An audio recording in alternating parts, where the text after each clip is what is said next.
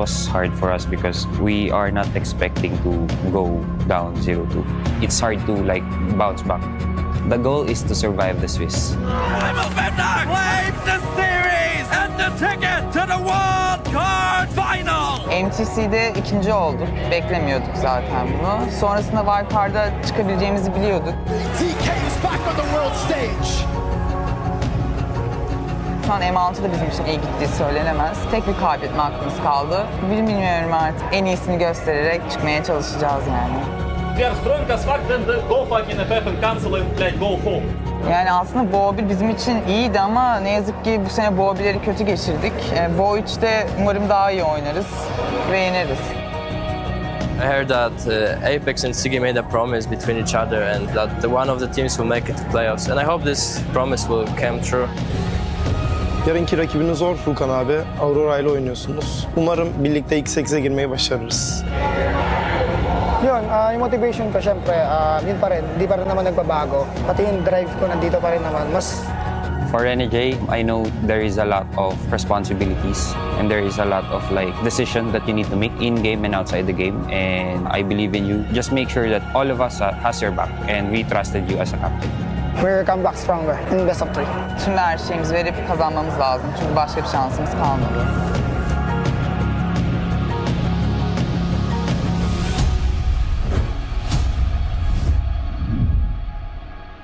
Seni seviyorum Furkan abi. Annem bizi özlemiş ama mecbur biraz daha özleteceğiz annemizi.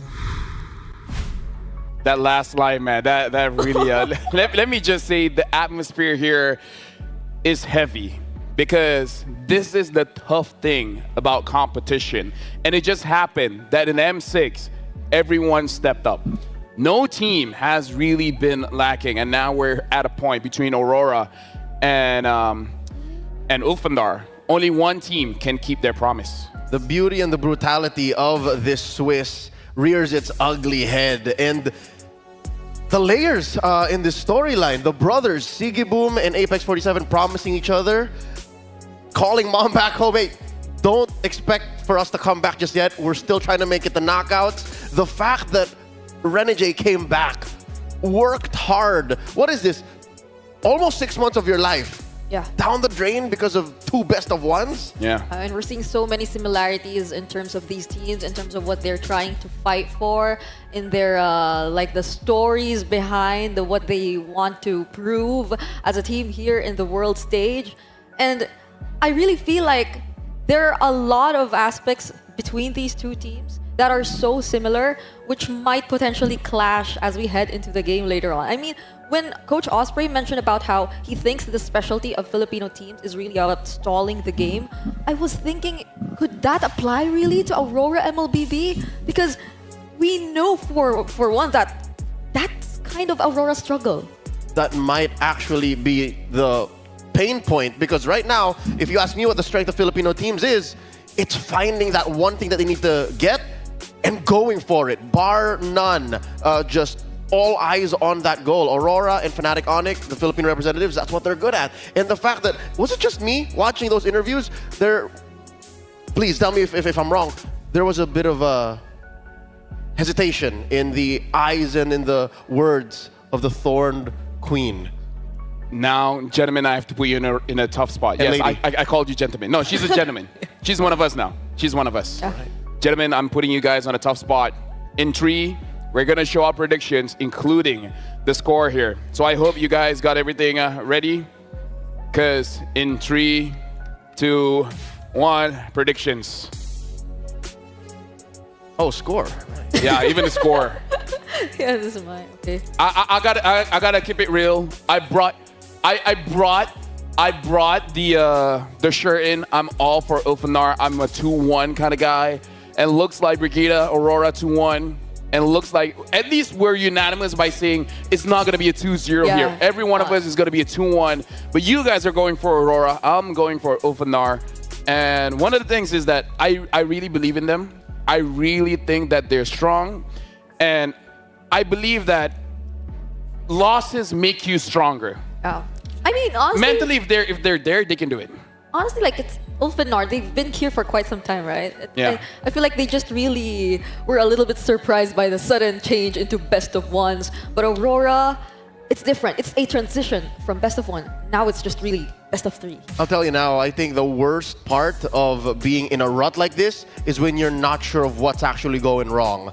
Is it the draft? Is it the execution? And in my eyes, contrary to my prediction, Ulfinar have it cut out for them. They know what they need to work on. Their patience, the fact that they sometimes overthink their execution, and for Aurora, it's still up in the air. There's a lot that they need to work on. Now we're going to expand a little bit more on Aurora MLBB, but we're going to look at their team lineup first. One's playing today. It's going to be Domang, Renegade, Yue, Demon Kite, as well as Edward. Yep. We knew for a fact that this is a new name that entered the MLBB competitive scene. They just debuted last season, but their chemistry, it clicked. It just suddenly clicked. But it didn't apply for the same when it came to their performance. It wasn't as consistent as we expected it to be heading into the season. So now, we know that Aurora tends to really take their time, but it's now or never that they're heading into this elimination match. Chemistry can only take you so far, and I understand what Matt said about having so much on the shoulders of the hitman Renegade. Over the past few days, the opening hours of the Swiss here at M6, he just can't find a hit, man. Oh, I see what you did there. But now we got to talk about their opponents. We're going to talk about Ulfinar, their team lineup here. And they have been impressive. They just haven't been able to close out games. Sunshine, Apex 47, Rosa, TNZ, as well as Alien. And might I remind you, Alien has gone up against Edward every year for the last 3 to 4 years. He has to do it again. I think one of the biggest parts or contrasts between Aurora and Ulfinar, which we have to see, is really playing out the early game. Because I think it was previously mentioned by a lot of us that Ulfinar, they really do great in the early, but they're just, it just so happens that come mid or late game, a particular mistake in the objective takes or a slight miscommunication costs them the game. So it's really just maintaining that lead and not allowing those windows of opportunities to go into the hands of your opponent. 563%, I agree. I think TNZ needs to stay on point. And Rosa's shown us amazing moves all throughout the wildcard. Even in Swiss, even in the games that they lost, Rosa's moves are undeniable. But once you get past Turtle 2, once you get past Lord 1, TNZ needs the help of everyone on the team to maintain whatever momentum they have to start with, or get a better position so that Sunshine can actually shine. It's been so hard for gold laners these days to win, especially when the opponents get their hands on like a Bruno. That's another trigger word, I think. That Yeah, opens up a whole can of worms. Don't get me started, but panelists, I gotta talk about something here because we can talk about the draft all day, every day.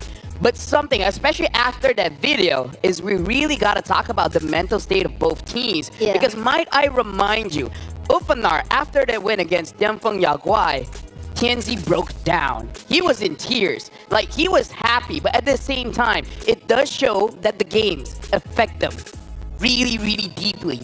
So in a game, if Aurora puts on too much pressure to the point where Ulfinar does not know what to do, that might be their downfall. Yeah, but I hope Aurora themselves, they also aren't being pressured as much because They're in a really tight spot. And the past 2 games which they played, I didn't feel like they were really able to perform the way they wanted to. It feels like they were really held back. I really want to see a lot more options come in for Aurora MLBB, like their plan Bs coming into play, their plan Cs even, because for the past few games that we've been seeing them, it really felt like they had this idea, they came in prepared, but once it doesn't fall into place, it becomes so hard for them to look for another way to deal with everything. Yeah, and right now, as we're watching the pink test video over here, by the way, thank you very much to ROG Phone 9. Like, they are the one enabling the players to actually be able to do their very best on stage. You guys are witnessing the pink test here, but we heard the take coming in from Brigida. Now I gotta ask you, Leo, as a panelist as well, what are your thoughts on the mental state of both teams? Here's what's odd. A lot of Aurora's players, a majority of them, 4 out of 5, have international experience. Doming, the next standard, I'm not so sure, but a lot of pundits, a lot of critics say he's just not the same on the world stage. So if they can fix that here in this best of 3, then all should be dandy for Aurora. Ofednar, it's less about the mental. I do acknowledge that TNZ, whatever happened after that match against DFYG, that's real. Whatever's going on right now, that's real. It's just, that's less of a problem in my eyes. And now we have an M-chat with Osprey. We asked him, what did you learn from your recent losses? And then he said, we made some mistakes on the second turtle, which had led to a shaky performance. Because of this, securing the consecutive Lord or turtle became harder. Basically, we weren't able to execute the draft properly. Honestly, if they're referring to their game against Langore Giants, I don't mind saying this. I rewatched the game and I put it on 0.25 speed to see. I don't think they made a mistake. They did every single thing right. The only thing is, like, again, I'm being real here. Sakai's got lucky. He got lucky. The retribution was more than enough to actually secure the turtle, and after that, they control it. Yeah. Ulfanar is still amazingly strong. If there's anything that chat with Coach Osprey revealed is, it's not mental. It's in-game. It's nerves. If that's what he saw in his players, then that's what they gotta fix. Yeah, actually. Even for the last time against BTK, wherein we saw that jump, that spatial migration from Shark on the Guinevere, I'm really thinking whether or not Ulfidnar really saw it coming, because it was just so, the timings were perfect, and it was just that one single play that really turned things around. But this is the real deal, Fel. I mean... Yeah, right now we're jumping straight into the drafting phase. The first draft of the day between Aurora as well as Ulfidnar. It looks like they already got a head start here. We're going to see, it looks like Aurora is going to be first pick. Ulfidnar will be second pick. Betting out the Hilda as well as the Eve really shows that they're aiming for getting an assassin or that alpha. They're really making sure that the jungle is open here. They're banning out the Hayabusa as well. Ulfidnar, the last ban. This is going to be very interesting, Leo. The fact that Blue did not ban Bruno means Aurora is setting up for it. It's usually there that you set it up. Cho is also open still. If Ulfidnar does not ban that, then all the more this first pick power swing from Aurora is going to be difficult. It's going to be heavy. Yeah, and I'm also starting to think about how this Eve may also suggest that Aurora MLBB once more wants to get that Jushin probably for Yue, since Eve again is one of those heroes who play well against the Jushin, and for the past few games they weren't really able to get their hands on that Jushin, so it's either going to really be a trade. What will be the priority for Aurora? So much open. You mentioned the Jushin. That's a power pick for Blue. Hylos is also open, and there's the Cho. Now Aurora, it's on them. The Bruno is still up. Do they want the Jushin? What do they want? Bruno, Jushin, Hylos, Suyo. I personally would say Suyo, it's okay for you to let go. After the recent nerfs, Suyo is still strong. Don't get me wrong. We've seen it work. You can still trade it for the Alpha. Exactly. Like, they already banned out the Hilda as well as the Eve. They could even still opt for a Joy. So I'm looking at the jungle being a little bit more open here. Aurora is taking their time. They're picking up the Jushin. Ulfidnar. If they don't take it here, Aurora's going to take it. And I can see your reaction here, Brigitte. I feel like Bruno really has done quite a number on us. I already called my therapist, and she's like, I understand. Hylos Bruno will be good. Yep. If they don't secure Suyo that, Bruno, Joy Bruno, Gatot Bruno. Gatot Bruno. Aurora does tend to really reserve like the Redigy here for last. I mean, they do often go for flex picks in the beginning, but I'm starting to think, will they really try to adjust this time? I mean, one of the most comfortable picks for Edward really is the Edith. So I'm wondering if like will they be considering it this time around? Not because in the like first phase. recently, yeah, it hasn't been so well for them. But they did not get the Bruno. All right. I'm looking at the reaction of Mirko as well as Ingan, and even they're a bit shocked here. This is one of the few heroes who can actually make a beeline for the Bruno. Yes. We've seen it happen. Yes, Dax. Don't give me flashbacks, Leo. Don't give me flashbacks. But We still see Innocent falling now. But this time, Aurora, they can opt for more crowd control to deal with the Joy, because it's one thing to deal with the Joy and Bruno. It's the other thing just to deal with the Joy. The last time they actually reacted to the Joy and picked up the Kaja. No, Things didn't really go well for them, so I think they won't be as reactive as much. The Phobius is a soft answer. I think the Phobius is a soft answer. because you're always going to have a beat on the Joy. Can we just say, I feel like Aurora won the draft. First phase. Yeah. For sure, because they're going toe-to-toe. The trade for trade, right? And also, if worst comes to worst, and I'm not saying they're not going to ban it, but they could put a Ruby in the roam too. Oh. Yeah. Just to stop that Joy. No, I'm hearing you. I'm hearing you loud and clear. They're picking up the Granger here. Production, if you guys are listening, can you guys work on the head-to-head matchup between Bruno and Granger? Like, I'm curious. I want to see the numbers here, Prod.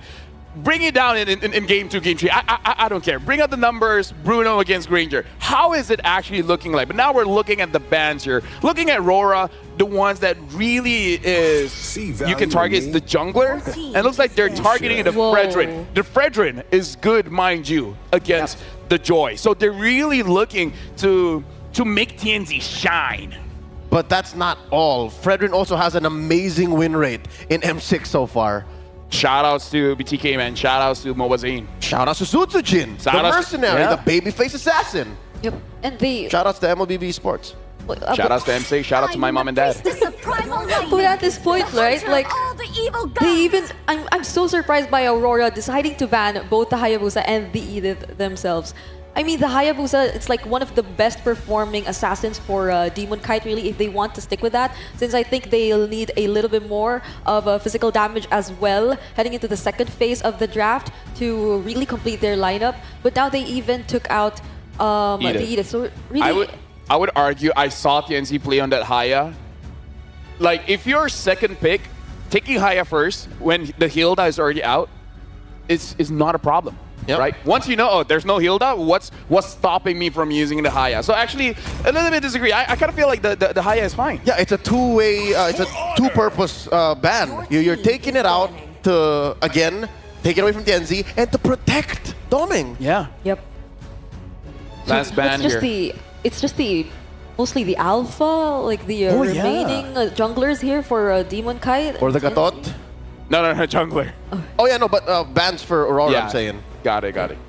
Honestly, the Gatot is a pretty good ban. But yeah, the alpha is there if they want to go for a bit crazy, but we've seen the Ling.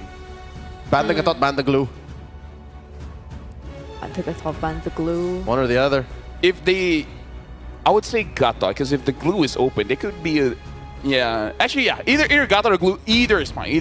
I do agree. Yeah, more ways to attack Doming, but more for mid. There is nothing picked so far for Rosa. It does show that they want an alpha. They ban out the Edith, they ban out the Aurora. Yeah. Right? So Card stoppers. Exactly. So alpha jungle here is going to look pretty good. No. And what are the, like, for Turkey at least, or for Rosa, right? Like some of the meta heroes we see, the Farsa, I mean, they're still available. And I mean, he might try it. Or Sicilian. I mean, like, if you want to fight against a Jushin, you need some kind of range. That's right. So whatever it is, Sicilian, Farsa, whatever it is, have a little bit more, like, look at the siege composition that they have. The oddball is honestly just the Joy, but the Granger, Farsa, or Sicilian, they can just boom. Okay, so they do. The Farsa, it's a safer pick. That is a Thorn Queen special. Now we're going to see finally what they put into the hands of Chan Cedrix Caranto, Demon Kite, the smiling demon. He's not smiling today, not to start the day off. No, not today. It's a very tight face. It's intense. Someone chose me to vanquish the shadow. That's the Ling. Suyo. Oh no, it's a Suyo. Yeah, they pick up the Suyo. The Suyo was left open, and it still can do pretty well here. But now, the jungler, they need something to protect against the Joy. The Ruby. There are no shortcuts in life. Wait, they got a chip? Oh my god. It's open, but I don't know if that's what they need. I agree with you, Leo. I don't know if that's the right call unless they want to do exactly the opposite of what Coach Osprey read the Filipino meta as and just go full on aggro. Just speed it up. You think we're going slow? Excuse me, my man. We have layers to how we play. Just fold the map in half, bear down on Sunshine, bear down on Rosa, forget about what TNZ's going to do. All right, final hero here for Ulfanar. The Hylos is still flex. Can be XP. Gatot's still open. Gatot is still open, yeah. Glue is still open. Glue. Arlot's a good answer to the likes of the Loyi and the Chip. Like, whoever comes through, just... This place is like blood. Wait. Carmilla! So there have been a few isolated cases of Carmilla XP, so we don't know what Lunar's gonna pick here. Oh. This is all in my eyes. Alien rather. This is all in. This is all in on team fight. You got a good one, you're gonna win that one. Thank you very much to our panelists. Now we're taking it over. We're giving it to Mirko and Ingan. Oh man. Oh man. Ladies and gentlemen, welcome to the caster desk here. I'm here with Ingan. It's Mirko. The hunt continues for Ulfednar up against Aurora, the Northern Lights. And just as a reminder, this is an elimination match. Both are in the 0-2 bracket. Now the question is, will history repeat itself? Will Aurora once again upset or overtake Ulfednar? Just looking at the draft, Mirko, it was really intense right from the start. Again though, for Ulfednar, their main vision, their main sight is still, we're gonna counter the Bruno. We don't want to pick it up just yet, ladies and gentlemen. Without further ado, I know you guys are all hyped for this. Aurora MLBB takes on Ulfednar in game number 1. Momentum is very, very important in the best of 3, and both these teams are no stranger to the best of 3. Welcome to the Land of Dawn for game number 1. Tianzi and Demon Kite both starting on purple. Okay, so both of them aren't really, are actually used to pressure. Because if you can recall during MSC, Rosa actually said, and the rest of Ulfednar said that they always have a first game series curse where they always lose the first series, but this time they lost 2 already. And Aurora's used to climbing out of the lower bracket, so they're used to this pressure now. It's just going to boil down to who is going to rise above that pressure. Well, you guys can certainly rise in-game if you guys want to get, you know, some cool skins for you, some actual exclusive skins too, like the Claude M6 Challenger Spark. Go ahead and complete all active tasks during the event to reach level 75 for free. Get amazing rewards, including the Claude Battle emote too, and also that Glory Avatar border. Ulfednar, early on, I mean, taking a look at the Sunshine actually going for the Quantum Charge. Usually we see more of the Impure Rage for the Granger in the lane, and it is still the same though for the Festival of Blood and also the Rupture. Master Assassin for Domeng. Yeah. He's really gaining that confidence on the world stage. Again, he's not going to be considered the next standard if he hasn't proven himself, but this time he has to. Okay, an early engage coming in from both of these teams. A First Blood onto the Hitman. Not looking good, but Yue wants to answer, and there is the Revitalize, the Sustain coming in from Ulfednar. Great start to the game for Ulfednar. Good timing too. Despite the fact that Renegade here has gone for the Concussive Blast. The mid-prio still, Ulfednar was able to fight it off. And unfortunately, they're going to have to wait a bit longer. Edward on the Brave Smite. It's all about sustain here in these team fights. And Edward with Yue, they'll both be able to get level 4. Apex 47 still level 3 with Renegade. And Alien's going to be delayed quite a bit. Okay. Ulfednar have to concede. And Aurora MLBB looks like it's going to be an uncontested turtle for them. Hey. But they still want to go for the clash. There you go. With the Cursed Blood coming down. Rosa in the back just free hitting. Apex 47 staying alive. Renegade falling. Apex picks up the kill. Yue goes in and brings down one more, but the counter attack coming in for Ulfednar. There's the Feathered Airstrike to bring down Yue, and it looks like Aurora a bit more than they could chew during that clash. They already got the turtle, but I think they got a bit of greedy. Oh, Domeng! Sunshine's gonna go and gun him down for a bit. He's gotta respect the damage. Tianzi! Okay, Tianzi. Very, very, very in a peculiar spot there. Got taken down once again from Aurora, so Aurora still, they're relaxed. They know that they can look for the trades that they're wanting for. They know their power spike, the capabilities of their lineup, so they're gonna try and be as disciplined as possible. But again, we know the playstyle of Ulfednar. They really rely on the mid-trio, the aggression. They invade as much as possible, and they could do this with the current composition that they have. Again, they have the Joy. And at the same time, we've seen this yesterday with Ulfednar when they were actually ahead 4K gold lead in 5 minutes up against SRG. But for some reason, SRG was able to turn things back. So if Aurora managed to do that up against Ulfednar, they could take game 1. You got to be clinical in these initiations, though. We heard exactly what Lofel said earlier in the panel. Ulfednar, they played the game perfect up until turtle number 2. Even in turtle number 2, it was right. Apex stunned up, no pressure here. Apex will just take a bit of damage there. But Ulfednar's setup has been really, really good. It's just the fact that Sky's got that crazy retribution in turtle number 2. So Aurora, can they do the same thing? They have a chance to do it. They have Suyo. Now they're going to try to look for a possible dive, but Sunshine's holding in this lane so well. Okay, so this is where the discipline from Aurora is showing once again. They're showcasing their discipline, their macro. They know that they can go for the over-aggressive, over dives that they've been showing for the past 2 days. They really want to play this as safely as possible because they have the Bruno. And again, looking at the stats, Bruno has a 72% win rate all throughout the M6. Both teams are hovering over turtle number 2. This was the spot that Ulfednar lost their swing, their gold lead. It swung back to SRG. We also heard from Osprey, the coach of Ulfednar, that the PH teams, they like stalling the game. And so far, I think Aurora has been doing a good job at stalling, despite the fact that they are 3 kills down. The gold lead is non-existent. Ulfednar neutralized. It's completely neutralized, that gold lead. And Aurora are actually taking things real slow. They're not rushing into the neutral objectives. Because again, they have the chip.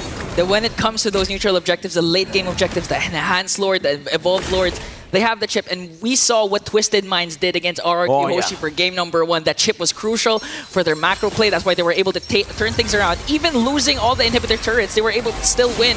And now Ulfednar wanting to get the higher ground on this turtle pit as Aurora MLBB looks to find the trade up top, get the turret instead. Granger is already very low. Renegade pops a shortcut. Okay, here comes a shortcut, but will they go there in time? Trying to go for Rosa. Defender Air takes there with the flicker. Renegade taken down. Alien brought back to the team. Edward going for the inferno pursuit. Tienzi gonna go on towards the turtle, but Demon Kite wins the red tree battle. Edward caught against 5, jumping in with the inferno pursuit. Alien knocked up and taken down by Edward. Now it's Domeng who slide tackles forward. Will be thrown back again, and Apex can't run away. Demon Kite severs his soul. This time perfectly executed for Aurora. We have to give a lot of Edward for forcing out the flicker out from Rosa when he casted that feathered airstrike, really displacing the members of Ulfednar there. That's why they weren't able to maximize the capabilities of their skills, and now they have an established lead of 1.5k. Look at Renegade on the back line, stopping Rosa's feathered airstrike once again. UA with the lantern there. Here comes Tienzi, but Renegade is a bit too deep there, and Ulfednar will punish that. That was an interesting dive. I thought the crash course was ready together with the shortcut, but it turns out no. It was still on cooldown, so a bit of an off flank there. Ulfednar was able to just punish them. Apex wants to continue the charge. And charging for Domeng. Glorious Pathway is there. 3 members of Ulfednar might be able to take down the next stander. That was a good initiation from Ulfednar. And now it looks like they're giving Sunshine huge amount of space to work with. Renegade looking for the flanks. Tienzi catches him. Okay, does he have the shortcut though? Again, Renegade looks like he's gonna die, but he was able to cast a crash course right on time. Sunshine taken down. That's a killing spree for Edward. Tienzi is going wild in the back though as Edward gets isolated completely. In front of pursuit with the Crimson Beacon. It's a shutdown. Oh no, Yue. Looks like he's gonna fall down, but Demon Kite jumps in. No. Once again, one more kill will bring down Tienzi, but gets caught up by 3 members of Ulfednar. The answer is there, but Demon Kite escapes. Woo! Demon Kite, the smiling demon at the start of the game. He wasn't smiling, but I bet you he's smiling now. A clean escape. But still, it was Aurora losing in the trade. Ulfednar were able to clinically get the targeting down in the fight.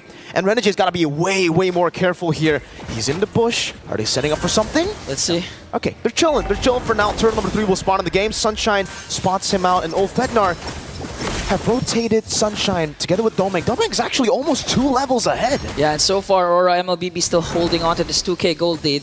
They're gonna approach this final turtle tick clinically. Yue just doing out his work, trying to zone out the members of Ulfednar with the lantern flare. On the other hand, Demon Kite working on the bottom lane. Again, they have the chip, so at any given moment, Demon Kite can be present in the clash, but they're going for Renegade!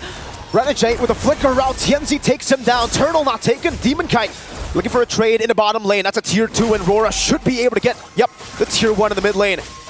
Ulfednar set their sights on the neutral objective. Sunshine clears out the wave. Apex. Here comes the glorious pathway. Domeng has to use the flicker out, and Edward into the midst of everything, just casting the infernal pursuit. They want to fight it out because Demon Kite is right on time. Goes for the damage, and Edward cleans him up. Now Yue popping Sunshine out. That's a flicker, and Ulfednar disengaged. They get the turtle and trade it for Apex and Alien. Tienzi, no, there's no way he goes for that. Just goes for the wave clear in the mid lane. Whew. We got some action here. I did not expect this game to go this way. Action-packed, 8-12 scoreboard, 8 minutes in.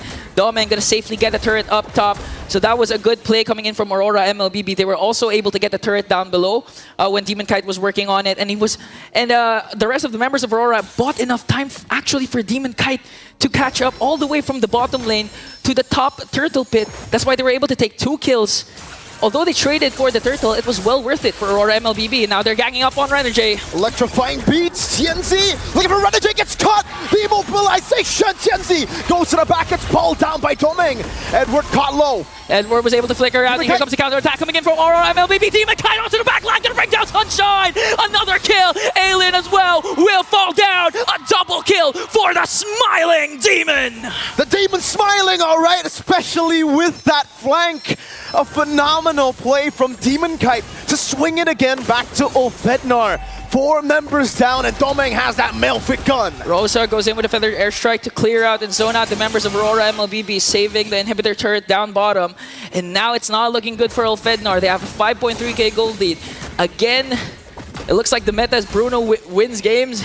You have a 5.3k gold lead. You also have the chip, so it's not looking good for Ulfednar right now. You've got that Melfic gun too, man. Ulfednar, they stuck to their guns by trying to counter the Bruno. Something that all of us kind of, reacted to already. It was like, oh man, they didn't go for the Bruno on second pick. Yeah, we thought it was Ulfednar's chance to showcase the Bruno, especially onto Sunshine, one of the best carries in the tournament. And if you know the rotation of Ulfednar, they feed a lot of their resources to their jungler and their gold laner, but this time around, it looked like all 5 of them are hungry for gold, are hungry for resources, just to match up the damage and the sustain Aurora MLBB has over them. Despite the talk about the Bruno, though, I will have to say, the shining member of Aurora so far, it's been Edward and Demon Kite. They've been the one holding Ulfednar back. Now, first Lord going to be contested. Renegade goes in with a crash course. Okay, feather airstrike coming in from Rosa, but Aurora MLBB will safely take away the Lord and will be disciplined enough to back away, not force anything. They want to actually use the Lord to their advantage as Doming picks up a Rose Gold Meteor. That's a Rose Gold, dog. A clean, neutral objective take for Aurora MLBB. 6,000 gold lead, and now we see the Filipino discipline. Now we see them take things slow. They were playing in the early game a bit aggressively, but now as they have that gold lead, there's really no reason for them to risk anything. Yue? Oh, it was too close, but they were able to pop Yue's flicker though. So still Felnar, they were able to get the purple buff and at the same time expend a battle spell. So still a win for Ulfednar. At the same time, they still have resources to defend up against an incoming Lord down bottom.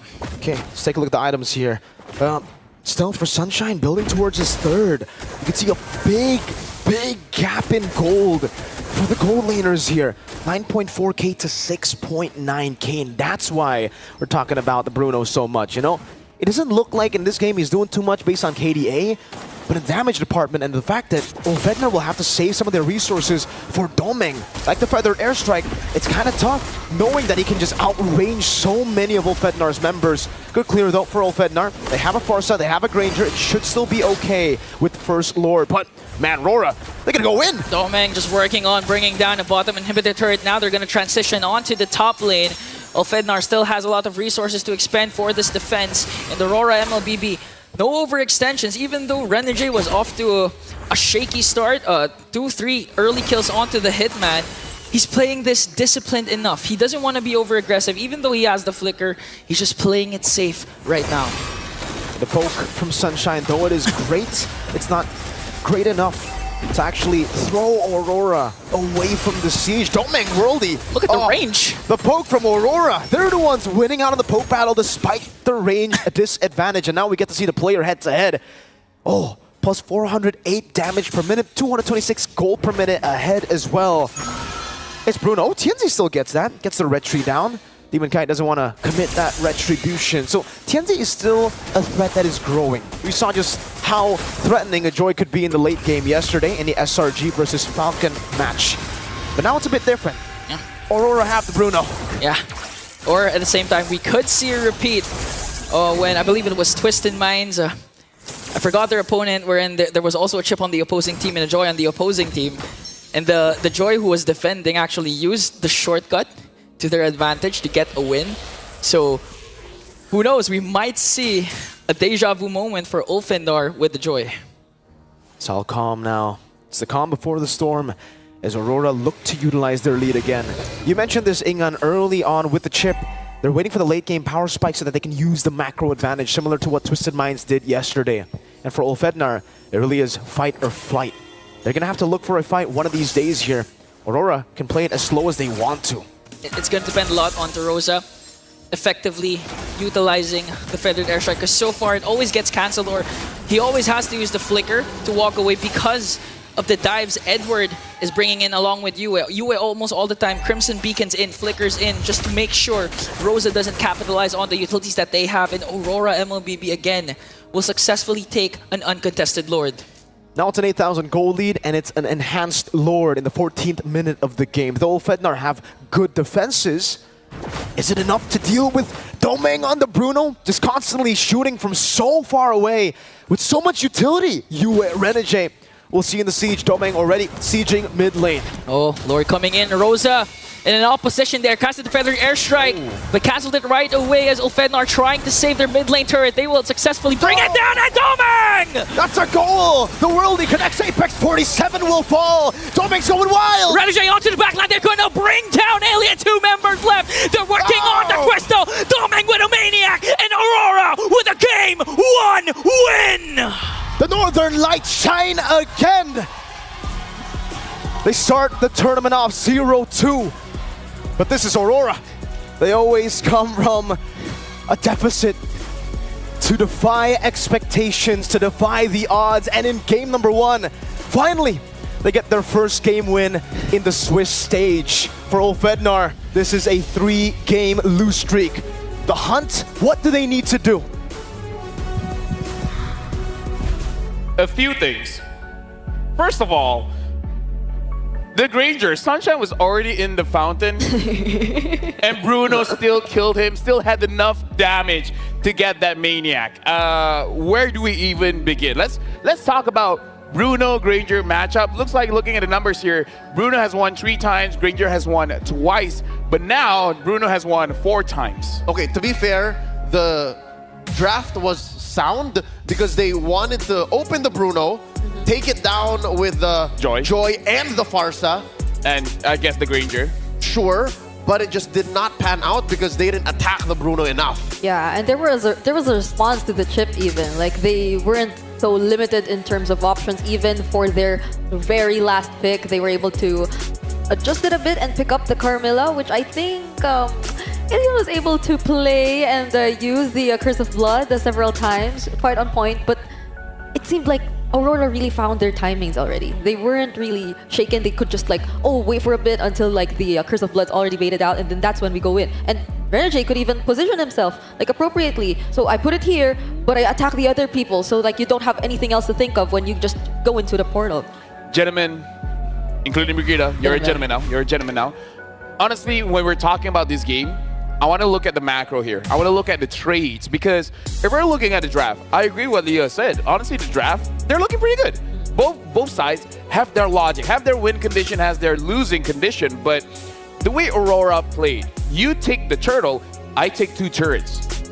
I'm a numbers kind of guy, and I kind of feel like 2 turrets for 1 turtle. Heck, they didn't even get a turtle. Exactly. Yep. They still take it anyways. Yeah. And I think that's what made this win for Aurora so vindicating, so I'd say relieving for all of the people watching and saying, what's wrong with Aurora? Because for the first time, I think, in all of the Swiss, they're able to draft a lineup that has a straight line towards victory. Yep.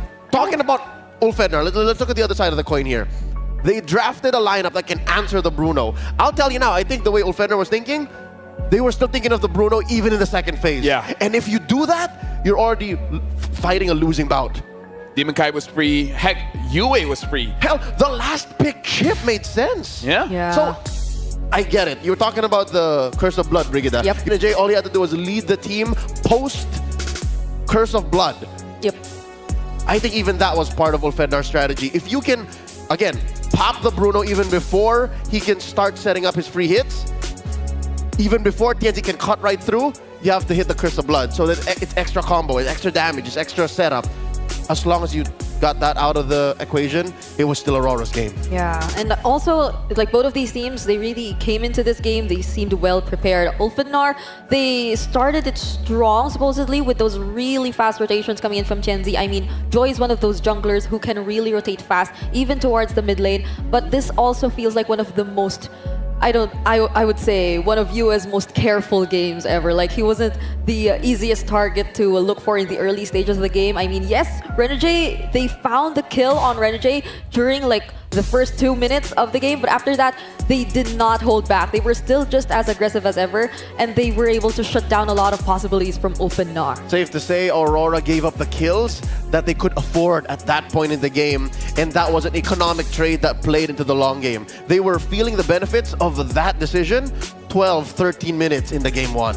Can I talk about, like, bringing it back? We were talking about the mentality of the players, and we saw at one point TNZ was chasing after Renegade all the way to the territory of Aurora. No one was there, but the shortcut was there, and it turned around, and Ulfenar, the rest of his team, had to pay for that. Was that a big mistake, going all in on Renegade? Well, I feel so. I mean, Renegade already knew what he had to also prioritize as his first build. Like, the only person he had to think of that would really go after them in the early stages, so it was really the Radiant Armor, and then he didn't like think of anything else after that. It was actually like a sort of, I think, the Leather Jerkin and then immediately the Fleeting Time. Yeah. So once he was able to sustain just a bit of it, it was an easy punish for Aurora MLBB. I get it, but I don't blame TNZ for it, because we were talking about how he should pick up the pace and how he should always stay on point. He had to make that decision, split-second timing. And if he didn't, well, the inevitable was going to happen anyways. Yeah, and now we have our MVP, Domeng, on that Bruno. 64,000 total damage. Mind you, we saw at one point of the game, the highest damage was Yue, far above everyone else. Domeng kept up. He's just like, okay, I got my items. I got my Malefic Gun. Heck, I got my Wind Talker. Now it's time to shine. He got a Maniac when someone was in the fountain. He didn't even need to sell his boots. Yeah. That just shows you how locked in, how focused Domeng is. And we talked pre-game how of all of the members of Aurora, he's the one who, you know, is stepping on international soil for the first time in his career. This match, this performance, a revelation. Yeah, I also really want to see like what happened right before that kill he got on the fountain, because it started with him taking down Rosa in the bottom lane. So it seemed like somewhat of a 1v1 situation, if I'm not mistaken, but these are like, this is the one you were talking about earlier. Yeah, so called in, the cavalry came in, Aurora, and then everyone just piled in, and Demon Kite was flanking all the way, and it was easy shutdown on the Sunshine. And look, even after Renegade pulled back, he concealed and looked for more targets in the back. There. You don't put a hit on the hitman. Look at Domeng. Just hitting Here we away. go. This is what you're talking about. Triple kill. Sunshine in the base. In the base. The damage is higher than the healing. Do we have any other heroes that can out-damage the healing of the fountain? To be fair, now that we've played the tape back, I reckon Sunshine only really got maybe 1 or 2 ticks of the heal. And watching the numbers, 900, 1,000, 1,000 again, I think that really does outscale the heal on the fountain. So, crits, man. Yeah. The crits. But again, I really want to talk about draft amazing, for sure.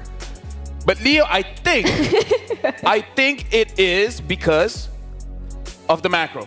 I feel like Aurora won that because of the macro. I think it's because of the speed at which they made decisions, and safe to say it's also because they were rocking the ROG Phone 9. Hey, you know what? Let's take a picture, right? Let's take a picture. Come on. Okay. Come on. There it is. That's something that they actually worked on and improved since the ROG Phone 8 series. They made it more of a everyday kind of phone wherein you got good gaming, great gaming, got a good and great camera too. Unleash unmatched gaming performance with the ROG Phone 9 Pro. Mobile masterpiece. This is what it does. It creates memories. Because, Brigida, I haven't worked with you much, but now we get to keep the picture. Yeah. Right here. Come on. ROG Phone 9 Pro. If you have that, then you're not a disappointment. Get that phone. It's literally what they're using on a world stage, like the best of the best players in the world. Can I try holding it? Yeah, of course. I feel like that phone is the reason why Bruno is that strong. Because before this, we were just like, it's Bruno, it's whatever. But now, I would usually, you know what? No, I disagree. You disagree? I don't think it's the. I think it's the players. The phone is great, but I think it's the players. It's always you. Why do I, whenever I fight, it's always you. What do you What's mean? wrong with you? You listen to me. Okay, again. Right. Let's take a picture again. Okay. You'll be the one to hold it this time. Okay. This is your phone, right? Yeah. All right. No. All right. I can't take pictures when I'm hungry. No. Yeah. But I don't we, like it. But we have this. Oh, thank you. Wait, what about me? Why does he get the Hello Panda and I don't? Brigida, what are you doing? Okay, wait, come on, let's open it. Let's dance the task versus the panda. Hello Panda. Suka biscuitnya. It's semua suka biscuitnya, which translates as everyone likes the biscuit. For you guys at home, fuel your game with Hello Panda. Crunchy biscuits filled with creamy chocolate, the ultimate snack to keep you energized. Level up your day and visit Hello Panda website for more. I can take a selfie now if you want that. No, I'm good. Okay. I already got my Hello Panda, yeah, that's what I'm saying. All right, switch yourself. Did he give your phone back? All right, here you go. ROG's gonna hear about this. Hey, if they send me a phone, I'll love it. Me too. Brigida, you take this. Okay, wait, what's this? So, From I'm the seeing this 18th of correctly, November. From November 18 to December 29, you guys have to participate in the M6 Lucky Gift. So guys, join the draw for a chance to win Claude's new Epic Skin, Challenger's Flare, and Beatrix's new M4 Epic Painted Skin Light Seeker. Don't miss this rare opportunity to get Beatrix M4 exclusive and M4 Prime skins returning for a limited time. You finish it? We've been told by Prod, keep some of it. Oh! Okay, so that's one out. Okay. But you clearly see that there's... And Aurora is one away. I got it. You can... I think you can still... It ended up in your suit. You're fine. You're fine. Why is There it you slow-mo?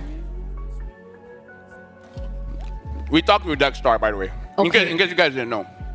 We were able to catch Dexstar, and we got a quote from him. So now we have to see... That's really good, by the way, even though you entered the suit. We talked with Dexstar, turning setbacks into comebacks. He said, since this is our last chance, we're fully committed for the upcoming matches. In terms of drafting and execution, we'll go all in. Since our remaining matches will be a best of 3, we can adjust and adapt as the series progress.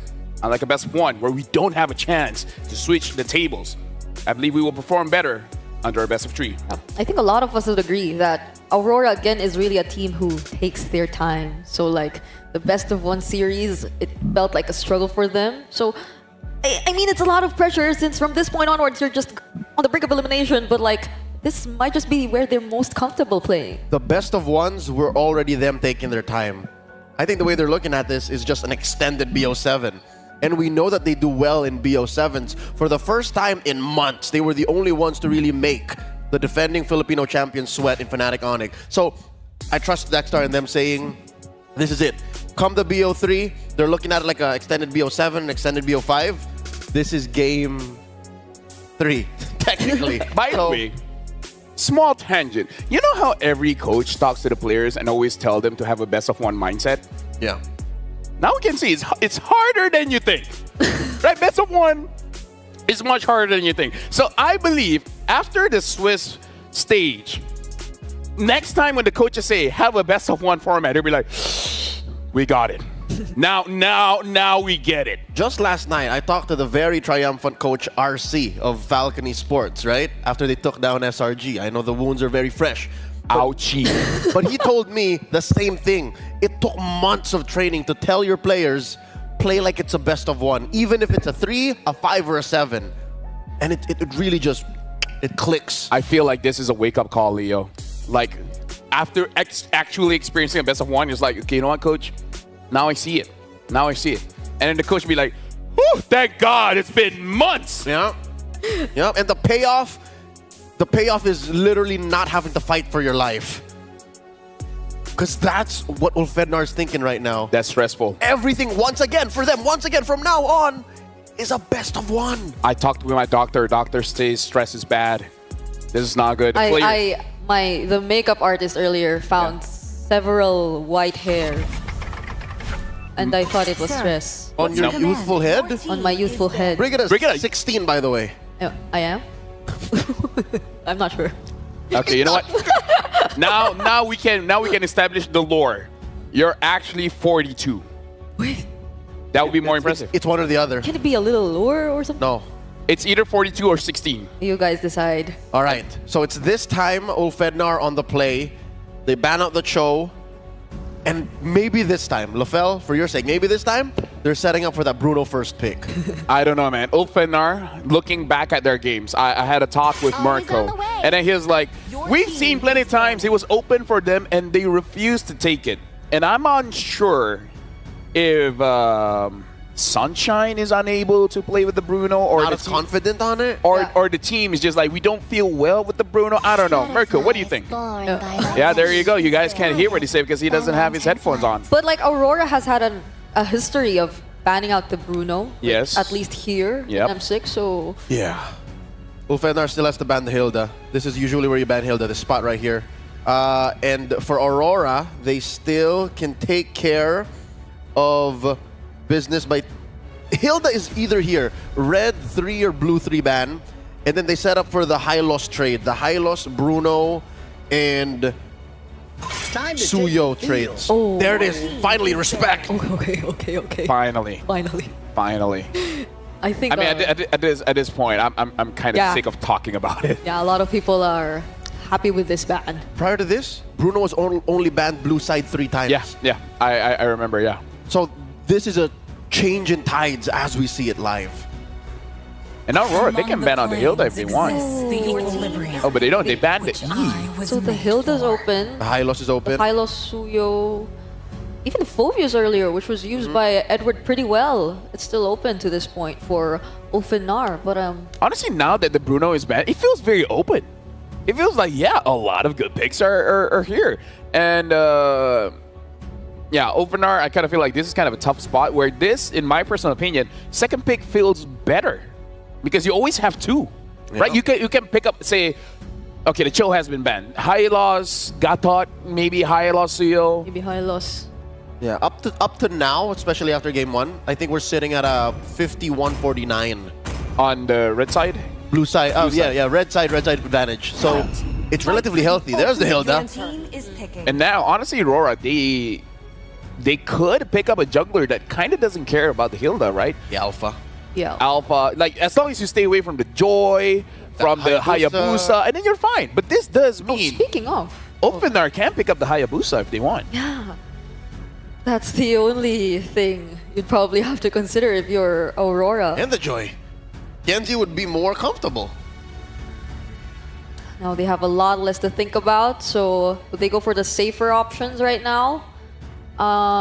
Is there a prio mid laner the here? Valentina, it's open.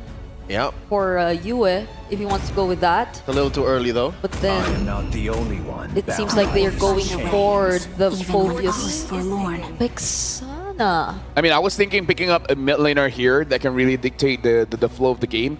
Vexana wasn't in my radar, but okay, we can start to see maybe just move around a little bit more and having more bodies on the table. So I'm actually looking at Demon Kite, and maybe he does want something with a little bit more damage. Maybe he can play the Joy. Yeah, maybe he can play the Joy. Now that you have a Vexana, it's possible. After seeing what comes through in the blue 2-3. So you got to make sure, because high loss is still at large. Yeah. And I'm really thinking about that Hayabusa as a possibility. Will they pick it up here? But then... if you don't pick it up here, it's going to get banned. For sure. Though I'm thinking of like all the possibilities here.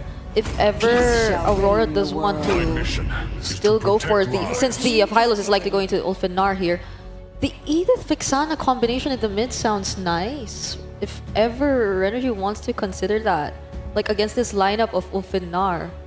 But for now, they might want to like pick up something else because that would reveal too much of their draft in the first phase. There's no rush. And they can even bait Ulfednar to banning the Edith, and then they'll have more choices after.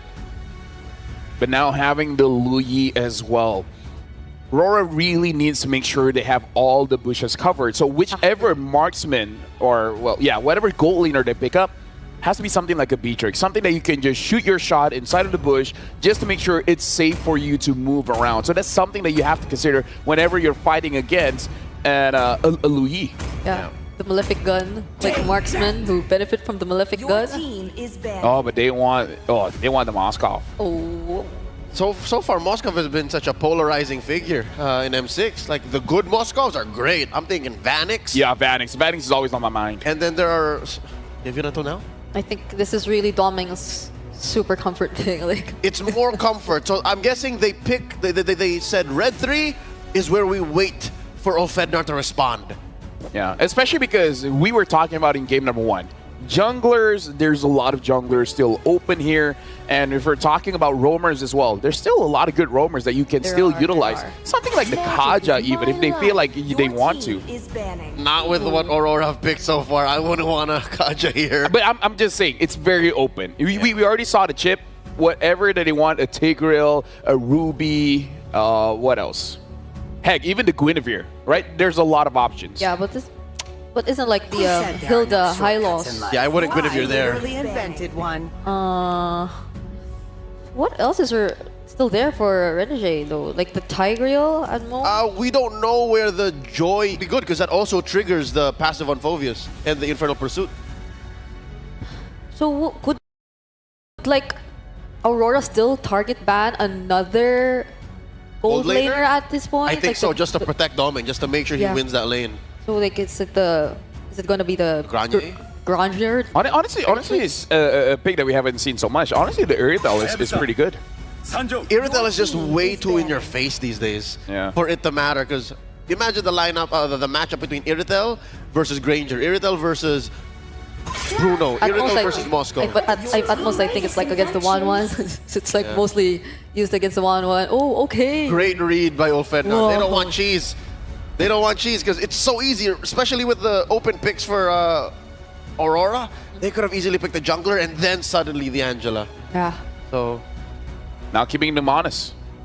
And like the suggestions, they're still there. Yep, like, your Edith combo. The Edith, it's still possible for Aurora if ever they want to go with that. It's a good way to shred the hardy Hilda and Hylos. has no equal. Safe on the alpha, so you still don't know. Oh, okay. This is good. The alpha into the Hilda is good. And they can't even pick up the Edith for themselves. They already have the Hilda as well as the Hyla, so yeah. Hey, what is the goal lane here going to be for Ulfednar? The What is the Beatrix is still jungle? there. I mean, if you want to be safe, I guess the Beatrix is still fine. They could go Beatrix Joy. The Nolan also still available? That's true. Wait, is Suyo still open? It's Yes. Yeah, Suyo's still open. right. So I'd say Beatrix Suyo is safe. Very Beatrix safe. Suyo. if they want safe. Beatrix Nolan allows for you to play the map a little better. Yeah. So they go for either that or the Joy. Or If they want to go crazy, they can pick up a Claude with the Louis combination. I don't know if they want to go that local. Okay. They go for the Joy, and they go for the Granger. It seems like Sunshine really likes that Granger. I mean, Granger is fun to play. Let me tell you that. Granger is fun to play, but one of the weaknesses of a Granger is closing out the game. That's just one of the things. Yep, Actually. and closing in on range. Yeah. Despite the Death Sonata being almost at an infinite cap, theoretically, that's just a finisher. Yeah. It's just an initiator. You really can't win fights off of that alone. You're technically a mid-ranged marksman. So it's really like Granger just chunking everyone down and then letting Joy clean up shop. Yep. And does Aurora respond to the Joy? Like, do they react to it or pick a different option? Okay. I think this is both a reaction and a proactive move. Yes. This is a I agree. Renegade special. Joy comes in. How is she going to run away from the implosion? Thank you very much to our panelists. And now we're throwing over to Mirko as well as Inga. That might be the end of the game. I agree with you, Lafell. That might just be the end of the game. Welcome back to the caster desk here with Mirko and Ingan. And man, I don't know which one is worse, leaving the Bruno open or giving Renegade the Tigreal. Giving Renegade the Tigreal, obviously it's a staple. man. That's why we call him the Hitman. And the Hitman is looking to be good with this pick. Let's see if he can hit, man, on the Tigreal. Oh, dude. We haven't seen Renegade on a signature pick this Swiss stage at all. And now we get to see it, the Hitman on the Tigreal. Ladies and gentlemen, match point for Aurora. The Northern Lights shine brighter than ever up against Ulfednar, who must climb, who must try to equalize. Welcome to the land of Dawn for game number 2. 1-0 Aurora. And again, that signature pick with the Alpha 2 in the jungle against the Hilda. This is looking great for Aurora. You know, Aurora's really going to have a good time, especially if they don't get picked off, especially in the early game, because we know the power spike of the Alpha. Once the third turtle comes and they've secured it, it's going to be huge advantage. They can snowball and end the game early. And at the same time, I do agree with what Leo has been saying with the Granger. Although the Death Sonata is indeed a range type of attack skill. But the problem is when it comes to basic attacks, when it comes to pushing, it's not as wide as compared to a Bruno or a Moskov that could easily take down turrets without having to position themselves close to the vicinity of the turret. Okay, so Sunshine tried to go for the kiting route, you know, a bit more movement last time around with the Quantum Charge. Now it's back to the usual emblem for the Granger. It's the Impure Rage. Does seem like Domeng, though, will still stick to that Master Assassin and work for him. Great Terrify from UA just to provide a bit more poke. But also, this is a safer choice from Rosa. Usually we see a lot of low Yis go for the Lethal Ignition. Renegade trying to go for that. Apex reading it really well. Everything else, though, quite normal, except, wait, Alien! Revitalize, Vengeance is usually the case for the Hilda choice of battle spell. This is Sprint from Mr. Alien. All right. Yeah, I think they want to go for the chase. Want to really outmaneuver, outposition Aurora MLBB, and I do agree. Although Rosa's pick is quite safer compared to what we've seen him using, I think it boils down to the macro of what they can do. Again, this team loves the macro, loves to pick their fights. They know their power spike, and with the presence of the diversion, they can actually play the type of game Aurora MLBB is playing, which is dominate the macro later on. All right. Both teams taking it slow. First turtle spawns in. You would expect Aurora MLBB with the Alpha to just go in, but man, wait! Edward just won out that skirmish against Alien up top. Has to regen. Now Demon Kite's on at both junglers, level 5. Edward walking in. Okay, Edward just trying to clear out the zone. Alien has to walk away quite low. Edward goes in with the Infernal Pursuit, forcing out the Flicker, and Kenzie will get the turtle! But here comes Spear of Destruction, but a Spear of Alpha! 2 spears connecting to bring down 2 from Ulfendar. Edward still on the chase with the Infernal Pursuit, forcing Rosa to recall. Do it? Okay. Try to go for the Curse Blast. Won't be able to find the range on that. The double spear from Aurora. It ends up being a trade. The turtle for 2 kills. And certainly I'm going to have to say Aurora definitely got the value out of that trade. Way better than just getting the turtle. Tianzi, though, now he's got to be very careful when he decides to go in. Because earlier, Renegade didn't have ult, bro. Yeah. He got 2 kills just because of the setup from Demon Kite. And that's what's so scary. Demon Kite has been popping off in the Suyo earlier in game 1. Now we give him something like a playmaker, something like an Alpha. Sunshine. Oh, Sunshine. Ooh. Okay, no more Death Sonata. Domeng, although he got all the Death Sonata attacks coming in from Sunshine, he was able to out-sustain it. And this is what you can see. Why Sunshine is aggressive. Again, he has the Festival of Blood plus the Impure Rage, meaning he has a lot more sustain compared to Domeng. So let's just see how it boils down. But Demon Kite goes in with a Spear of Alpha to bring down Rosa. That Alien can't get the trade. Yue just flickers out. Rosa wasn't even given the chance to flicker out. He had the flicker. Demon Kite and Yue comboed in and chained their CC together so well. Well, Fender's got to be very careful here. Sunshine. Oh, man. Now. Oh, okay. No. Okay, we're good. We're good. Man. Renegade. No flicker for Renegade, but he has the implosion, and Apex 47 will spot him out. So looks like Sunshine, the sun is still shining. He's safe on his lane. All right, let's calm down here, right? 3-0 for Aurora MLBB. Currently, Sunshine gets that first item priority on the Hunter Strike, so a bit more movement speed, a bit more penetration as well. Ulfednar, though, they're running a bit low on resources to actually handle the neutral objective, I would say. You know, the Hilda, really good against the Assassins, but against the Alpha, I don't really think it's a tool to actually threaten the neutral objective at all. Demon Kite, Renegade, Edward, all these picks are so good at contesting, and that's why you see Demon Kite on it. Apex 47 casts a Glorious Pathway. Renegade just trying to zone them out. Alien on the other hand pops his sprint onto Demon Kite. Who's going to get the turtle? Still going to go onto you, and the clash is still going on. Electrifying Breeze from Tindy gets knocked up. The Spear of Misery over to the back. Yue trying to go for the Kill Curse Blast. Barely hitting. Domeng trying to chase for TNZ as Rosa has to back away. got hit by the tower. Here comes Sunshine to the rescue with the Detonata, and it seems like TNZ will save himself from harm's way. Woo! Again, another close battle. And again, it's Aurora who walk away from it with the dub. The turtle secured by Yue. That was a cursed a cursed blast coming in from Yue to secure it.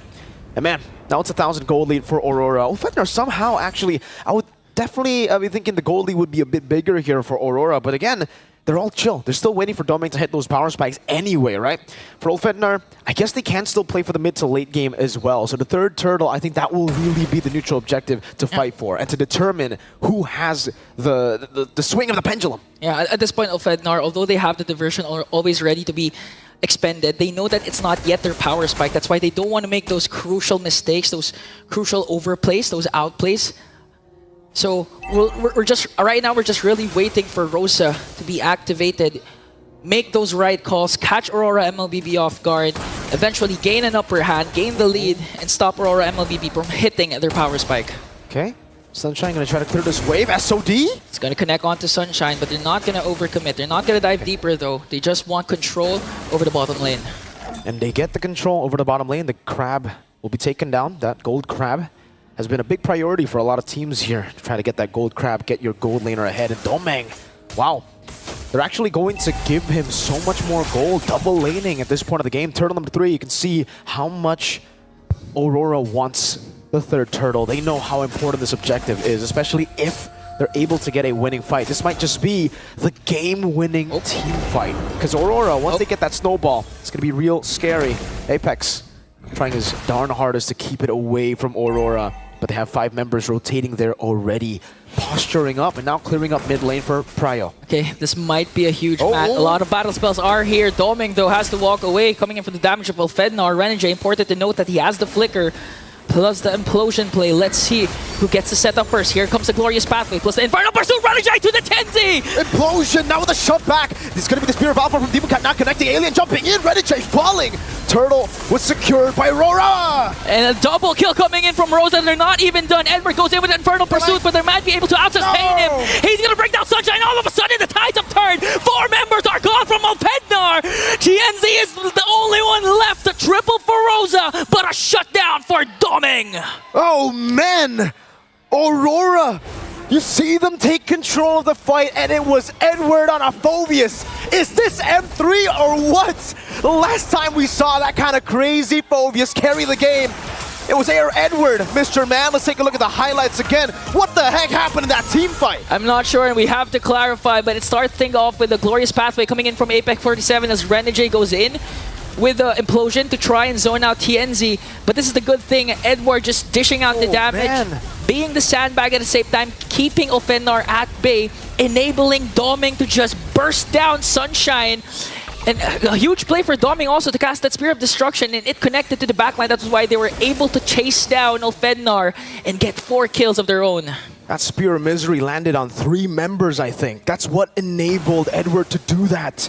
Edward just constantly going at it. Rosa still respawning. Renegade there. Oh, SOD? No, it's just to zone them away. They're going to get a tier 1 off of this. And Ulfednar are back, just going for the defense. They didn't get the turtle. They didn't even get the favorable trade in kills. Aurora in a slow game. They're the masters at this. I like how Renegade is responding right now. He's not after those flashy hitman plays that we're used to see with the 3-man, 4-man implosions. He wants to go for the proper target, and for that previous clash, the proper target was TNZ. To have Ulfednar zoned out, although they got the turtle, Renegade's play was able to misposition the members of Ulfednar. That's why Edward was just actually able to wreak havoc and give enough space for Domeng to just do the free hits. 2-0-6 for this Moskov. Compared to a 0-1 for Granger, it's not looking good for Ulfednar. And if Aurora MLBB manages to pull off something like that once again for this major objective, it could be the end for Ulfednar. 9 minutes, 31 seconds. The Marksman Trinity build. DHS Golden Staff and the Corrosion Scythe already completed by Domeng. Sunshine, I think, is, again, falling behind when it comes to that gold, man. Domeng has just been farming out of his mind the last 2 games. Yep. Only a Hunter Strike and the Melfic gun, so a lot of penetration. Renegade. Okay, Renegade getting poked down by Alien, but Doming is here to the rescue. 5 members are here. Chenzi goes in. Apex 47 with a glorious pathway. Goes in. Oh, Eternal Guard catches them. Implosion. Renegade manages to get caught off by Sunshine, and Apex 47 and Chenzi will fall down. A kill spree coming in from Doming. Alien caught in the midst of everything. 4 members are there. Doming has to walk away. Here comes the dispersion rotation coming in from Rosa. Demon 10 goes in with Spear of Alpha, and the clash will stop there. But the Lord will be safely secured by Aurora. Fednar tried to play it quick. They tried to go on Renegade, but he was still able, with a sliver of HP, to get the implosion down. And that's the turn in momentum again in the team fight. What looked to be an Fednar win was turned around. You don't give the Hitman the Tigreal. Aurora capitalized on it and went in. Now, Lord going to be cleared out. It won't be a full Lord advantage. Apex going in for the stun. Both teams understanding that at this point, I don't think it's time to fight. You know, they already got a little bit of a dub there, and the gold lead will be rising for Aurora. But for Fednar, not the worst trade considering their position. Actually, yeah, keeping the Lord advantage low is all right for them. That's the best they could do, I would say, right? Oh, Doming, though! Okay, Doming, look at the attack speed just literally bursting down the mid lane turret there. And so far for Fednar, although we witnessed the damage, the dispersion rotation that Rosa can dish out onto Aurora MLBB, it's not going to be enough. We have to see huge diversion plays like what we're seeing right now, but the problem is it gets spotted out by Aurora MLBB, so they have to make a play. They have to be proactive. It's not the time to be reactive up against a team like Aurora MLBB, but again, the problem is even if Fednar manages to find a good diversion play, there's always a counter initiation that can be initiated by Aurora. They have the Spear of Alpha from Demon Kite, who's not afraid to cast it, go in the front line. Even if he dies, he doesn't care as long as Doming creates, they create enough space for Doming to just dish out the damage. Looking at the KDA, I believe he's still deathless, untouched with his Moskov. This is the Doming I kind of expected in the M6 World Championship. You know, so far, I think a lot of criticism has been placed on the man. Okay. It's diversion. All right, just get back to mid lane. But yeah, Doming really coming online here in this series. It really feels like, you know, Aurora, what we've been talking about might be true. They might just need the best of 3. They might just dislike the best of 1 a bit too much. It's a bit too volatile for them with their systematic playstyle. Rosa, though, that's a Divine Glaive. So if you've already seen the damage that Rosa can actually throw out against Aurora in these skirmishes. Now, you're going to have to be extra careful against Rosa with this Impure Rage. He can constantly just dish out damage, especially with Impure Rage. I think sustain too, right? I mean, like, you're in these fights for such a long time, it could act as good poke. But I do feel like Fednar, it might have to come down to the diversion, not necessarily the damage from Rosa.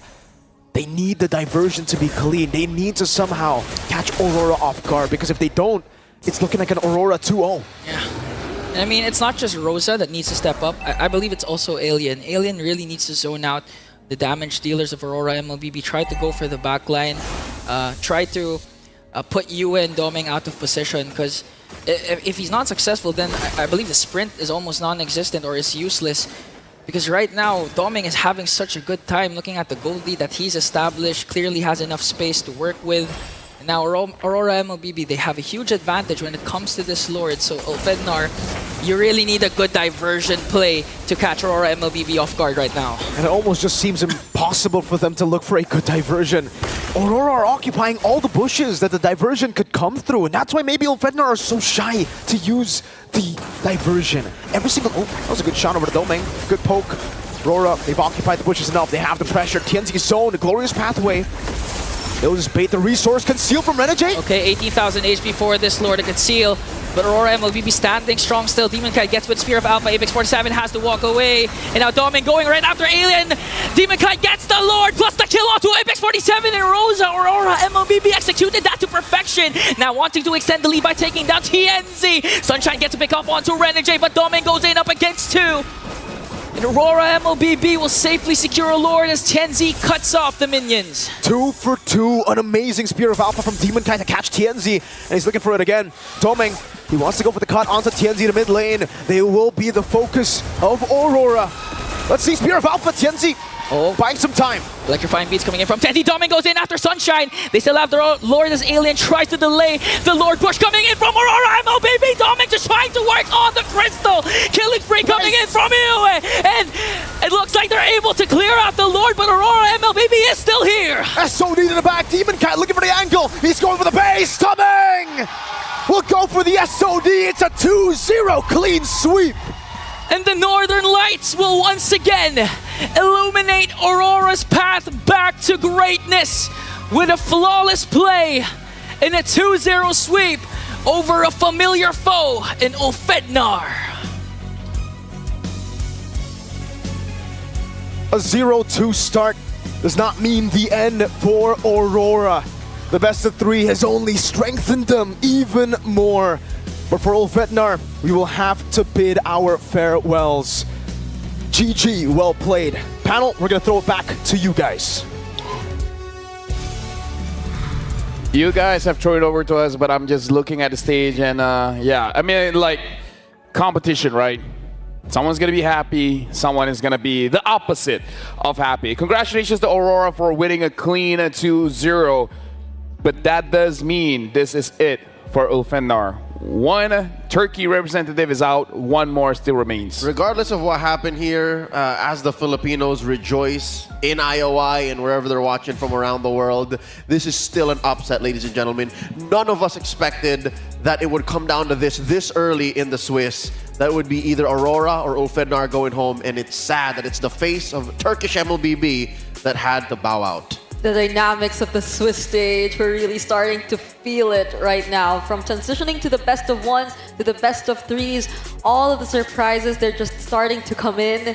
And we've seen the beginning of possibly Aurora becoming really, really comfortable in what's to come. Although they've already put themselves in this very difficult position, if this is where they really want to play, then teams who they might potentially come up against should really prepare. The 1-2,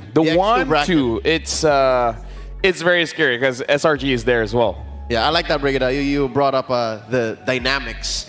I call it the deadly dynamics. Because all the more now with the best of three, that's something more veteran teams can play around. Yep. Yeah, best of three is scary for a lot of people, but also comfortable for a lot of people as well. But again, we got to stay on topic here. Aurora as well as Ulfednar. After this, we're going over to the stage because I already see them standing by. After this, we're going to dive in a little bit deeper. But yeah, I hope Ulfednar keeps it up, and I hope we can see more of them. I'm looking forward to seeing absolutely more of this team. I mean, their hunger, their passion for the game, each and every time they come back on the world stage, it just seems to keep growing. So now I'm excited to see more from this team in the future. For now, we're throwing it over to Rose on stage with both teams. From the wild card, the team that tried to defy the odds, trying to claim the last M6 ticket, the team from Turkey. However, as fate dictates it, this is the end of their journey to be greater than ever. Ladies and gentlemen, give it up for Ulfednar. And on a count of three, I would like you guys to give a final bow on the M6 world stage. In 3, 2, 1. Thank you very much to Ulfednar, and we wish to see you guys come back stronger in the upcoming tournaments. And the team that has just survived elimination, the team that also justified the odds, Aurora MLBB, and with me here we have Demon Kite. First of all, Demon Kite, congratulations. Welcome back to Malaysia. How are you? Masaya nakabalik ako sa Malaysia. Tapos parang pangalawang best na MSC, ganun lang yung feeling eh. Okay, he said he's so happy to be back in Malaysia, and it feels just like MSC once again, because back then he did get an MSC championship back here in Malaysia. So who knows? History could repeat itself. We don't know. Okay, now Demon Kite, before anything, maybe you could take us back to what happened to the past few days of the Swiss stage. What really happened inside Aurora? Did you guys struggle with the best of one, or were you guys actually struggling with the meta still? Feeling ko na-overwhelm lang kami sa meta ng M6. Kumbaga, nag-shift kasi yung meta agad bigla nung pagpasok pa lang ng Swiss stage. So, medyo nanibago kami. Tapos ayun, nag-hard reset lang kami. Tsaka, Phoenix lang namin yung mga kailangan ayusin. Okay, he said actually, Aurora kind of got overwhelmed since when they entered Swiss stage, there was actually a new patch for M6. So they haven't really adapted to it, giving them a hard time through the first 2 days of Swiss stages. Okay, now, sorry, Demon Kai. Yesterday, you guys had an off day, right? So what did you guys do to prepare for the match today? Because this match is very, very important to you to ensure that you guys still have another life. Parang binalikan lang namin yung root problems nung naging talo namin sa mga unang laban namin. Then nag-prepare kami ng maba sa sa lahat sa execution, sa drafting. So put kami ng maraming effort sa preparation namin kapon. I see. Now, he said that yesterday, they looked back at the root cause of their losses, went back, redid everything, re-strategized, redrafted, and had pretty sure heart-to-heart talk with the team as well, right? Okay, now, Demon Kai, was the best of 1 hard for you guys? Para sa akin, kasi iba yung mga hero na nilalabas nila, yung mga strategies talagang kung ano yung ginugol nila para sa preparation dito sa M6, lumabas lahat. So, prepared na prepared talaga lahat ng teams. Now, he did in fact struggle with the best of 1 because he said that all the strategies that teams actually have prepared all came out in this best of 1 because I'm pretty sure everybody wants to get the upper hand. Now, Demon Kai, I have a question. Your upcoming matches are now best of 3s. Are you more confident to get a comeback? 100% confident kasi feeling ko parang nasa comfort zone ulit kami na kahit anong laban namin, kaya namin parang may download game ganon or kaya namin bumounce back palagi. Okay, he said the matches moving on forward will be a best of 3. He's very happy and very confident. He even said 100% confident because he said they're back to their comfort zone, meaning best of 3 is where Aurora truly will shine. Now, Demon Kai, maybe one last thing. We all know that the Auroras, the fans of you guys, struggled these past few days through criticism and it was a hard time seeing your favorite teams fall. So maybe a message for them? Maraming salamat sa lahat ng sumusuporta sa Aurora tsaka gagalingan namin palagi sa mga susunod na matches namin. Di namin kayo bibiguin. He said, thank you very much to everybody who's supporting Aurora. We will do better for the upcoming matches and we will not let you down. Thank you very much to Demon Kai. Congratulations on surviving elimination. And with that, let's throw it back to the panel to break down what happened in this game against Ulfanar. Thank you very much, Rose, as well as Demon Kai. A lot of insights here, and I believe after he said that, even Muntan is like, I think we will have more best of 1s. But anyway, we got to break down about what happened in game number 2, where, let me just say, first of all, before we even get into it, I'm so happy watching a Bruno this game. I'm just gonna put it out there. A game without a Bruno feels fair. All right. I, on the contrary, would like to see the limits of the Bruno. I want to see how far we can go to answer Leo. I get what you're saying. I respect it, but bro, thank you, but we have to save it for the second batch. At least for elimination. Respect it, Like Vamos. Me Vamos could ban it out. I'm just saying. This was good to ban it though. Here specifically. Now let's look at the itemizations here. Ulfanar going up against Aurora here, where again, the idea was there, but again, the execution coming in from Aurora is very clean here, Brigitte. Yep, and I think majority of the fights, it was really Aurora who started it all. Like even during the first turtle where the implosion did not necessarily connect. It slightly missed and it wasn't as perfect as you would say, but then they were still able to capitalize on it. The SOD though, it was able to accurately target the team fight, and once they were all together even that early into the game, Doming just from that point on, it felt like he decided he wants to shine in this game. Weirdly enough, I'll say the game plan and the path for Ulfanar's victory was clearer and more sound than it was now.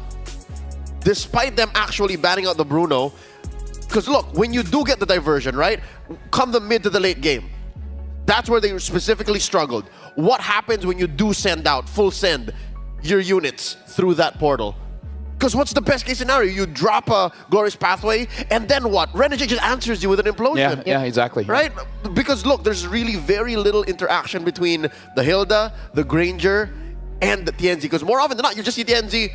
Yeah. What are you doing over there, son? Yeah. By the way, no Purify. That too. Just saying, no Purify. So they seem to invest a lot in that Revitalize. Yeah.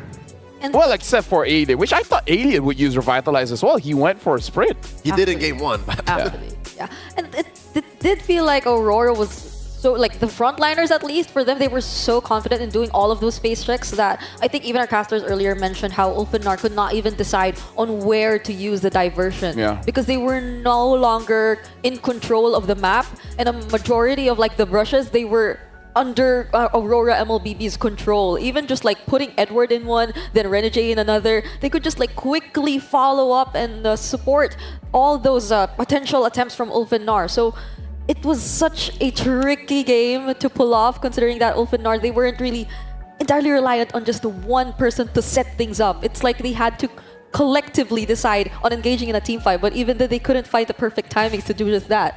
Again, juxtaposition to game 1.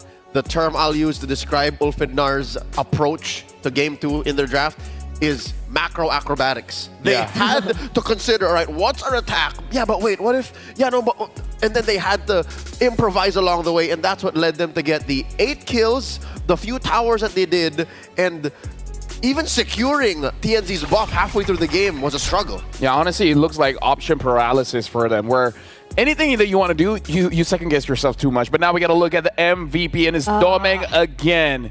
And he is, despite all the maybe because of the criticisms, now he's like, okay, you know what? I heard you guys. Now it's time for me to show up. The next standard is now. Domeng understood the assignment, and in that analysis paralysis that Ulfenar put on display here, I'm sure even the most casual of fans will see and watch Ulfenar here and say, that's not Ulfenar. Yeah. Domeng was the one who slipped right between those cracks and said, you know what?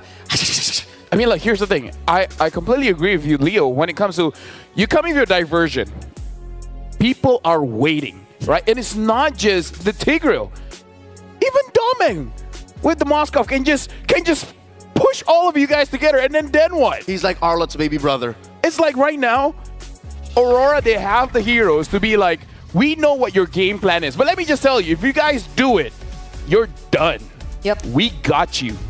And these are the multiple times that Domeng was just so ready to fight. Like, at this moment, Tianzi was able to escape, but like following all those other clashes, all of the implosion plays, they were just so decisive. It was timed perfectly to allow Demon Kite successfully get the retribution on the objectives, and they were still, either way, ready to sustain and fight, led by Edward. I mean, this was one of the moments where surprisingly Edward was able to sustain everything. All right, this right here, 7.5 minutes. If only the fight went slightly more towards Ulfenar, that would have been their winning image. If they were able to diversion in, scramble Aurora, pick him off one by one, and then Tianzi to clean up, but that didn't happen. They lost it along step number 3. The problem is, Ulfenar, they're clumping up against a team that wants you to clump up. Exactly. That's the biggest problem. Aurora, every single hero that they have, the Vexana, the Moskov, the Alpha, the Phobius, everyone is like, if you guys clump up, we can punish you guys heavily. And this is one of the reasons why I like this Bruno-less game, because you will see these kind of compositions where it's like, we have a draft that counters how you play. Yeah. Not necessarily the heroes, but how you play, we have the heroes to counter that. Well, to be fair, I feel like Rosa wanted the same. Like, he wanted all the opponent to those clump up, combinations, those dispersion rotations, but every single time, the damage wasn't enough. And Rosa was actually one of those heroes who was repeatedly punished by Demon Kite. Like, Demon Kite had his eyes set on Rosa. Those surprise Spear of Alphas towards the mid lane, he couldn't even press the flicker to get out of all those attempts. Those continuous layers of crowd control. As mentioned, like, it's the Implosion, it's the Spear of Alpha. There are so many ways to set things up for Aurora MLBB. And already that's a huge point of contention. The Nombo that is the Lu Yi coming through her own diversion, which will put her in danger. Because there's so much when it comes to Aurora in terms of range, in terms of, again, immediate CC, and just interacting with a lineup that just wants you in one place. So I think Ulfenar just walked into the wrong alley. Aurora was waiting for them. Yeah.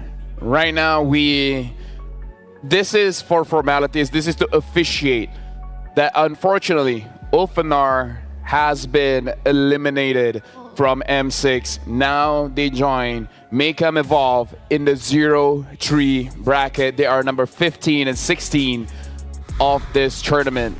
And speaking of upsets, I guess this is our one of many possibilities, because again, only half the teams can make it to the knockout stage because 2 have been eliminated. We have like what, 6 more? Right. The casualties of the new and I'd say much needed, but still brutal Swiss format. 3 is really the number to watch out for. Like, you get 3 wins, you're in. You lose 3 times, you're out. I remember how like Kid Bomba tried to say it in a way. You just get so surprised. One day you're 0-1, another you're 0-2, and then you're 0-3. You're so embarrassed. Like, yeah. It's just really how it goes, because you have so little chances in the Swiss format with a best of 1. Now the next match. The next match, it is Vamos going up against CFU from Cambodia. And let me just tell you guys, CFU is very strong. I don't know how you guys are feeling. I'm here for it. I'm expecting... Oh, you are? I'm expecting high octane, balls to the wall action. Me too, MLBB. me too. Yeah, you too, yeah. I am so excited for this. Great match. Wish it could have happened sooner, you know? For sure. Not elimination match. But whoever loses goes into the 1-2 bracket where Aurora is there, Selangor Giants is there, KBG is there, so yeah. You kind of don't want to be there. Fighters in mid, baby. Fighters in mid. Okay, they've used the Khalid, they used the Gato Kacha. What's next? Arlet? Don't laugh! No, because those are such exciting picks. I mean, I want to try casting one. You know? Jong in mid? Lapu. What I need is time. I'm gonna give myself time. As the host, I'm dictating. We're going to a break. After this, we'll watch Vamos against CFU.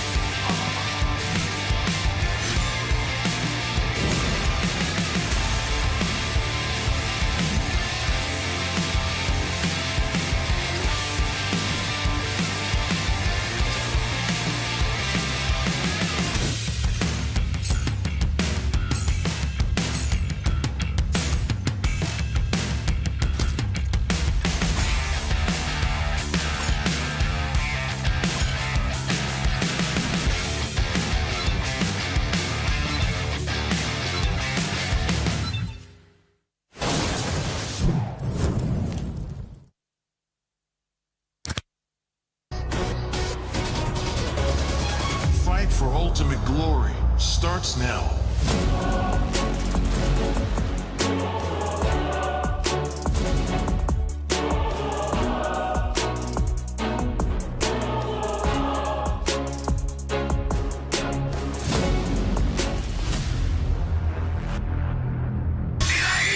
Mobile Legend M6 スイスウォッチ明治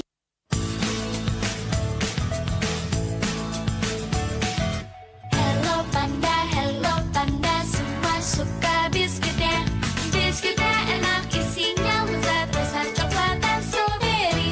Hello Panda, semua suka biskuitnya. Biskuitnya enak isinya lezat rasa coklat dan strawberry. Hello Panda, biskuit isi yang enak.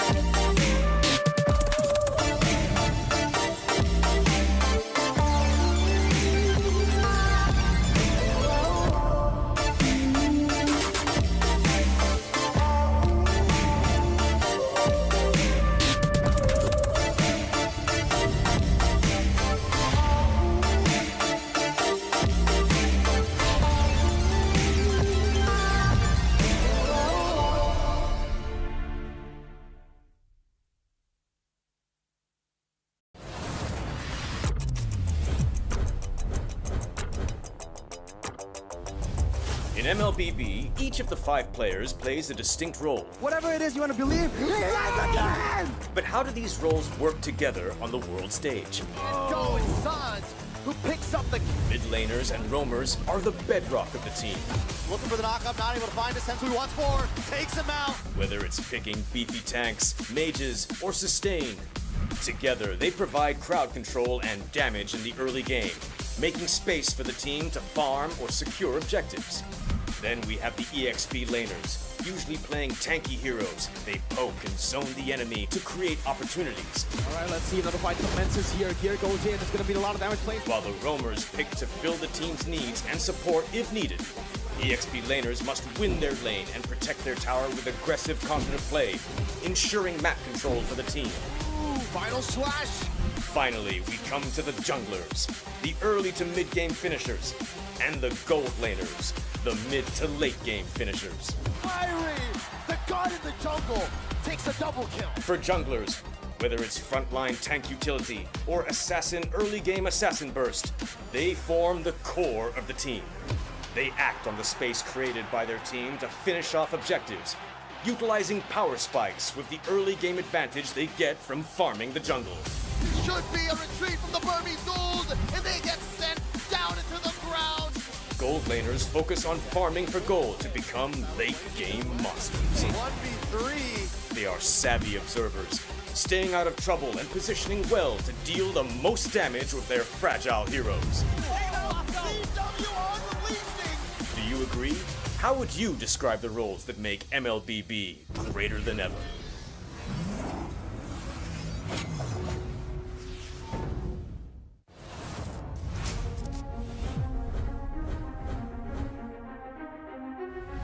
A new era begins at M6. But who are the rising superstars leading the way? In Latam, Maycam Evolve emerges as the new gem of the region. With Aurora's fierce adaptability and rookie sensation Super Nahuel, the Dynasty Enders made history, toppling the undefeated RRQ Akira after a 2.5-year reign. At MTC Turkey Championship, S2G Esports rises as a new challenger. Led by Sigibum's superstar performance at the gold lane, Pagu's playmaking, and Begin's rotation, they are ready to shine on the world stage. In their M Series debut from MPL Cambodia, CFU Gaming is ready to strike. With M2 veteran Poppy and core members Detective, Z, and Wadu. Can the Sharks are primed to make waves on the world stage? Returning to the M Series is RRQ Hoshi, the Sang Raja. Looking for a trade as he finds the triple. Looking for the maniac. Reinforced by Sutsujin's lethal skill, and led by Skylar, this squad of young stars is on a mission for global dominance.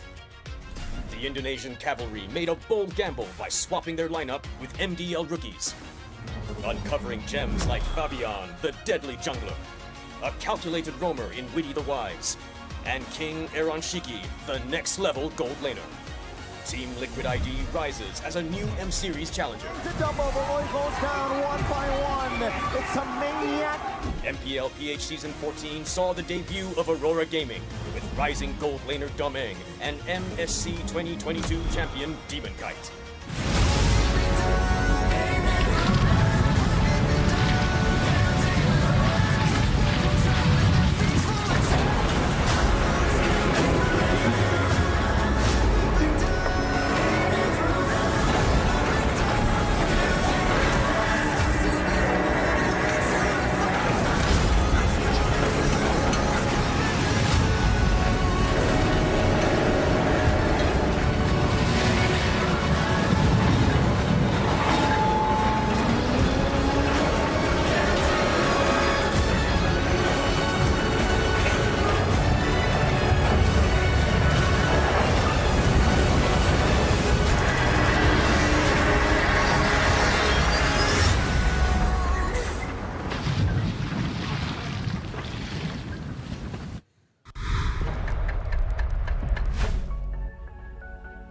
Yo, LaFell! LaFell, we're live. Come on! Why, I don't care.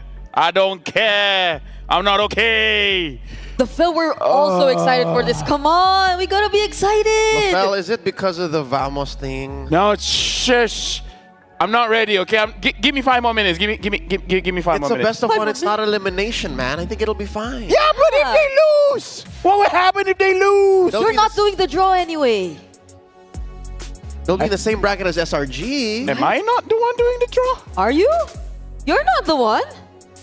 I'd be nervous if he was the one doing the draw. You don't know that.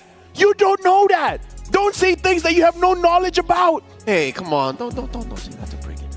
But come on. I'm the one that's sad, Leo. Comfort me. What can I do? Me. What can I do? What can he do? Tell me. Tell me, what can I do to comfort you, LaFell? Well, we can first talk about Qiddiya, if that's okay with you. Can I take you to Qiddiya to discover the beating heart of Qiddiya City, the gaming and esports district, the world's first real-life gaming hub, and a beacon of gaming futures where you can play live. Okay, that helps. That helps. Are you okay now? Sad again. Until he sees the Bruno band. Okay. Bruno's band. If the Bruno's band, I'm happy. But for you guys, grab your tickets now, and you get to witness the remaining 14 of the world's best teams clashing it out on day 5 and day 7 That's of the Swift stage. Literally just the 14 Just left. the 14. Soon it will be a little bit less. And now just to let you guys know as well, from the 22nd of November to the 29th of December. Not enough fingers. Yeah, I do. M6 support chests will be available for a limited time. Purchase the support pass for 50 diamonds, which, by the way, 50 diamonds is also one of the tasks that you can get. Anyways, to get a large amount of past EXP with a chance to obtain a basic M6 pass, use that basic M6 pass to instantly activate the M6 pass, unlock additional pass rewards, and immediately get Claude Challenger Spark. How much am I? I think I'm 40 something now. It's Claude with Dexter. Technically 2 figurines. Yeah. If you Yes, technically you get 2 figurines. Getting it. I would grab it, but my filthy hands, it's not worthy yet. Not worthy. I'm not worthy. I'm not level 75. I'm not level 150. You need 150 for this one. Okay, let me just check. I think I'm 40 something. Let me He's see. okay now. I'm 48. Level 48. Let's take him away from the reality, the harsh reality of the upcoming best of no, one. you remind me. Oh. Now you're reminding me. Do you guys remember how much your past experience is? Level something something. 40. I think I'm doing okay as 40. I met people that's already 150, by the way. Who? Where? You gotta. In my live chat. He could be lying though. We don't know. We don't know. We don't know. Now let's talk about the matchup. Vamos against CFU. Right. So we have a topic here for the matchup for today between Vamos and CFU. From villains to heroes, can Vamos hold back CFU? Because they're the anti-heroes here. But after what SRG has faced, now Vamos is looking like the heroes of Malaysia. So CFU, in a way, is the villains here going up against Vamos. It's an interesting use of words. Holding back CFU, holding back Cambodia First United. I think this is fair enough, given how aggressive Vamos can be. Watching Kamai MLBB, I can also say that CFU have their moments. Yeah. So that's why I'm so excited to watch this match, is because I know that this is going to be super bang bang MLBB, you know what I mean? Dude, let me just wipe a little bit of my tears. Oh. With your Dragon High genuine leather strap, M6. Yeah, Watch. gotta put it out there just in case of. Brigitte, do you have the watch? I don't. This watch? Are you asking if she has this watch? That watch? You don't have it? You don't have it? With crystal sapphire? It's okay. You're the Dragon hide, by the way. and Dragon hide leather. Swiss movements. It's made by Dragon. Dragon. I mean, it's okay. I have the green fairies. Yes, you do have the green fairies. Right here beside me. So like. And now we got to talk about Zoran here because we were able to catch him doing this pose, and he talked to us, and this is what he has to say. All right, so see, I did it right. No, it was on the wrong side. Whatever, Brigitte. Semantics, proving ground. If you ask me now, we're still relieved. It's not like being 0-2, which would be even more nerve-wracking and pressuring. I believe many teams would feel more relieved to be in our position too. Going to this match is still a best of one, and we want to prove that Malaysia still excels in best of one matches, which previously was a Todak thing, but now Vamos is like, no, it's a Malaysian thing. We like best of ones. Yep. And honestly, I think one of the things I'm really looking forward to is like how tight the chemistry is. Like, how are we going to see that in action this time since they're going up against CFU? Because I think CFU is also one of the teams who like. Try to post. I just saw you from my peripheral vision and I had to do it. But again, going back, I think CFU is like one of those teams who's also been together long enough. Like at least for Detective, Wadu, like their coach, and Z. I think they've been together for like since 2022. But we could say the same for like a majority of Team Vamos, like 4 out of 5 of them. Yeah. At least they've been together for such a long time. So now that we're still in the best of ones and that they're actually quite excelling in it, so I'm really excited to see who will emerge as the tighter team, the closer team. Let me just say, we haven't spent a lot of time together, but our chemistry's not bad, right? All three of us, right? We haven't spent that many time, but we have to move on to the topic. Our chemistry is not bad.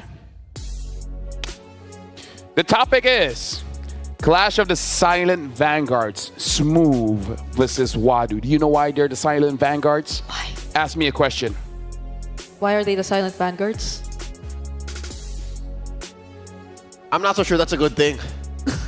And I'm not so sure that's exactly the reason why they're the Silent Vanguards. Yeah, no. I thought they just don't talk. Versus Wadu come in from very, very proactive teams. I think they're the ones you can rely on to hold things down, to stand on business when your jungler is constantly trying to invade, when your mid laner constantly tries to play fighters. So it's like big stepper, underground methods. That's kind of how they roll. Yeah. Yeah. You know what I'm talking about? Exactly. You know what I'm talking about? Oh, she does it again. Oh my goodness. It came out in a different order, but what I'm saying is when your team is, stepping on the gas and are, turning everything up to 11, you have to have the guy who says, all right, hold up. Yep. Wait a minute. 10, 2, 6. There you go. So, no, because for reals, Wadu, low-key guy. Smooth, very low-key. Smooth. Regardless of what squad you find him in. So I think they're the perfect, Let's put it this way. When Vamos wins, everyone stands up and it's Smooth is like, oh well. Exactly. He's that kind of guy. But now we got to look at the team lineup here. Vamos, we got Nets, Zorn, Warlord, Chibi, and Smooth, where their defining factor here in the M6 is that their major lineup lacks magic damage. Non-existent. Non-existent. So far, they got to the 1-in-1 bracket without playing a single mage. Eve, Aurora, Vexana, Valentina. Forget about it. Forget about I think I'm honestly heading into this match expecting the unexpected already. And I just hope like it works. It works for Team Vamos because they're known to do that anyway. And in some ways, it's been successful. Warlord, known to play a Sicilian too. I think one of the pioneers hasn't played it yet. I think that's a personal handicap. You just say, Well, we're going to look at the lineup that does use the mage. And honestly, I've been in Cambodia and they love their assassins. Let's talk about CFU Gaming, seeing Opie, Z, Detective, as well as Wadu. Detective is only like, what, 17? We got these youngings coming in and then they're popping off. Not even 17 yet. He's 16 and 11 months. Get him young, man. Like, these young players are amazing. Mechanics. Advanced happy birthday, if ever. It's like 2 weeks. It's in 2 weeks, right? So I hope he like has a. I wonder who else here, has a birthday coming up.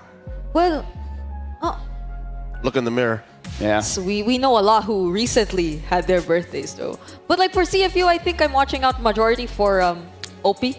Like he's going up against Zorn, right? So we've seen a lot of players and roamers try to like attempt to spam the recalls as well. But here's the thing. Zorn might not be using a tank. Think about it. Oh yeah. Right? Oh, wait. In their last outing, he played a Hellcurt. I understand. Rome. People hate it when he recalls. So when he's using the Natalia, the Hellcurt, you can't see it. Oh! Only when you're dead. And that's what sucks. I think in their efforts to quell the advance of CFU Gaming here, they have to play the mind games. And I think that's a legit part of their strat. But here's the thing, Zorn, honestly, between him and Chibi, I would even say that Zorn has the better mechanics than Chibi, which is very interesting when you're comparing a roamer to a jungler. Switch the point, if the Fanny is open, Zorn's the one's playing it. If the Hellcurt is open, Zorn's the one's playing it. If the Natalia is open, Zorn's the one's playing it. Who's to say he won't be picking up something like the Gushin? Oh. In Rome? Hey, crazier things have happened. That's Gila. That's Gila. True. I really like Chibi's joy though. Like I think way back MSC, it's also one of the heroes who really like made its mark for me, and he's been using it pretty well like previously. Unless Zorn wants to. It's meta. Roam joy. Gentlemen, are we ready to pick our votes on who's going to be the one winning this? All right. Ready? In 3, 1, 2, 3. What's yours? Wait, what? What's yours? Is this? Are you doing what I think you're doing? Did you get the? Oh no! I picked CFU Gaming. Oh no! Whatever shall I do? Well, oh well. This is mainly with the caveat of them playing so out of meta that CFU's aggression won't work anymore. That's why I'm saying Vamos. Yep. I'm also watching out for Soren, like how he's going to set the tempo against a hyper-aggressive or a team who wants to be hyper-aggressive. Because if they do just that, then how are they going to work around it? So I pick it because it's a shark. And Vamos is supposed to be a snake. Just follow me on this one. It's supposed to be a snake. Is it not a symbiote? Snake. Let's just call it a snake. Okay. Okay. I've never seen a snake eat a shark. Technically, I've never seen a shark eat a snake, but you know what I mean.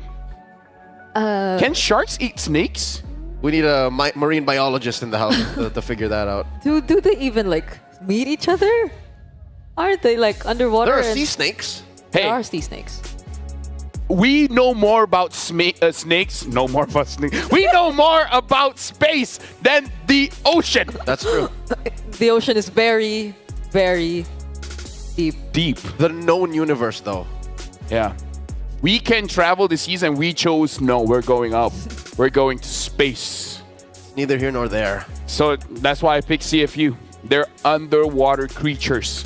That there's multiple movie franchises like Jaws. Well, it has been scientifically proven that tiger sharks will eat anything, even highly venomous snakes. They don't distinguish between that. So thanks to Manny for covering that. Are these venomous snakes though? I think they are. They are. I think there's a level of cheese and poison that Vamos comes in with. Can see if you overcome. So, Grok Venom skin. Gushin Venom. Angela Venom skin. Hey, you know what? Harley Rogue. Harley Jungle. Harley Mid. Harley Mid. Warlord picking up the Harley. Ooh. We have an M chat here. We're talking to Zoran. What was the reason behind Vamos' defeat on day one? He said the main reason was that our communication was really poor because we were nervous. So on the second day, we worked on that, and as a result, we managed to secure a victory. Now we feel comfortable on stage, and we're confident that we're 100% ready for this match. That's extra gila. Because even hometown advantage doesn't help with the nerves. It doesn't. It doesn't. And it was against I'm nervous. Twisted Minds. That was their first game, right? It was against Twisted Minds. Could you stop talking about history? Could you like move forward? Thousands of miles away from home. And Thousands of miles. The ones. They're the ones who are comfortable. Hey, let me tell you, man.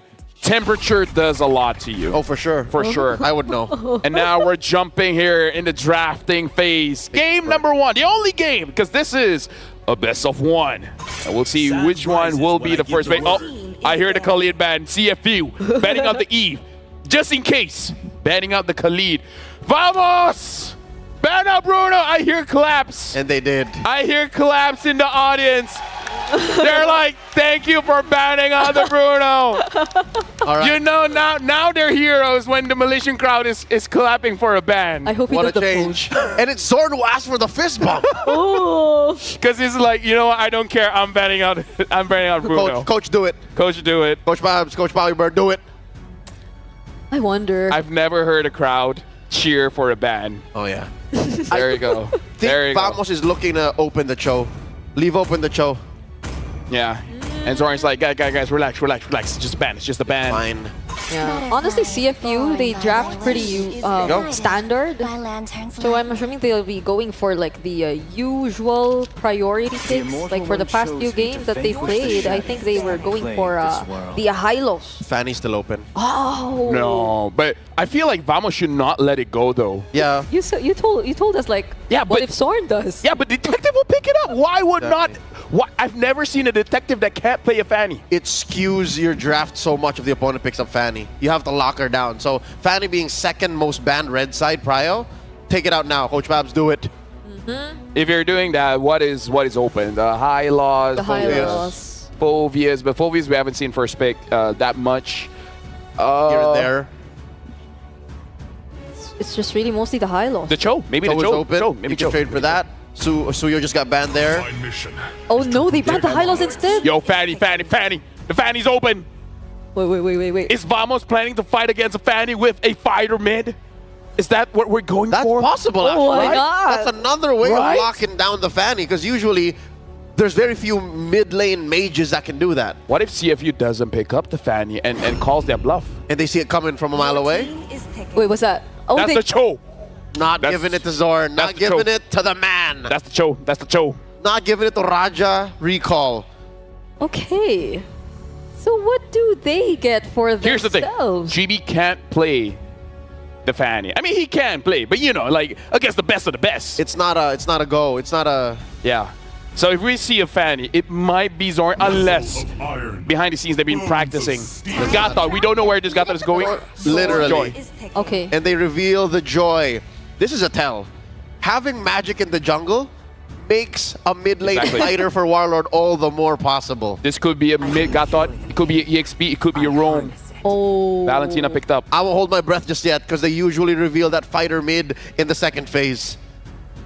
This is a Valentina though, so they get their own beats. Electrifying beats. So good. Dun, dun, So like dun, dun, dun. whichever Nets decides to go for, gotta be careful. Like this is a Cho.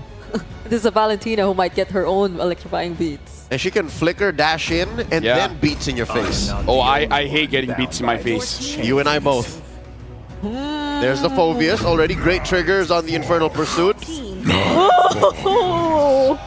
And still, we don't know what's in mid because this is just confirmed for Rome.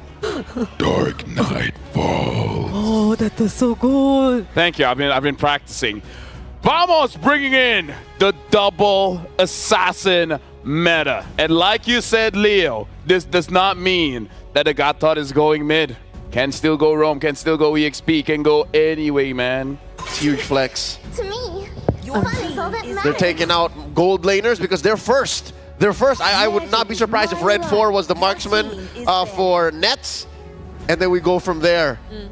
Probably some physical damage. Coach Taimigo. Coach Taimigo is forcing Pabs and Coach Paui to say, okay, we're taking out the gold mages. Reveal what Warlord is gonna play, because that's another tell. If there's a mage in the jungle, a mage in gold, then more so fighter mid. Exactly. And at this point, why we have to talk about double assassin here? Because Zorn is gonna be the one farming. He's gonna, which is very interesting because I watched the game. Zorn takes the jungle of the opposing side, but you know what's interesting? His farm is never above Warlords, which means his roam keeps on triggering as he's farming. So Vamos have figured out some kind of rotation that allows the roamer to pick up farm, but still has that roam passive activating. And that's why all the more what Coach Pab said about their communications being on point, day 2 onwards, made more sense. Hilda banned out. They needed to take out the Hilda if that's the plan, because you can't like afford to divert to or revert to a jungler who really has to farm slow if you need to keep up with all the pressure that Vamos would potentially put on the table. So yeah, they go for a physical marksman into gold lane. They're sticking with the Moskov for nets. So what jungler would be the safest option now for CFU? Will you like still risk it, even though? Something a little bit tanky, because all of a sudden the Hellcat can be in your face. And we have a fun fact for the 16 years, 11 months, and 14 days. Detective is the second youngest player in M6. Yep, second only to Hiko, of Team Spirit. All right, talking about the junglers, what's available for Detective? Again, the second youngest. Alpha. Alpha's good, maybe even a Fred, but that's not enough damage. Double farm slow. Oh. They go for the Hayabusa. It's gonna be tough. It's an assassin versus an assassin. Sword's gonna play man-to-man. Nathan, but I don't know. Damage from CFU, no? I'm just worried that the Hellcat can have a field day. On both of them. On both of them. Final pick for Vamos. Will this be the time where they're like, kidding, we have a mage? Or more of a tanky presence? Because I don't know if that's enough peel and that's enough of... Fredrin mid. Few's done it. Few has done it before. AP Brent's Few's done it. Terizla. We've seen Rosa do that. A lot of things have happened in our careers. Bane under Drian.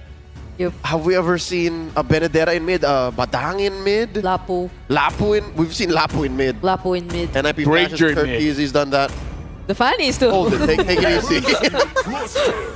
Oh, Glue! Wow, okay. Still don't know. I still don't know. Hold on. Warlord's holding on to Agathon. Warlord is saying, muscle of iron, bones of steel. That must be it. All right, now we're going to pass it to Bovingan as well as Mirko to cast for this one. A mageless Vamos. Hey, man. Lofel, Brigida, Leo, thank you so much. But did you really expect a normal mage? Did you expect a mage? No, but considering this is Warlord, exactly. I'm not surprised. It's in the name. He's a Warlord. He wants to go in. Ladies and gentlemen, 1-1. That is the bracket that we have here. It is a best of 1 for Vamos. The villains of Malaysia, that might just be the heroes by the end of this. CFU trying to shut down the Malaysian hopes here of qualifying to knockout stage. But ladies and gentlemen, let me hear you. Vamos and CFU game and go head to head. We're gonna dive straight in to the land of Dawn for our second match of the day. You know, from right off the bat, CFU, we know that CFU is a disciplined team. That's how they beat NIP Flash. If you're gonna go back to the very first day of our Swiss stage, they were able to turn things around in the mid-game.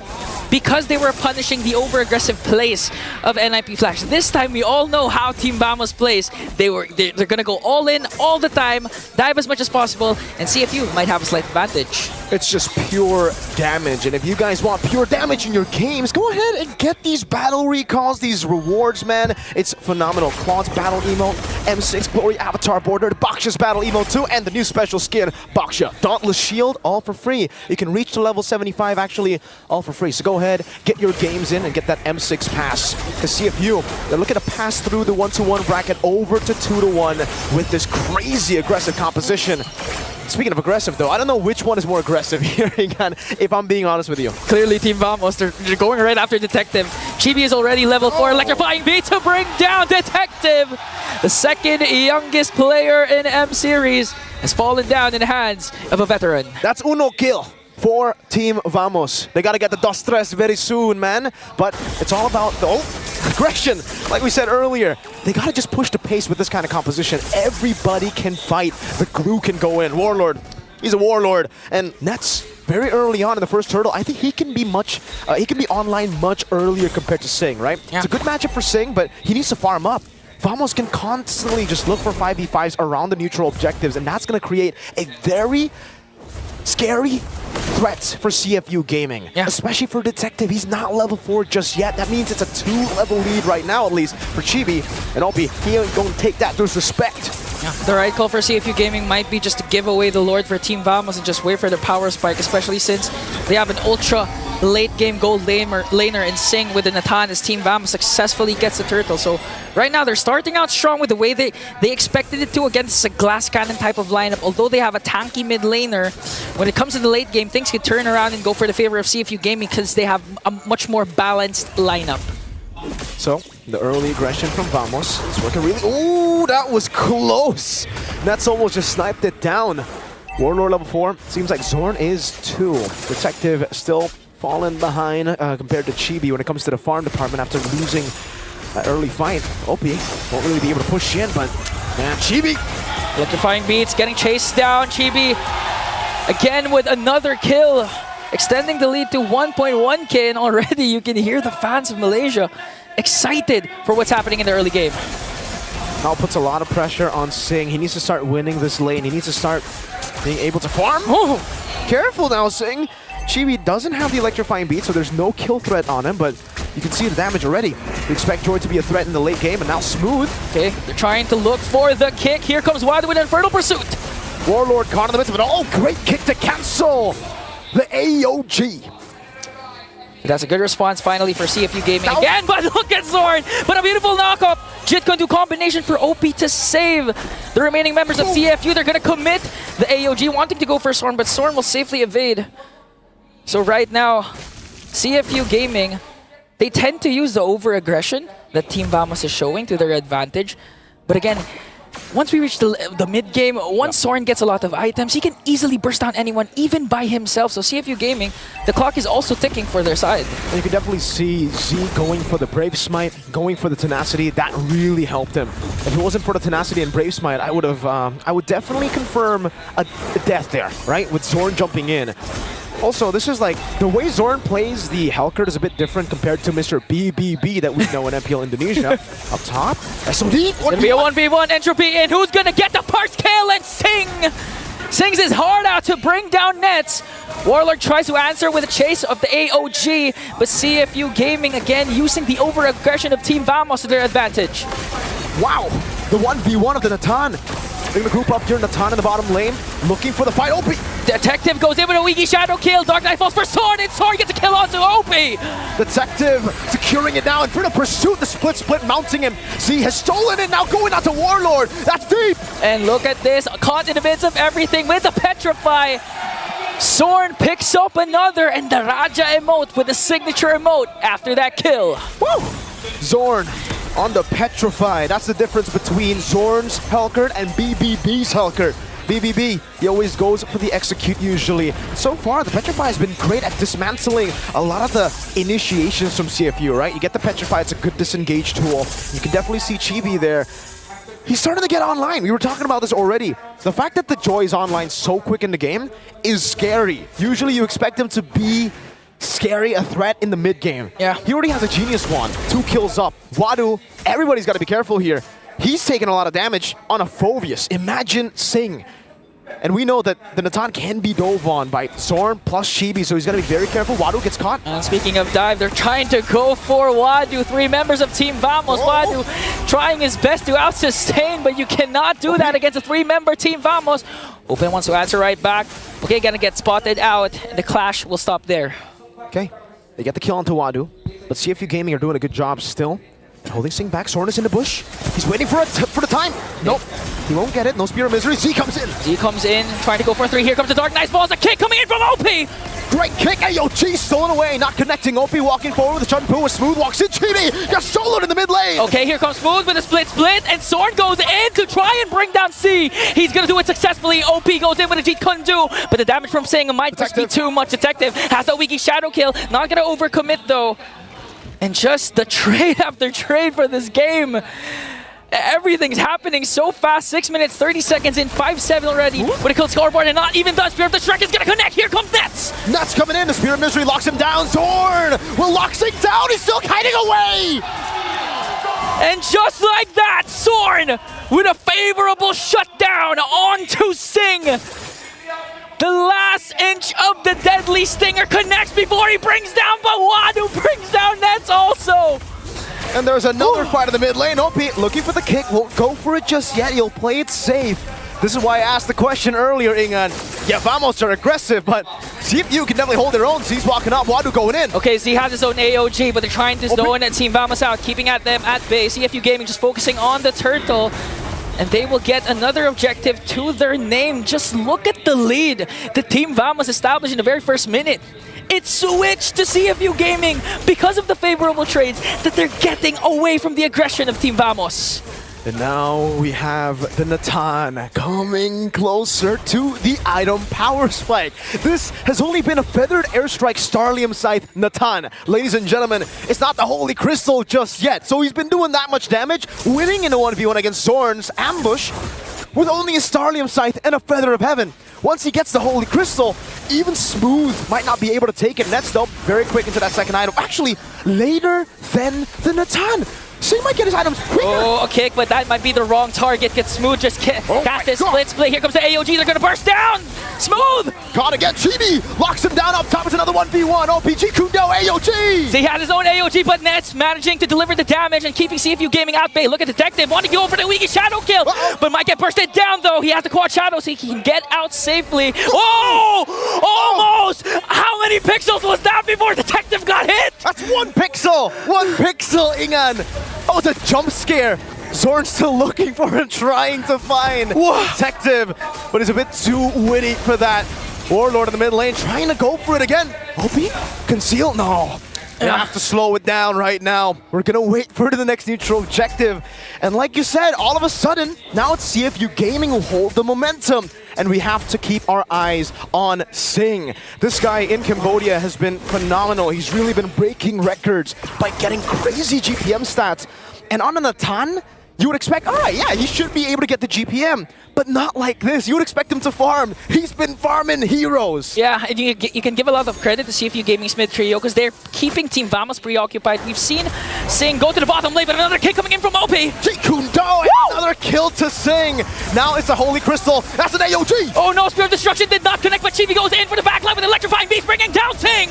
OP with the Jikundo. Chibi locked in, still able to escape. Now Wadu comes in as well. Z pops in AOG, that's still kiting away. Wadu caught in the midst of it all. Now he goes in again, finding the Inferno Pursuit mounted on. Oh, and they're trying to go for him, but Team Vamos manages to get him. As Wadu falls down, here comes Detective. He has the Wiki Shadow Kill onto Warlord, and he's gonna bring him down with the help of Z. Woo! That was only 3 kills on the board. That was 2 for 1. And Vamos seems like they got the better trade there. Chibi will try to go for the Lord, but Detective is waiting for a target. Zorn doing the same thing. Fighting for the Lord is what they must do. Zorn will zone Detective away. OP's looking for an opening here, but I don't think he should go for Smooth. Good reset on the Lord. OP wants to go for it. Oh, they commit the way of the Dragon, but here comes Sing with Entropy and burst it down Smooth. That was a smooth play from Sing. Damn, that's some damage right there. Did not expect Smooth to be Deleted, evaporated AOG. AOG, Z gets the Lord, and here comes the counterattack coming in from Team Vamos. Detective shut down. Optional went away. Sing goes over the entropy, and it's Sing who just evaporates everybody he touches. Next, he goes for the Spear of Misery. Sing! Flickers in, trying to bring down Nets with a Shadow Strike, and will do so. Sorn, will he go in though? He has Chibi by his side as CFU Gaming with the last strike of Z. Got down Nets plus the Lord. And now CFU Gaming is in full control of this game.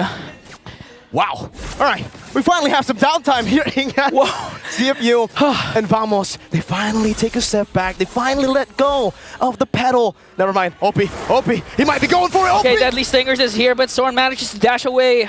CFU Gaming, okay, they're gonna wait for the Lord to reach the bottom lane inhibitor turret before they make a set. But look at Sorn, the damage of Deadly Stingers, half HP already for OP. That's a Divine Glaive for Z. Zing in the bottom lane, good clear from Nets. Great blinks from Zorn to escape from the G Kundo. CFU Gaming will just go for the sieges. It will be a tier 2 in the mid lane and the bottom lane taken down with the first Lord of the game. Slow push up top, 2,000 gold lead still. And Mr. President is well fed. Sing is on the way to a Divine Glaive. Okay, let's see if Team Vamos will try to go for initiation. They did, however, save all their holy shields, made quick work of the Lord down bottom, but this is what CFU Gaming wants, to extend the game, to reach Sing's power spike. Even without the late game, Sing is already activated.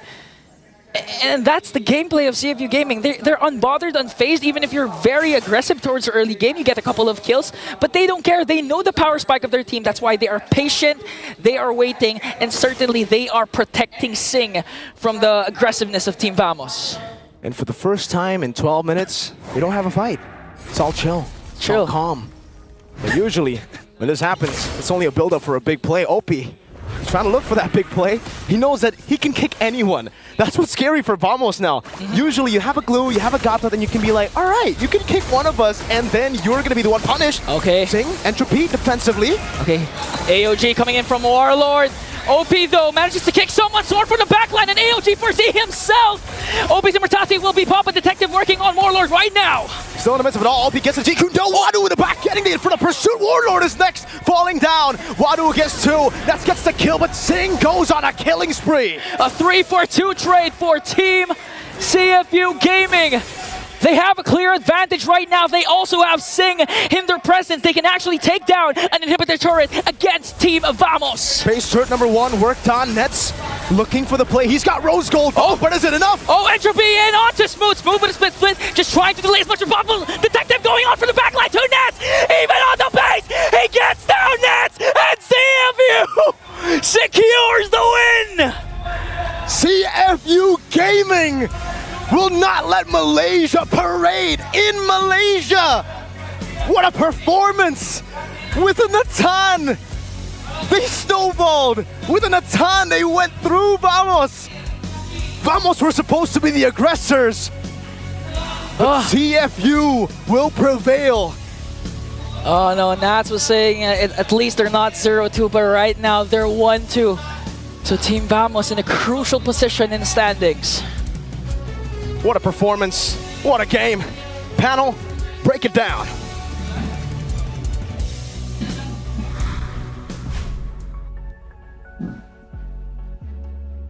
You called it. I said CFU is going to win, yeah. I'm not Daijobu. You're more Nani. Nani's... Say Sumi Masari. He's actually sad now. The reverse curse.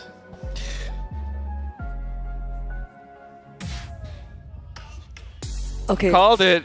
You did. I got a prediction right. Here's what I was hoping for. That the cheese that was obviously put on display once more by Vamos would be enough. And for the first, 5 minutes it seemed like it was so. But they seemed to have reverted to their day 1 antics. They were so stable. I mean, if CFU foresaw that this is going to happen, that their jungler was not going to have the best time, their gold laner was the complete opposite. Sing was just so stable in his lane in the 1v1 matchup, and they were able to seemingly funnel everything into Sing, and he just did the rest for his entire team. Like, even when it came to a point where Vamos already knew, oh no, we gotta look for Sing. They couldn't even look for Sing. And for Vamos, the X factor seemed to be Zorn. Not so sure that's such a wise choice to put your eggs in the roamer basket. That just wasn't enough. Let me just say, shout out to Secret Lab, man, because I don't think I can be sad on any other chair. Because here I can lie down, I can tilt my head back, look at the ceiling, contemplate, and comfort, and not worry about anything. You know, shout out to Secret Lab. It's not their sponsor time yet, but I love the chair, man. These are it allows. It's better to be sad in the Secret Lab chair than on the floor. You can actually tilt it a little bit more, right? I know, but I need to look professional. These are the M6 Titans. They're specifically built for miserable moments for Rafael like this. Is the interview ready yet? I mean, yes. CFU is prepping up on stage, and we have to ruminate on the fact that Vamos have now fallen into the same bracket. They can meet Aurora as SRG and Aurora and KBG. But we don't know yet. KBG, they're in a. I don't want to do the draw. They have a best of 3 lifeline. You're not gonna do the draw. You don't know that. You don't know that. Stop saying things like they're for sure. Just so that you won't think of it yet. You're not helping. I'm trying to help. Regina, you're not helping. There's an interview. Throw it over to Rose. Rose is on stage. The Cambodian team that has just taken down the hometown hero Vamos. Give it up for CFU. And right now, I am with Detective. First of all, Detective, how are you after that intense game? Normal. Normal. Okay, now, Detective, we know that Cambodia is not new in the international scene. It is, however, CFU's first time. So, are you guys nervous and feel extra pressured? No, since it's out. It has been a long time, and now we've finally given a chance, so we cannot be nervous. Cannot be nervous. Now, what would you say be the reason that you guys are playing better than ever? You guys are super close to knockout stage. It's the trust I have in my teammates and the confidence I have in myself. Oh, that's so cute. So do you trust your teammates a lot? Yeah. Does your teammate trust you? Yeah. I like that. So that makes you more confident, right? Yeah. Okay, now that you guys are like one match away from knockout stages and you guys will be playing a best of 3 from now on, are you more confident? Of course. Do you like best of 3s? Yeah. Because best of 1 is so 50-50. Yes, best of 1 is so 50-50. I agree. Okay, now that M6 has a new patch, kenapa? Yes? Yeah, I'm glad I just said to him, yes, please speak more Cambodian so I can translate to you. So I don't know what to do right now. It's okay, he's feeling confident, Poji. Okay, now I have a question. Just now, in my earlier interview with Aurora, they said that M6 has a new patch, so a lot of teams actually struggle. In your opinion, how does this new patch affect the jungle? This new assassin patch? Yes. I'm quite happy with the patch because I can finally play assassin, and ever since our team was great, I already play tank. What other assassin do you want to play on the M6 world stage? That's a secret. That's a secret. So I guess more high mechanic, fast-paced assassins is about to come up then? That's a secret. That's a secret. Okay, I like this kid already. Okay, Detective, just last one. Since you guys are one match away from knockout stages, who do you want to meet next? Okay, there is Twisted Minds, Falcon, NIP Flash. Now, either Team Liquid Indonesia or Team Spirit. Who do you want to meet? I want to meet Liquid. Why Liquid? I want to face Fabian because he look like me. You want to meet Fabian because you guys look alike. You think you look alike? Yeah. Okay, you want to see, you guys look alike, but who plays the jungle better? What? You want to see who you look alike, but who plays better, is it? We will see. We will see. Okay, I am looking forward to that matchup. Thank you very much. Okay, do you want to close? Do you want to throw it to the panel, Poji? It's alright, I'm sad already. You're sad already. It's alright. Thank you very much to Poji and to Detective. And with that, let us throw it back to the panel to break down what happened in this match against Vamos. Thank you. It's okay, Poji. You're not the only one that's sad. You know what? I'm going to speak some Khmer on behalf of Popoji. Akun and Homoy Mao. To all of the Khmer fans watching, that's CFU moving up to the 2-1 bracket. And Let's not talk about the other one. Moving to the 1-2. Let's talk about the game, shall LaFell's we? sadness knows no limits right now. Even if they ban the Bruno... Zing was good. Then Natan, man, choke kicks anyone, and then Natan's like, pop, gone, so fast. The draft was sound, truth be told, looking at Vamos Well, setup, as sound as it can be, you know? sound as cheese can get. Yeah. But at the end of the day, you always have that cap. And I think that cap ran its course at the 6-minute mark. Let's talk about the difference in goal between Zing and Nets. And how different was the experience of playing this game? It felt so hard for Nets, honestly. I think as a MPL Malaysia mainstay, you would agree that Nets is not a laner. Yeah, he's not a laner. He's not a laner. And from minute 1 to minute 6, it was already clear. Yeah. And when we had hope of Nets crawling back minute 7 to minute 10 or 11, he kept himself safe. Yeah. I think you should have switched that up. He should have switched up the tempo and kept himself safe from the very start. So maybe it's also why it slightly felt like they weren't able to really get a grasp of what they wanted to do, because all of the fights, they came at the most chaotic timings and they were just happening all over the place, wherein you couldn't really project or dictate when you wanted to go in as the Moskov. You would ideally get to prepare a little bit, gain a little bit of information, drag the map, and like all the fights. Every time he goes in, he just dies. It didn't happen. Like 5 times.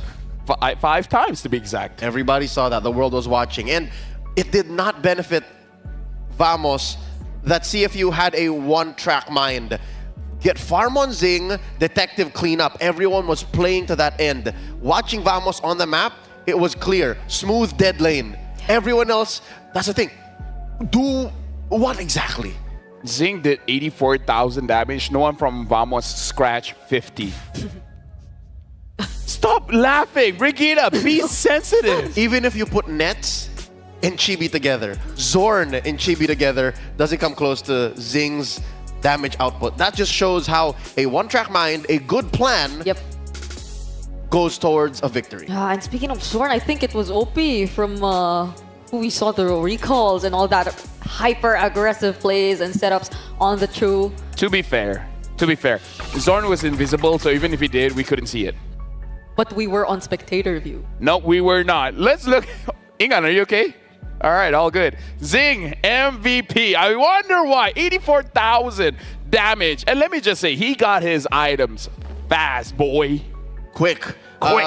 We were wondering, did he have to build a Divine Glaive against Warlord? Because of all of the members of Vamos, it was only really Warlord who had struggled killing.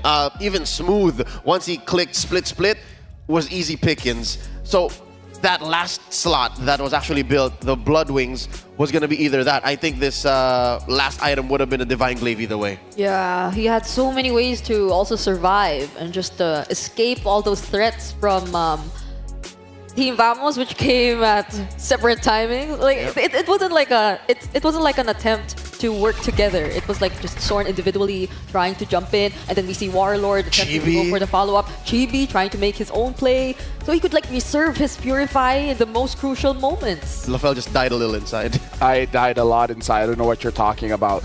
Like, it started off with Zing winning that 1v1.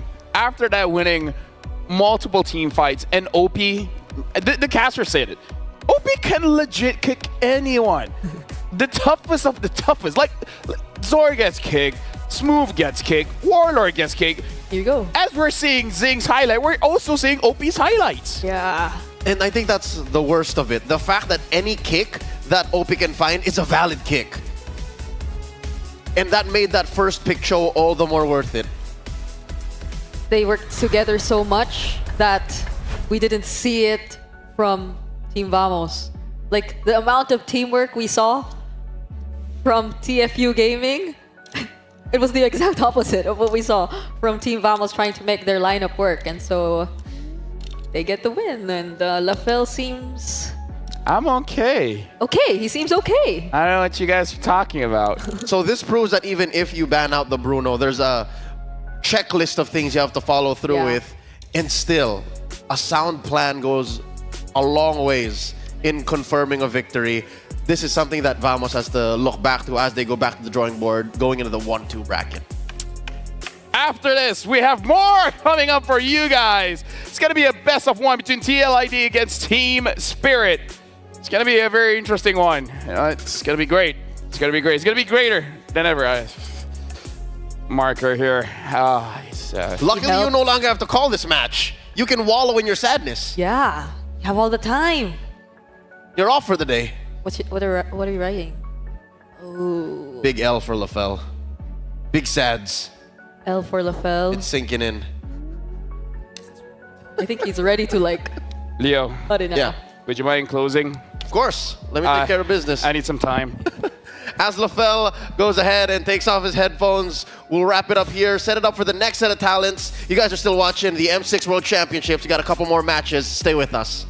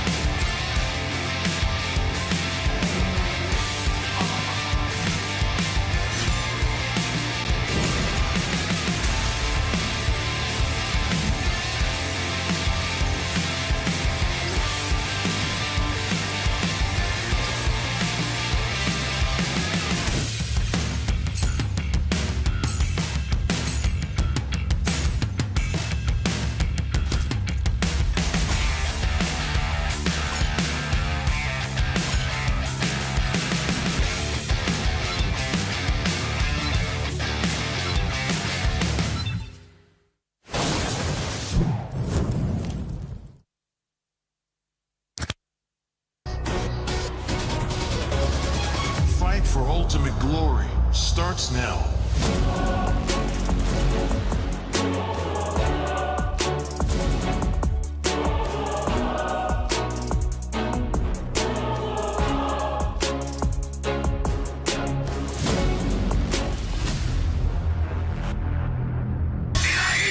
Mobile Legend M6 スイスウォッチ。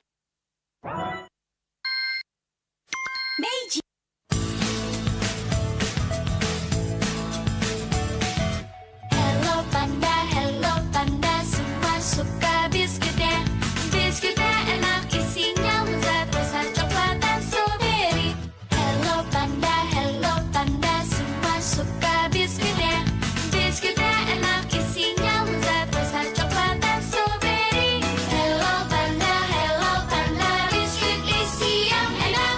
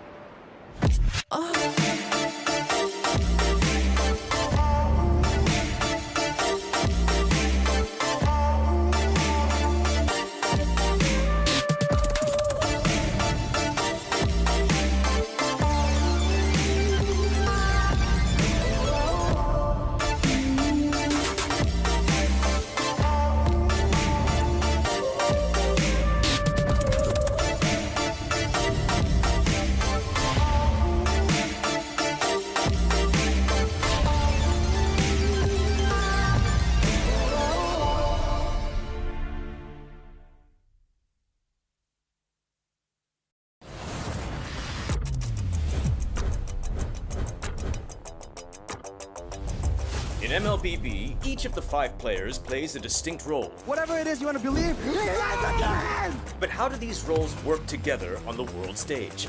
Going Sons, who picks up the Mid laners and roamers are the bedrock of the team. looking for the knockup, not able to find it. Sensui wants more, takes him out. Whether it's picking beefy tanks, mages, or sustain, together they provide crowd control and damage in the early game, making space for the team to farm or secure objectives. Then we have the EXP laners, usually playing tanky heroes. They poke and zone the enemy to create opportunities. All right, let's see. Another fight commences here. Gear goes in. It's going to be a lot of damage played. While the roamers pick to fill the team's needs and support if needed. EXP laners must win their lane and protect their tower with aggressive, confident play, ensuring map control for the team. Ooh, final slash. Finally, we come to the junglers, the early to mid-game finishers, and the gold laners, the mid to late game finishers. Fiery, the god in the jungle, takes a double kill. For junglers, whether it's frontline tank utility or assassin early game assassin burst, they form the core of the team. They act on the space created by their team to finish off objectives, utilizing power spikes with the early game advantage they get from farming the jungle. Should be a retreat from the Burmese Gold, and they get sent down into the ground. Gold laners focus on farming for gold to become late game monsters. 1v3. They are savvy observers, staying out of trouble and positioning well to deal the most damage with their fragile heroes. Do you agree? How would you describe the roles that make MLBB greater than ever?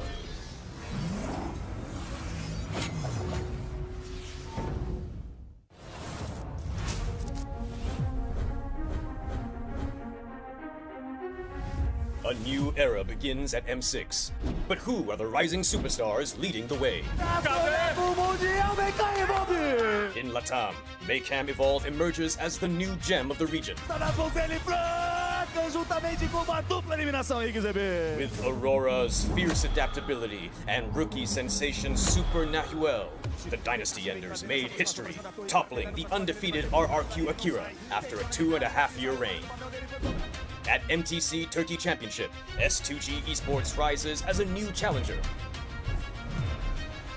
Led by Sijibum's superstar performance at the gold lane, Pagu's playmaking, and Begin's rotation, they are ready to shine on the world stage.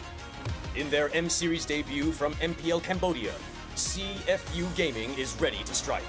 With M2 veteran Poppy and core members Detective, Z, and Wadu.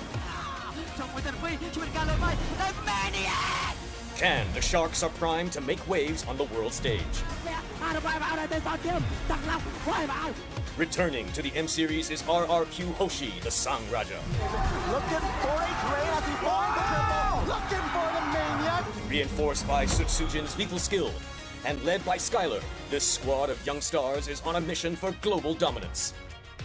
The Indonesian cavalry made a bold gamble by swapping their lineup with MDL rookies, uncovering gems like Fabian, the deadly jungler, a calculated roamer in Witty the Wise, and King Aaron Shiki, the next level gold laner. Team Liquid ID rises as a new M-Series challenger. The double, the Roy goes down one by one. It's a maniac. MPL PH Season 14 saw the debut of Aurora Gaming with rising gold laner Domeng and MSC 2022 champion Demon Kite.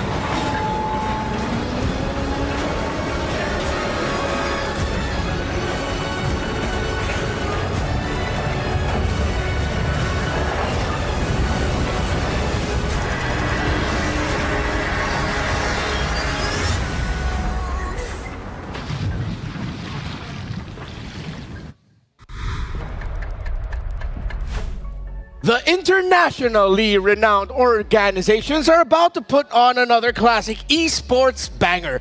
Team Liquid, Team Spirit, they are going to fight off in the land of dawn here for the M6 World Championship. My name is Renmar Santa Cruz. Welcome back to the panel. And of course, I'm joined by Gideon and Naisu.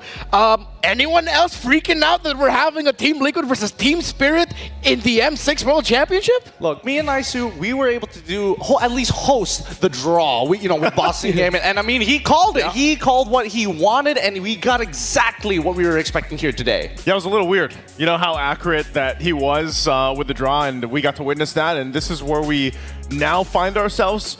I think either way, though, Renmar, based on what we've seen today, maybe this is going to be an upset. Maybe it's a surprise, but I love to see it because both the teams have showed great things up to this point. Yeah, be an upset for who or happiness for whom we shall see.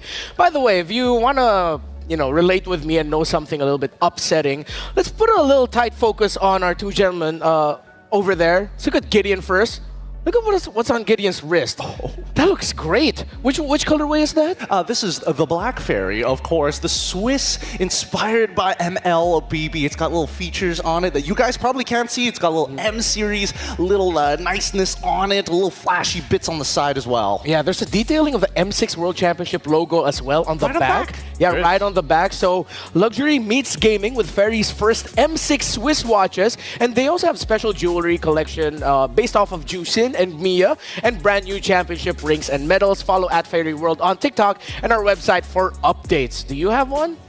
I unfortunately don't. I have my own watch here, but if they want to hook me up, that'd be great. But we did get a chance to try those medals on. You were did? There. When? Yep. So, we had a little exclusive access on that. And I specifically put on the Mage. Was it the championship medal? Medallion? Yeah. It was super heavy, but obviously I had to try that on because, Gord made. Oh, all right. So I want to mess with Naisu's macros. So add a little bit more sugar, protein, a little bit of fiber as well. Take a nom nom out of that Hello Panda. Go for it. Oh, you want me to actually eat it? Yeah, eat it. Let me get I got to get my tracker out. Yeah. let's get a tight shot onto Naisu, and while he's eating the Hello Panda, I will sing the Hello Panda theme song, but slowly. Hello Panda. Hello Panda.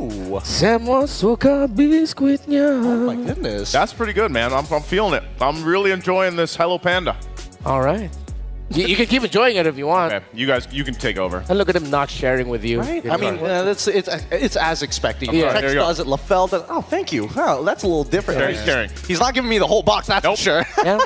Fuel your game with Hello Panda, the crunchy biscuits filled with creamy chocolate and the ultimate snack to keep you energized. Level up your day and visit Hello Panda's website for more. But this panda is saying hello to our next matchup. Again, it's Team Spirit versus Team Liquid Indonesia.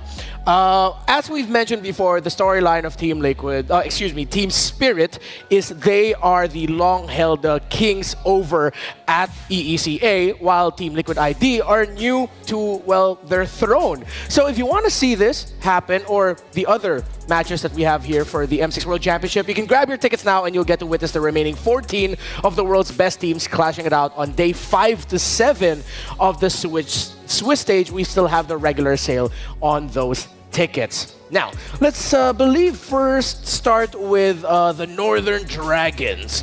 So when you guys hear Team Spirit in MLBB, what's the first thing that comes to your mind? Spirit. Oh, I mean, that's kind of unfair, dude. That's just off the bat, you know? For me, personality comes to mind straight away, but also Diggy as well. I mean, I still have horror stories of Sawo just destroying it. Oh yeah, the Sawo Diggy from last year's World Championship too. I mean, even the year before and the year before that. Oh right, it seems like every World Championship he's brought it out at least like once or twice just to mess with everyone. Has it shown up yet? No. Not yet. Not in this one. Hopefully, like we get to see it, because I feel like against a team like TLID, someone like Diggy might actually be able to help control the Stampede. What's the first word that comes to your mind when you hear TLID, Team Liquid in MLBB, Naisu? I'll tell you what, it's the fact that I've been saying cavalry wrong this whole time. Wait, what? And you know what? I just was surprised because I've always said Calvary instead of cavalry. Oh, so you mixed up the L and the... I mixed it up, but that's the first thing that comes to mind. Pronouncing it correctly. All right, so you were a proud member of the Cavalry. Yes. Now you're a proud member of the Cavalry. Let's hear from the coaches, if I'm not mistaken, of both of these two teams. I know Coach Shane DeLucas also brought something up. Yeah, it's the two coaches. So let's start first with Team Spirit. There's fun in building up veterans. You will meet great individuals with high ego because of their experience. While for Coach Shane DeLucas, he actually prefers to work with the rookies because it allows him to develop the young talent a little bit more. That's interesting that these two teams have such a different perspective on it. What do you think about it, Gideon? I think it's very varying, right? Because again, I would say that at least from a friend's opinion, yes, it's good to have smarter players that actually show you a different perspective when you're inside the game. Because I think that's the biggest problem with some of these coaches who haven't been in that professional scene. They don't know what it feels like, if not the perspective when you're on that stage. Yeah, I think for me, I think both work great because even for Coach St. DeLucas, you work with the newer members and you kind of fill that bottle of knowledge. It can actually really help build that up. And then, of course, I think that's why you usually see some staff have both those dynamics filled by both coaches and their squad. Yeah, so now on the Team Spirit side, of course, Coach Vren, I feel like he gets what he wants. He gets to work with Sawo and Sunset Lover, who's been playing and performing in the world stage of MLBB esports since the M1 days. They go way back. While on the other side, for Coach Shane DeLucas and Team Liquid ID, these are M-Series firsts. These are first-time champions who are suddenly put into this position of you have to represent a very high-pressure and proud MLBB region in Indonesia. Have you seen anything so far from the performances of Team Liquid ID, Gideon, that maybe that pressure is starting to get to them, or is it just growing pains? I think it is a little bit of the growing pains. It has been a bunch of best of ones. I think they're going to do a lot better in the BO3s. But hopefully when they do get to the BO3s, it's for the right reasons, like advancing to the knockouts, rather than getting knocked out themselves. Yeah, now for the side of Team Spirit, this is now a back-to-back matchup against an Indonesian squad. So, are there any brimming qualities that you've seen from the performance of Team Spirit Naisu that you'd want to point out before we talk about them a little bit more? Oh, for Team Spirit specifically, I think, in general, maybe all the teams felt kind of pressure, in all these best of ones that we had, especially the first day and the second day. But at this point now, too, for Team Spirit specifically, I think it's just there's a lot of young talent there. I mean, again, the youngest player in M6 Hiko. Oh yeah, he is. Correct, right? Yes. He's like 16 years old, and this is the thing, like you have that empty bottle that we just saw from the quotes there from the coaches that you can continue to fill up. This experience alone is a massive, experience to go ahead and give these young players. But then even the more experienced ones that have already been to the international stage, they are in an opportunity to go ahead and share that knowledge, and in performances from their games have been phenomenal up to this point. I just love to see them work a little bit more on their shot calls, on how they want to approach the games and the team fights. Honestly, the way that I'm looking at it, it's good to have, optimally and logically, some veterans and some rookies to make sure that this squad work well. But this is like East versus West, and honestly, with the Eastern side coming up with rookies that are malleable and clearly have the mechanics to do so, I think, the sky's the limit. So veterancy, rookies, and filling up the bottle of knowledge, that is how you understand MLBB esports. It's a big theme for this Team Liquid Indonesia versus Team Spirit matchup. So to know more about this, we actually had a moment for a side interview alongside Michelle and Poji, so let's hear from them. Hi guys, here is Michelle. Welcome to the Courtside Report. I'm here with Poji. Hello world, hello MC. But now we have a special guest from Indonesia, Pika. How are you? Hi, I'm fine. Do you enjoy the vibes here? Yeah, I really enjoy the food and the courts are amazing, especially today. Yeah, everything's fantastic. But I'm pretty sure you're coming here to rooting for your home team, right? Yeah, of course. So your home team, Team Liquid Indonesia, are gonna face against Team Spirit in the upcoming best of one. What do you think about that matchup? I'm confident that Liquid will win this one. Yeah, you are confident about your team, right? But now, so far, RRQ secured a knockout slot. How confident is the ID community that Team Liquid ID can also go to knockout stage? I'm pretty sure our Indonesian community is very confident because they already seen RRQ already qualified to the knockout stage, and now Liquid also gonna face the Team Spirit, and I think Liquid will do so much better today than yesterday. Sure, your fans has got the buff on them. And let's quick talk about the players. You think which player in your home team, Team Liquid Indonesia, are gonna cut up eyes through the game? I think Fabian will do well today. Okay, Fabian should be. Or any suggestion to your players? You think they need to pay attention to each player in the Team Spirit? They need to pay attention to Weedy. Really? Yeah, it's a big threat for them, right? Alright, so before the match begin, any words to the players before the game start? Okay, I wish you guys good luck and hope to see you in the knockout stage and also in the grand finals maybe. Or maybe you can do it in Bahasa so all the Indonesian fan can feel the hype, can feel the spirit. Yep, sure. Okay, halo guys semuanya, aku Pika. Jangan lupa buat dukung tim Indonesia yang lagi bertanding di M6 sekarang. Thank you, Vika. Hope you enjoy your stay here, enjoy your watch-up. So now it's a good time to steer it back to the panel. Panel, back over to you. Makasih, Pika, Poji, and of course to our lovely side reporter, Michelle. Now I think it's time for us to talk about predictions because Pika got to touch on some key figures for Team Liquid ID, especially Fabian. So keep that in mind. So gentlemen, I think the predictions are ready for y'all. Gideon, I'm excited to actually see yours first because I'm wondering where you hit it this time.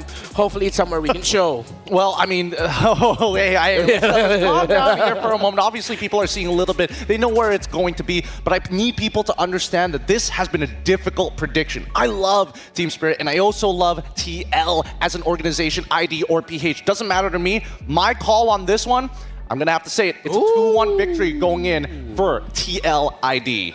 All right, what about you, Mr. Calvary? I didn't know you could stick it like that. Don't you touch this logo. It's close to the chest for a reason. All right, well, you know what? I'm gonna go ahead and I'm gonna put it up here for the cavalry. Wait, the cavalry. Yeah, there we go. The cavalry. I'm gonna go ahead and say, wait, what did you put? It's a best of one. Yeah. It's a best of one. You know what? So why was it? Did you just? Oh my! Did you put up 2-1 just to mess with us? Yeah, of course. That and also because the way that I think about this is more so if this was always going to be a best of 3, we have expectations already set. But it's always prime time for anybody to shake things up in the best of 1s. That's true. Mine, it's simple. It's 1. Just to be clear, and then it's Team Spirit. Okay. Yeah, this one is a little bit harder to decide, but I don't know. For some reason, I woke up today, thought about it for a few minutes, and I was like, you know what? Yeah, maybe Team Spirit is going to take the cake. Something about it. Maybe it's because of what we were talking about earlier, you know, veterancy and all that. I mean, of course, but it's just one of those games where it's really difficult to tell in a best of 1, right? As much as I want to believe that this is a best of 3, I think that at this point of time, we've seen the adaptability of a lot of these players coming in from both TS and as well as TL. Yeah, so adaptability, your ability to adjust and of course adapt to any situation. You gotta adjust those predictions too. And you gotta adjust those predictions too. It's flipped for me and Isu, but yeah, totally agree. There we go. It is a BO1. I still am leaning into the factor that maybe we'll actually see one unique pick. Maybe not necessarily something we haven't seen before, but something we're still not completely used to seeing. The Akai. Oh, want to see that again? Yeah, you know what? I don't mind, honestly. The Akai is it's good for countering a lot of the Team Indonesian playstyle, but hopefully Team Spirit this time just pairs it up with better damage. Well, I mean, I don't even think that the last draft was that bad, you know? At least for Kid Bomba, it shows that he has deep pockets, and I think the EXP right now is very narrow with the way that you have to play, but coming into these lineups, hopefully we see something get really, really exciting for both of these lineups. TLID, Team Liquid Indonesia with Aaron Shiki, Witty, Yehezkiel, Fabian, and as well as Aran. I mean, obviously I want to point out Witty, but even yesterday, the day before yesterday, we see that Yehezkiel is showing off why he is a pillar for this team. And even Aran having a good game, it just goes to show that the draft has many different ways to attack, whether it be Angeling or, hey, Aran, win your lane, give me info, we win the game after that. Yeah, I love the thing too. You know, most of the time, I think even watching their journey up to this point in M6, a lot of the eyes have been also on Witty, what he's able to do in the roam, especially if he gets one of those power picks like the Cho, for example. But also, maybe we see them test that limit of the hero pool that they have that they can bring against this matchup. Specifically, the fact that it is a best of 1, we know weird things can happen here, and this team right here, exactly the team to be able to do it. It's Hiko, Sawo, Sunset Lover, One Shot, and Kid Bomba. And I like what Gideon said, you know, part of this too is the XP lane, honestly, it needed some shaking up, you know, and what better player to do it than Kid Bomba? Yes, the Akai didn't work, you know, the way that he probably wanted it to, but maybe you go with a little more experimentation for them this time, or again, there's a lot of flexible things that can happen here. The other whole thing about it too is gold lane. There's been so much discussion, and I know our previous panel already talked about, you know, extensively what's been all said about Bruno right now.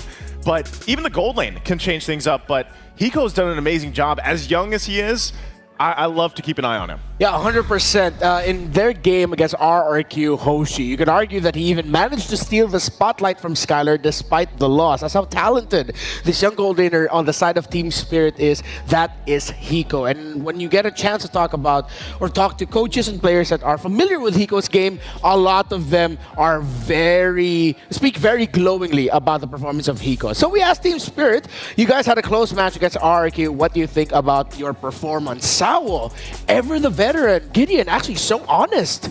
He's very honest. I mean, if we could hear them in the player room with the way that he hypes up his boys and the way that he also criticizes his boys, you'd understand why Sawo is like that. But of course, personality still shows with Kid Bomba, who's like, honestly, we did better than MSC, you know? Yeah. I have to agree, because Akai isn't exactly one of the more straightforward picks. It's not as honest as Hilda, and he still played it at a very high level, coming up with some incredible creative angles.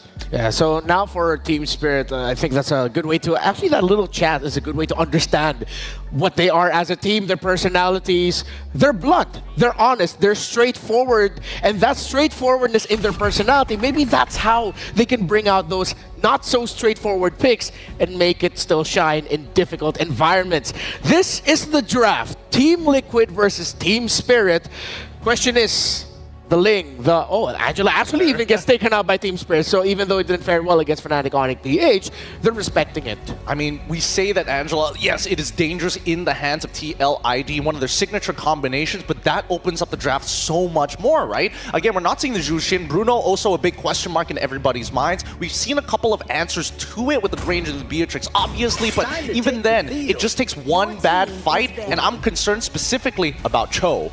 Yeah, I'd love to see them actually contest the Cho. I think that's going to be the big thing. And same thing can be said too. Now that the Bruno's out of the picture, what does that gold lane matchup look like? I was actually glad that even earlier today, we got to see the Natan pick. You know, that actually came through. Yeah. There's some things happening, but one thing we haven't seen too much of, aside from maybe what the Harith, I think, is those magic gold laners that have popped up previously, even in other tournaments throughout this year. And, you know, I'm still expecting at least Moscov's to come through. Please no. Else. Yeah, I know you don't feel good about it. Please no. That's the reality we're in here, Renmar.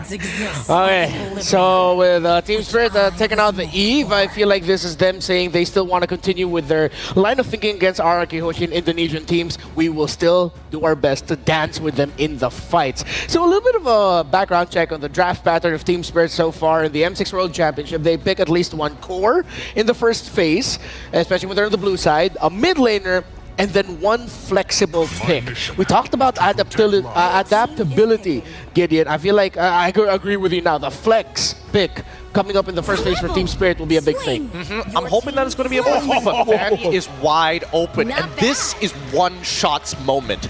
He really needs to live up to his IGM for his name's sake. Yeah, he needs to be able to accelerate this game really, really quickly, because I'm not seeing a Cho ban either, so there's still a lot of ways for TLID to completely shut down the Fanny pick. And Moskov, one of those few answers. There it is. You know, that Moskov coming through, the Phobius too. We've seen so much of this pick right now. I'm still wondering if they go with what I like to call the purple trifecta. You know, yeah. Please go that way. It's true though, right? So even earlier on from Aurora, I think we saw, was it the Vexana that actually came through with a similar lineup already, but also the Valentina obviously still available. They don't have to get it now, but they can play around it, and that sounds like it's that's going purple? to be, yeah, that's purple. So it's still the purple trifecta. Oh, but it's one of the newer ones popping up. Oh, interesting. Well, I mean, it was old and then went out of meta, and now it's coming back into meta once again. And I think it's a great pick against the Phobius. Yeah, 100%. And of course, they lock in the pick for Hiko. So instead of showing just one core, they show both of their cores, and they pick up a glue to instantly respond into the Phobius. And there is as well the Joy, which because of the Fanny, because of the glue, now I think Team Spirit needs another chunkier presence just to help heal for the back line, because this Joy pick to me makes a lot of sense. The two other picks paired with the Beatrix right now looks like they might actually leave the Beatrix alone, making it easy for the Joy to pop off against Hiko. Well, I mean, we got to start thinking about answers towards the Joy, right? And I think that from TLID's perspective, it makes sense if you want to pick up the Tro on your side. It is more on Team Spirit's prerogative to get rid of it. But even then, yes, get rid of that low E, get rid of the global presence. That's so good. I actually thought that maybe Team Spirit might want to go for a let's fight very tight together, like a Ruby low E last two picks for Team Spirit. Especially because of the fact we saw how good the Ruby worked against those, those heroes that do get away, or even the Cho, for example. They're still going to kind of focus down on those counters into a Fanny, the possibility, because that was my next question, how do you protect this Fanny? How do you allow that Fanny to have that, freedom to get the buffs that they need? Because you guys know it's always the same. When Fanny is picked up, it's such a high-risk, high-reward hero, and eventually if you fall behind, you don't even get a chance to really see your purple buff, because there's just so much pressure. So I think part of it too is, what do they use to actually protect this and make it the best case scenario, where then again you can also shift things as the game goes on and then rely on the Beatrix later on? Well, I've got the answer for you right here, and I think this is why Team Spirit showed their cores really early on. Well, not cores, they're side laners, right? Beatrix can force priority. Glue has a winning matchup against Phobius, but can also force priority at the cost of a little bit of health. When your side laners are able to collapse towards that purple buff side of the map, the only thing that Team Spirit is missing right now is how do we get mid to push out just as fast? So whatever the roam mid combo for Team Spirit is going to be, it needs to be something that clears minion waves fast. We're not going to, you know what? Yeah, this move is probably going to go into the EXP lane because, again, one of the off-kilter ideas we've seen in the past that has worked. Roam Phobius? No, glue mid. Oh, glue mid, yeah. To get that quick level 2. So that you can invade right away afterwards. But yeah, most likely because of how we've seen glue against Phobius in the past, they're just instantly gonna put it there. Oh, there it is. Bones of Steel. Wow, interesting. Interesting. Out of all the picks, they wanted to go for God Dodge here when they could have gone for Cho, and now Team Spirit going in with the Belleric on top of that. This might actually be a Belleric EXP, something that they've showed in the EECA. Yeah. No, but then they've got, wait, then Glue goes as a means to an end? Concussive Blast Glue as a roam support? Yeah. Could be. You know, we were talking about leading into this, guys. We were saying, you know, this is a time, the best of one. This is the last best of one, at least for the Swiss stage, for the most part, right? Yeah. This is the last one, so why not actually go with something a little more flexible if they do that? Again, this is all kind of theory right now, also depending on what this last pick is going to be. But if it might be enough to go ahead and test that limit against TLID, there's the Valentina. Really, really great stuff coming in from Coach Vren here. He's looking at it from many different angles because both Belleric and as well as Glue, well, sorry, Glue specifically, even if he goes into the support against the Gatot or even the Phobius, doesn't matter which, that Glue is going to beat up these tanks. Yeah, and honestly now, I'm looking to see just how well Team Spirit is going to be able to play around this Belleric. It's quite hard to read the interactions right now. Yes, the Phobius might actually get taunted. Moskov might not be happy. Joy maybe because that'll proc the passive of the Belleric. Hey, don't you laugh? That's accurate. That's accurate. I'm having a hard time reading it. I can agree with you because we don't get to see Belleric very often, but it's about counter engage. It deals well with the Phobius if he gets into your backline. It deals with the Joy. It's a huge deterrent. As long as you hold on to the Wrath of the Dryads, TLID has to think twice about going into your backline. All right, real quick, name me a team. Who do you think it goes to? I'm going TLID. TLID. Yeah, the Belleric's too crazy a pick, but we'll see. Husky, Trex, what about you guys? Thank you very much to our esteemed panelists, Renmar, Gideon, and Naisu. You got Trexki here on the table. Team Spirit against Team Liquid Indonesia. It's a second encounter with an Indonesian team for Team Spirit. I'm liking what Team Spirit has brought out because I have an affinity for Kid Bomba, but we're also looking at the rookies from both ends going up against each other as we are about to head into the land of Dawn for this best of one. Yeah, I mean, it's going to be definitely exciting as we jump in. I like, you know, you mentioned the rookies. We got Hiko, we got One Shot, but One Shot gets the Fanny, which is even more hype. I mean, it's definitely going to be exciting, but take us in, Husky. Here we go, Land of Dawn beckons. Last series between Vamos and CFU Fanny was completely ignored, but this time Team Spirit will not let it go to waste. One Shot has a chance, and he has that one shot, and he better not let it slip. Both junglers starting on the purple buff. It will be a mirrored path for both One Shot and Fabian. All right, so taking a look at both drafts, I mean, both of them quick moving. They have these aggressive junglers. They have the ability to scale, but I will say One Shot, we know how the Fanny is. We know if those pop-offs can happen early on, if he can start this game in the laning phase with a 1-0, with a 2-0, lock in some of those first items quickly. It can get really bad for Team Liquid ID. And I'm also looking at the adjustments to the Fanny, right, with the more energy regen mid-side. A little bit of damage, though, in there with the Litho. One Shot looking for that first kill already. Easy goal goes down. One Shot able to find it quickly within the first minute. A nice start for the side of Team Spirit. Absolutely amazing opening. Yehescu, he had no other choice having to flicker into open area. That is just a wet dream for One Shot. Not only getting that first blood, but now able to head towards that bottom side, get that crab for himself, get that experienced lead.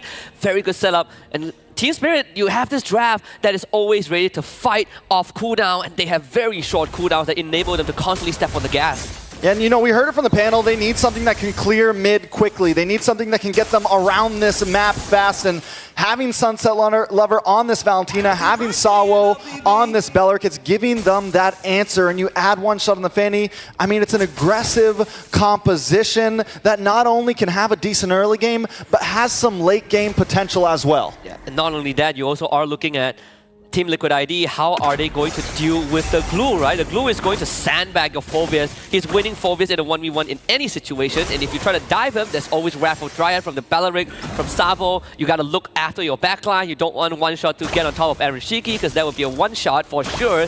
Spirit looking to set up at this turtle. If Liquid ID wants to fight, Team Spirit will be ready. Yeah, one shot, hanging out, waiting for it. Aaron and the rest of the team as well. In comes the taunt, a lot of damage. Guardian comes down, and Fabian able to pick up the kill on a Kid Bomba. Easygle in trouble though, one shot trying to get the finish, but he just can't do it. Turtle still up, Sunset Lover in trouble as Aaron fends him away. Now Fabian still able to steal it. One shot now on the run, can he get away? Aaron with the Demonic Force tries to get the last hit, but he can't quite do it. Fabian does find a kill on to Sunset Lover. Witty taking the kill.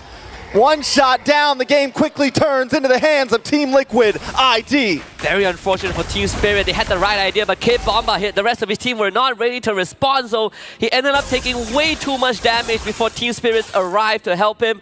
Kid Bomba going down means that front line for Team Spirit collapsed. Savo couldn't hang on all of his own. He got the Raffle Dryad, but your damage dealers is in the back line, and not being able to take down your Heskio is just icing on the cake, at least if you're a Team Liquid ID fan. I mean, I feel like at this point, we're going to have some of this back and forth, right? They already want to kind of kick things off aggressively. Team Liquid ID has a little bit of something back into their hands. They get that first turtle, but the gold is still essentially nil. It's only 650. It could still go any way. But do we think Team Spirit wants to maybe slow things down now? And does Team Liquid ID want to match that, or is this the time that maybe you press on the gas a bit? I think if you're Team Spirit, you probably have no choice but to slow down. Like that first turtle fight is going to decide whether the pacing remains, right? But if for Team Liquid ID, I don't think you mind playing slow. You got pretty good late game scaling, but if you are Fabian with a 2-0 lead, you're going to be looking to fight every objective. Yeah, so at this point, this game really, I think both teams really kind of start hitting major spikes around First Lord. Maybe nothing too early, both with marksmans that need a few items to really start popping off. Yes, one shot can maybe get some cheeky kills here and there, but other than that, the rest of the team needs some time to scale. Both teams taking it slow. Yes, we had some action in the beginning, but next turtle is going to be up in about 13 seconds. I think FC both XP laners now moving to turtle area. Aran will arrive first, and he does have a minor lead over Kid Bomba. Here we go. One shot, looking for an angle, decides not to go. Aaron Shiki at any point can knock him back, create that little bit of space, but down comes Bennett's Rage. A lot of damage to the backside. AOG unable to connect onto anyone. One shot trying to make his way in. The Miro's Passion finds the target. Fabian drops. Witty drops. Sunset Lover picking up the kill. This should translate into a turtle. And that is the ideal environment for Team Spirit to fight. Don't Team Liquid ID, they do lose the objective, but you have Aaron Shiki just feeding off of these gold, these free platings on that bottom side. Kid Bomba will try to mash that lane to try and stem out the bleeding, but Team Spirit have found an equalizer, and now they can start pressing that advantage on the top side. One shot here again. Ooh, one shot's getting aggressive. Aaron on the run. Aaron goes down. In comes Fabian. The SOD able to connect. Hiko falls as well. Fabian decides to back off. It's back and forth right now. Prime time in the Land of Dawn. Because the Spear of Destruction landed, Aaron Shiki gets a free lane swap from across the globe, all the way from ID. Moves to top side as Hiko went down, so no one is going to be taking care of that turret, which means that Aaron Shiki continues to get free resources. So in the macro sense, I think for Team Liquid ID, they are okay with that trade. I feel like Team Spirit made a bit of an error. They want to put pressure onto Aran, but having Hiko walk past that tier 1 without much info is a bit of an overextension. But man, Trax, we got a pretty exciting game, yeah, right? 8 kills in 5.5 minutes. We had to take the pause. We had to throw a little ice. It was getting a little too hot there. We needed to chill out for a second. Does look like Team Spirit needed to raise the hand. Sawo. So we're going to take a second till we jump back into the game. But at this point, it still feels down the line. One Shot is looking for those marks nonstop. But the thing is Team Liquid ID is doing such a great job at responding, at quickly recuperating, finding those aggressive moments that Team Spirit tries to bring, like what we just saw when he went after Aaron. But then in comes the Spirit of Destruction, and they quickly counterattack. So it doesn't seem like Team Spirit is ever getting anything for free against Team Liquid ID. Yeah, you are always forcing a trade, and that is why even after a turtle fight and even after taking out Aran, Team Spirit never really got too much of a goal lead. I would even argue it's even, right? It's like a 400 net worth lead doesn't really mean too much right now, and that's kind of what the Moskov gives you, that macro advantage. You can always join a fight cross-map as long as you land that SOD, and you can always rely on Aaron Shiki to arrive on time. So Team Spirit, they have gotten a taste of what makes the team fight tick for them. You know, having Sabo and Kid Bomba in the right place and just funneling everyone from Team Liquid ID into this tight space for Hiko to kind of dish out the damage and one-shot hit the backline. They gotta keep replicating that, and at the same time also watch out for Witty. So the battle spells from Hiko, that flicker, is ever important, because if Witty ever gets on top of Hiko, I think Liquid ID can just take him out. Yeah, if they can target down Hiko, it's going to be a big problem. If they can slow him down as much as possible, make sure Aaron Shiki is well ahead, locks in that Holy Trinity a little bit before Hiko can get his third item in, then it's going to be major. And another thing to point out is the Fanny's going to do good, right? The Fanny, it's going to do great once they get to that mid game, but towards late game, I would say the Joy is going to pack a bit more of a punch. Going to be a little bit easier for the Joy to dash through and get to some of those backliners to be able to find Hiko. Team Spirit kind of have this real prime time to try to get ahead, and if they're not able to do it, I gotta say that Team Liquid ID is gonna start getting a major advantage. I agree, and this is sort of why I established that I think Liquid ID, you don't mind playing slow. You got Moskov with that SOD that, again, always gives you a macro advantage. Late game damage comes from Joy. Will always be there. He steps on Hiko, Hiko will just vaporize in a second.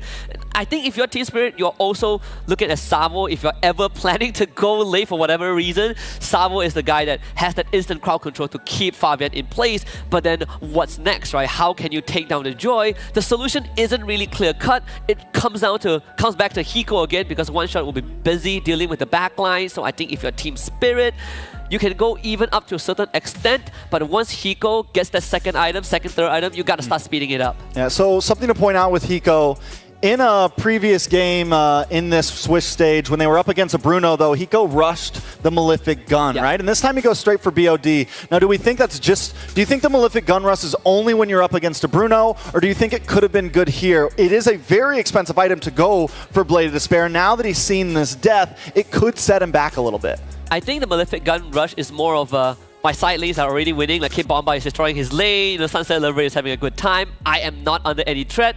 I might as well do it. You might as well do it. Yeah, might as well do it. But in this case, I think the BOD makes a lot more sense because Team Spirit are actively fighting for the turtle. We saw them participate in the first two turtles, and the second one ended in a very, on a high note, I would say, for Hiko at least. So that one that was very unfortunate. He could have entirely prevented that, just trusting one shot to kind of dive those turrets. But at the end of the day, I think after this BOD, you probably will be looking at the Hunter Strike, or if you want to go Malefic Gun at this rate, I wouldn't blame you. It does buy you distance, you know, from away from Witty and Fabian. Yeah, definitely can help a lot. You get to switch over to the Bennett, you get to have that distance, you get to have that little bit of damage with the Bennett and everything, but still, now on to the next topic is, when I take a look at these deaths, when I take a look at the people that have gone down, and I look at Team Spirit right now, all their damage dealers are hurting. But when we look at Team Liquid ID, Aaron Shiki is feeling good right now. It's 1-0-1. He's deathless. So, I mean, at this point, Team Liquid ID definitely seems to be feeling very comfortable in this game, at least. Yeah, I mean, they have some time to kind of think about what's going on as we continue to troubleshoot the problem. We're going to hand it back to our panel to discuss more about this ongoing game.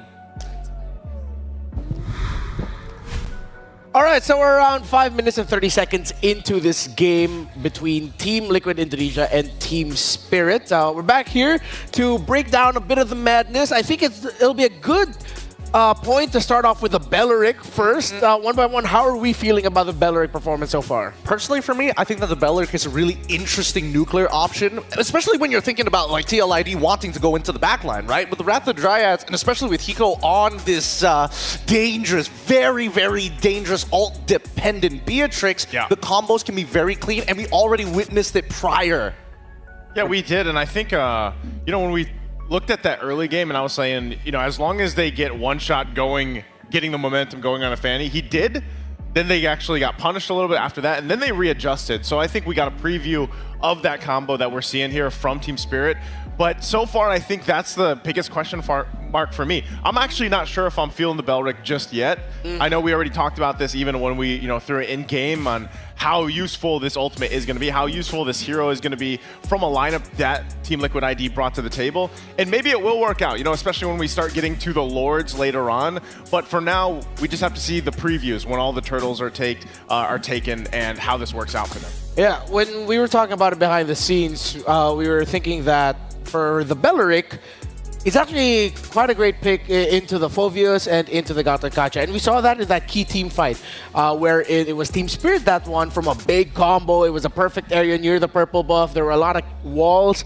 It'll be easy for one shot to get cables off. Where in the moment you get the Phoveus and the Gatakacha to enter, once the Wrath of Dryad comes out, they're there for a while. Yeah. And then if they can get free to finally rejoin and deal some damage is the question. I feel like though, team fighting wise, that's something that Team Liquid IT needs to respect just a little bit more.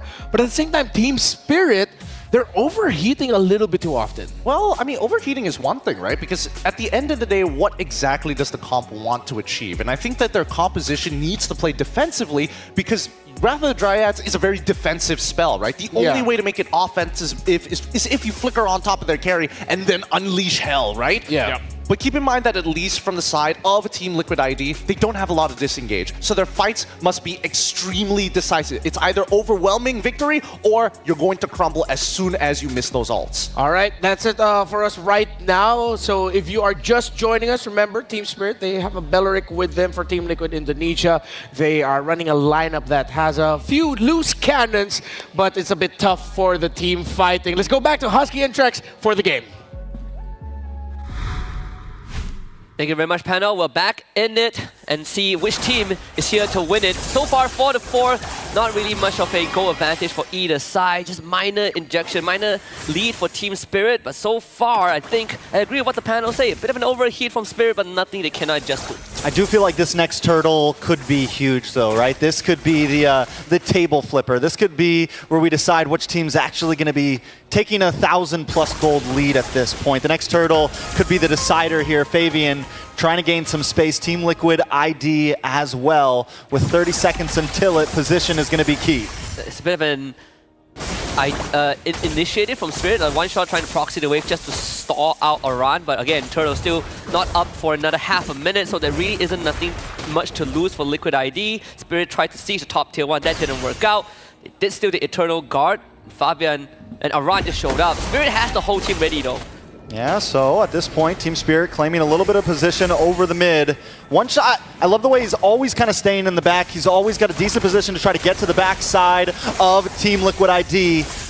Witty and Kid Bomba both kind of doing their back and forth. Turtle finally up. Sawo gonna try to claim position, pull it over his side as Team Liquid ID does the same. They're going to send Eroshinki down to the bottom side. So Spirit, if you get this turtle, we are going to get that bot tier 1.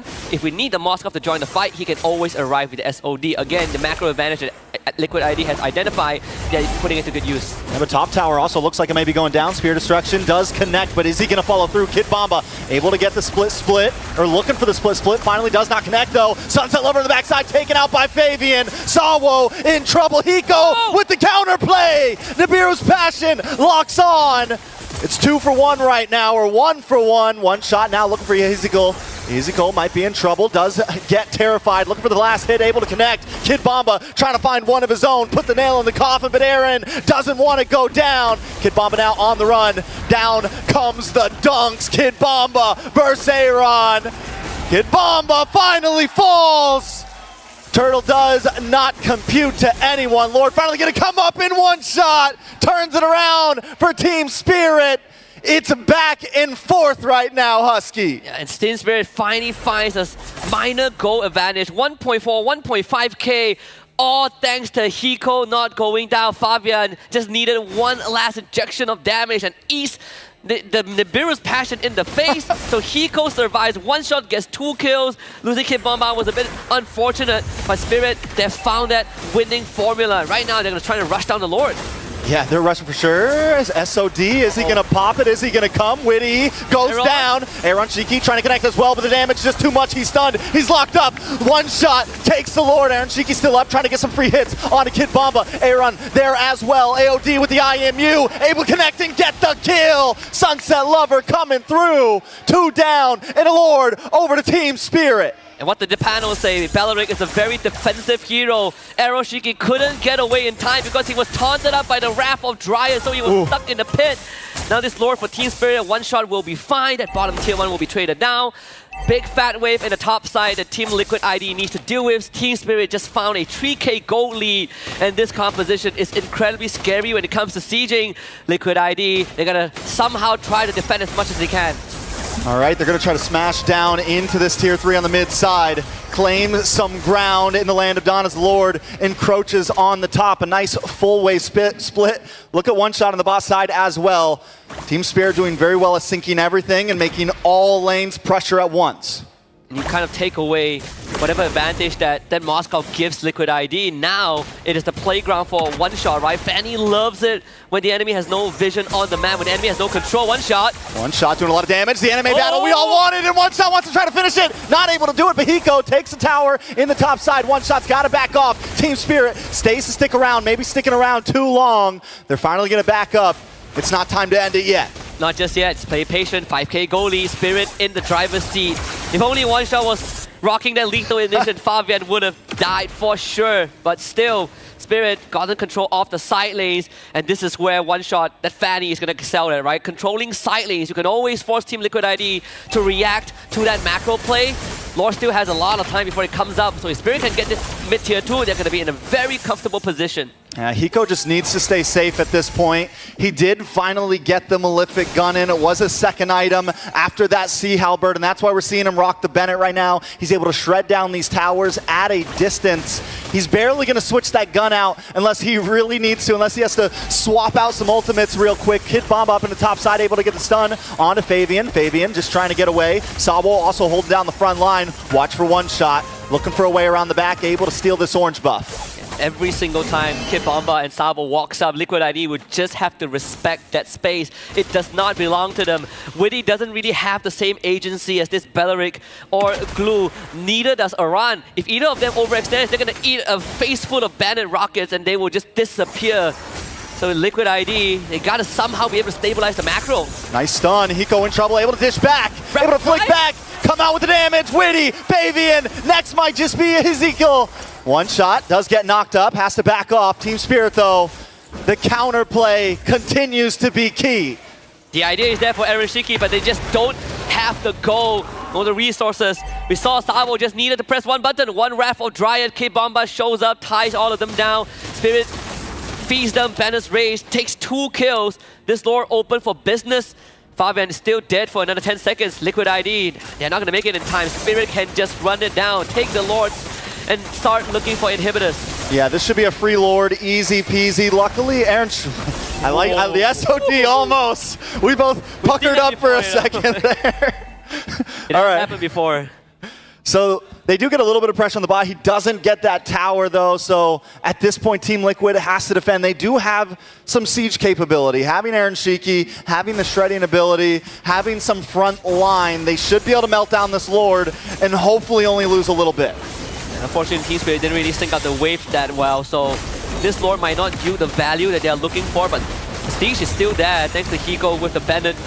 The turret stays alive. There's still one more wave that Team Spirit can utilize, but at least the burden is lifted off Liquid ID. I say the burden is lifted, but Hiko is just walking forward. As long as Hiko is alive, that tower is not safe at all. You're not even trying to dodge minions. You're just trying to make sure Hiko can't get in range. But the AOG tries to connect. Down comes the Eternal Guardian. Witty taken off the map. A double kill for Hiko. But Fabian looking for the back line. Able to take out Aaron. Fabian does find Sabo. Fabian might be in trouble though. One shot. Finally wants revenge from the last one. Kid Bomba finds the kill. 3 for 2. But Team Spirit winning out on that one. Make it 4.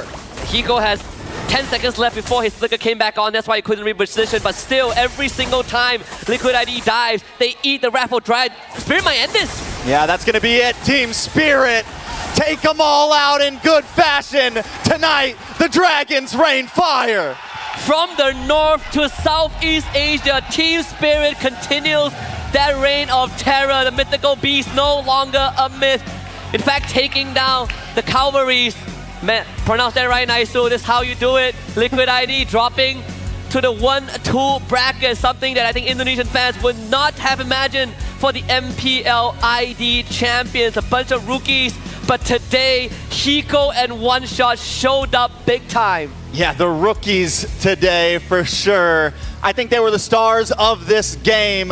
I gotta love the pop-off from Kid Bomba as well. Excited for it. We're gonna throw it back to the panel to break down this game. In classic Kid Bomba fashion, I just gotta do this. Huh? Wow, what a performance by Team Spirit. GG, well played to both teams, of course. That was a very fun game, but the Godfather Sawa with the Belleric. Oh man, he made an offer they couldn't refuse with the Belleric. I mean, it was crazy. Everything that we explained on the panel happened perfectly. And I think, you know, as the game started to progress, you noticed that lead never really fell back into TLID's side. It was just a compounding interest slowly building up for TS. Yeah. That's a great way to put it. Everything just compounded little by little, and just the presence alone of every time the Gata Gacha Phobias would want to enter, and because their engagement gets messed up, Aaron Shiki barely has any time to deal damage. It was so good too, because just even all the way from the beginning to the end, I would say fantastic pick right off the bat. The Fanny, you know, that was the priority. They put full confidence into One Shot, and he did it. You know, he made it work, and there really wasn't an answer to deal with him at all throughout the game. Yeah, it looked like Team Liquid ID were hoping for a tight formation to potentially help them out. The Cho was open, but I could tell why. The Cho was a bit hesitant on the side of Team Liquid ID. Actually, Gideon has a good point about that we'll share later for the deeper analysis. But first, let's go on over to the stage with Rose, with members of Team Spirit. Team Spirit going up against Team Liquid ID and getting that win with a very interesting draft. Now, first of all, I am with Hiko. How are you doing? Hi everyone, I am doing fine. We beat Team Liquid ID and it was pretty good. Pretty good. Are you nervous? Maybe. You're a bit nervous. Yeah, okay, now, Hiko, I'm just gonna ask this. Previously, you guys met RRQ Hoshi and you guys lost. And then after that, you guys got another Indonesian matchup, which is Team Liquid ID. Did you guys meeting RRQ Hoshi give you guys like more preparation time for to go up against Team Liquid? В прошлый раз вы встретились с RRQ Hoshi, и сейчас вы встретились с индонезийской командой. Думаешь ли, вы смогли бы победить RRQ Hoshi, если бы у вас было больше времени на подготовку? На русском отвечу. Я думаю, что мы, скорее всего, бы их победили, просто некоторые люди переживали на сцене. Это был, первый опыт против такой крупной команды, и поэтому было тяжело достаточно. We think we had opportunity to win the RRQ Hoshi. Some of the players was a little bit nervous, so yeah, we just needed some experience, and this is our first time here, so yeah. Okay, now I do agree that sometimes you guys need to warm up a little bit. Now, Hiko, I want to ask, how did you guys react when you found out you guys are going up against another Indonesian? When you guys saw the matchup draw? Как вы будете себя чувствовать, если вы узнаете, что вы будете идти против другой индонезийской команды? Как вы себя чувствовали? Да, какое у вас ощущение было? Для нас это было немного неудачно, то, что попались одни из самых сильных оппонентов, которые могли быть, но в целом мы были готовы к бою и дальше проходить в knockout stage. For us, it was a little bit nervous that we got matched up with the Team Liquid, but we had a little time, think about it, and go through this, so we were ready to take this game. Okay, I love it. Amazing game, by the way. Now, speaking of the amazing game, we see that you guys brought a pretty interesting draft for the matchup against Team Liquid ID. So maybe you can share with us, do you think this is just the beginning? This is just a glimpse? Because we will be able to see more interesting drafts in the M6? У вас был очень интересный пик. Думаешь ли то, что будет ли дальше какой-нибудь более интересный пик? Или это только начало вашего такого пика? Да, в целом у нас было несколько заготовленных героев заранее, которых мы уже тренировали на праках. Условно тот же Белерик, вот. И Гул тоже достаточно необычный пик, но в целом, обычный будет для этого турнира, я думаю. We already have like some prepared drafts for the games, and we already did train those drafts. So yeah, I think in the future we'll have more.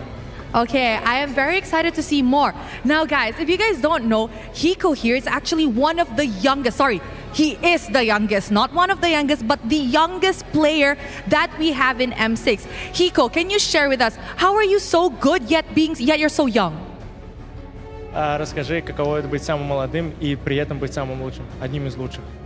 Для меня это первый M-Series турнир, и я покажу на все 100, на что я готов. То, что возраст это не проблема, и я думаю, мы выиграем M6. This is my first M-Series. This is my first M-Series, and for me, age is just a number. I just want to play my 100% of the game and show my best. I think we can see that Hiko is definitely an up-and-coming star in the MLBB scene. Such a young kid with huge potential. Okay, Hiko, last question. If you could choose who you want to match up on your next match of best of 3, who would it be and why? BTK. Why BTK? Because Mobazane's so confident and I want to beat him. Ooh, it is getting spicy up on the M6 World Championship stage. Thank you very much, Hiko. An amazing play. Congratulations. And with that, let us right back to the panel to break down what happened in this game against Team Liquid Indonesia. Thank you. The young dragon has spoken. And the Dragons of the North have taken down the Cavalry from Southeast Asia, the champions of MPL Indonesia. We were talking about it behind the scenes here. Very confident is Hiko with how he delivers, how he speaks. You know what?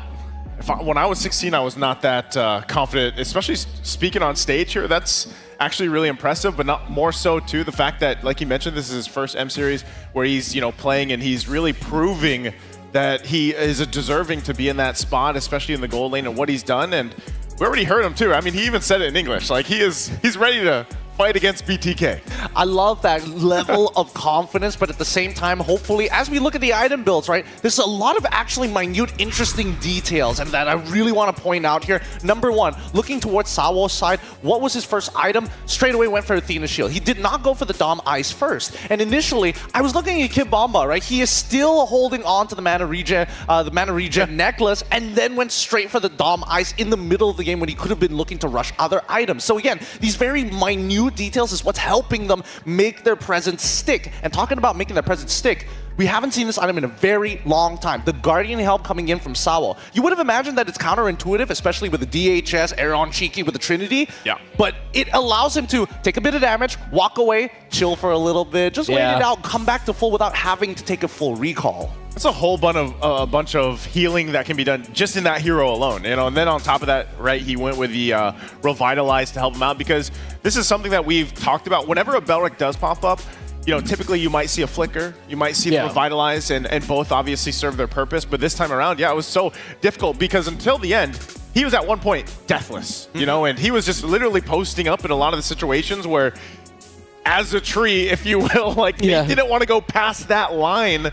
That was Sawo. I find this incredibly relatable. When I would find myself playing in the Indonesian server, there's one here I would love to spam. Belric with a Revitalize. Yeah? Yeah, when you're going up against a young hotshot team like Team Liquid ID, who again, have proven time and time again just how good they are at team fighting, why not bring out one of the best heroes that actually mess up team fightings in your ranked games alone? That's one of the reasons why Belric is so good with that big AoE taunt that he does. On the side of Team Liquid ID, when it comes to the emblems, anything that you gentlemen would want to point out? Honestly, everything is very standardized all across the board. You can see that even TLID is giving a lot of respect over to TS. Again, 3 tenacities, even on Witty, even on Aaron Shiki as well, against Hiko. If he was looking to try and ego him, we would probably see Master Assassin. And you can see that even Hiko respecting Aaron Shiki with a tenacity of his own. But the one thing that really surprises me in this particular matchup is that TLID, at some point in the draft, I don't know if it's Coach Ren or maybe even Sawo who made the call for the Belric and not to take the Flicker, because they know, hey, TLID, they're a dive composition. They always must come to us. We don't have to go to them. And the only person who can instigate those wars, Kit Bomba, and one shot to make sure that Yehezkiel can't be the anchor that TLID needs to rely on. Yeah, it's like Team Spirit just realized they needed, as you mentioned, they needed anchors and they needed to hold on. What's crazy is their damage dealt is quite evenly distributed amongst 3 members, with the Matrix, with the Valentina, and the Fanny, all doing respectable amounts of damage. So I think that also shows why TLID, it looked like it was difficult for them to set up nicely.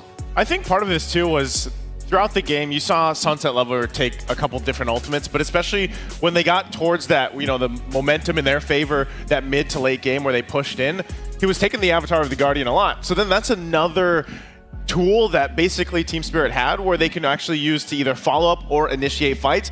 And why it was so hard for TLID to actually escape some of the fights, we even saw this where that Avatar of the Guardian clipped grabbing Aaron Shiki. And of course, one shot. His first M series as well alongside Hiko is the MVP of the game. 6-1 and 5. And nice, you were just waiting for him to take his one shot. He got the one shot, man. I'm still wondering how, that Gatakacha first skill kills a Fanny. Like, you're cabling over it, man. You know what I mean? Like, how does that happen? Look, game logic doesn't matter about the verticality of the game, all right? As long as it's in the hitbox, it's going to make it land. I'm more scared that if one shot was just one of the few Spider-Man in the Spider-Verse, he's vicious. He's absolutely vicious. Again, we did see a lot of the moments, especially in the earlier stages of the game, where, yeah, there are some failed engages, but there was recovery, and then they kept back to their same game plan. Hey, they must always come to us. One shot, if you want to go for a little skirmish, by all means do so, but make sure you know where to start cabling back to so that we can punish our opponents. Yeah, I felt like there were two moments wherein Team Spirit realized they just needed to recalibrate their decision-making in terms of when to actually fight it out. This was one of the moments, if I'm not mistaken, was Punish? Oh, no. Oh, yes, it was. They decided to take a fight that was just a little bit in too deep, but this is already later on when they were finally able to recover. And then, of course, the very first turtle fight, if I'm not mistaken, didn't go well for Team Spirit. And here now, the battle of the Thunderbelt between Kibamba and Aron. This was pretty cool to see. It was. And unfortunately for Kibamba, he couldn't get that optimal space where he can keep him within the slam to keep on triggering the snare. But then, when you look at the way that these fights are actually played out, right? These Lord positions are so hard for Team Liquid ID to take advantage of. And I think one of the bigger problems is that they probably should have played the map a little bit better, right? Look to play on the opposite side. If one shot happens to come by that side, then we look for the big punish, but they kept on calling Aaron Shiki to these fights. Hey, SOD, now jump back into that fight. And that's where you see the Belric just now in that highlight where that Wrath of the Dryad ultimate is so good in those choke points around the jungle to just lock people down and then follow up with a kill. I feel like what we saw there also was, we also have to credit Coach Bren here. He has experience coaching in Indonesia. He knows the mindset of Indonesian players and Indonesian teams and how they want to play. Feels like this Belric was one of those picks prepared for that. But however, this pick does have precedence. They teased it a little bit during the EECA season or in MCC. And then finally, they bring it out to the world stage. Fun fact, you know what? This man over there at the end, Naisu, he wants to take a secret lab chair away from someone who doesn't even have a secret lab chair. And he has a secret lab chair already. Yeah, but I don't have this one, Renmar. I don't have this special secret lab chair. Like, this is a very special secret lab chair. What makes it so special then? Well, I'll tell you what. You can play better for longer and just play better at the top of your game. If you're running for rank 1, get a secret lab chair. They're ergonomic chairs designed to keep you at the top of your game. Of course, the secret lab Titan Evo is designed to adapt to different postures like this or that.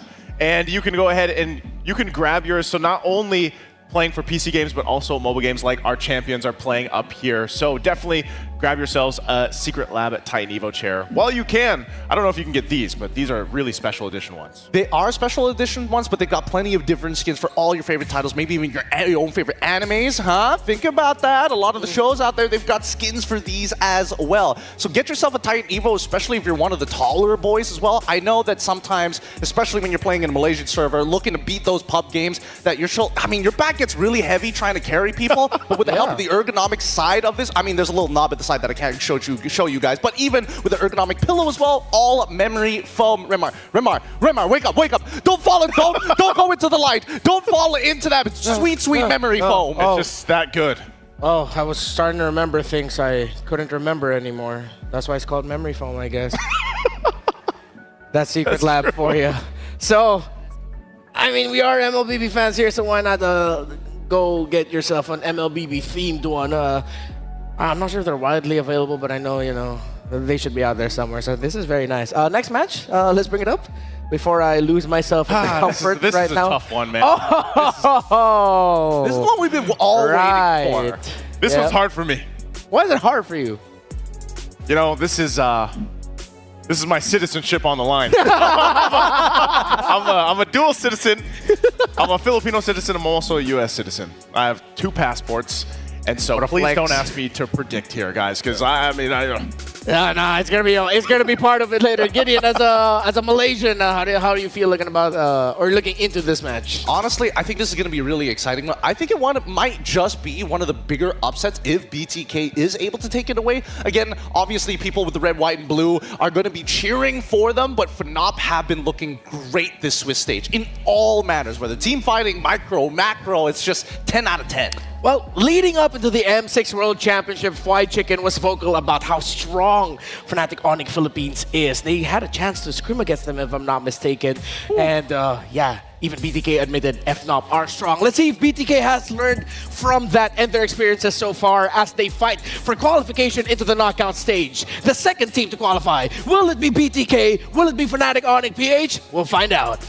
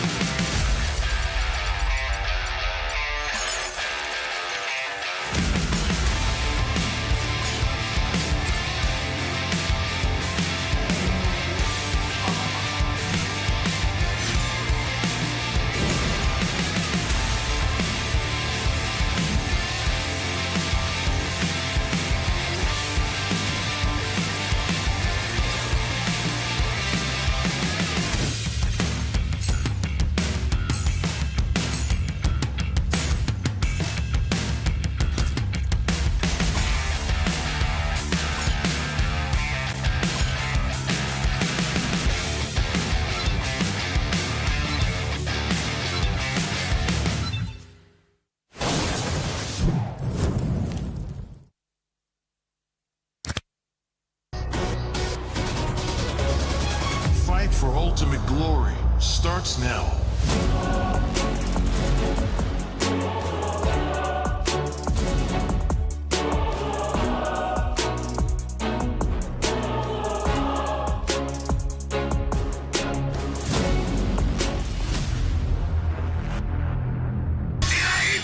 Mobile Legend M6 スイスウォッチMeiji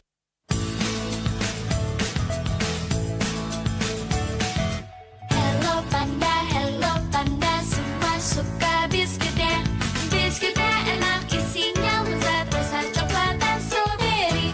Hello Panda, semua suka biskuitnya. Biskuitnya enak isinya lezat rasa coklat dan strawberry. Hello Panda, biskuit isi yang enak.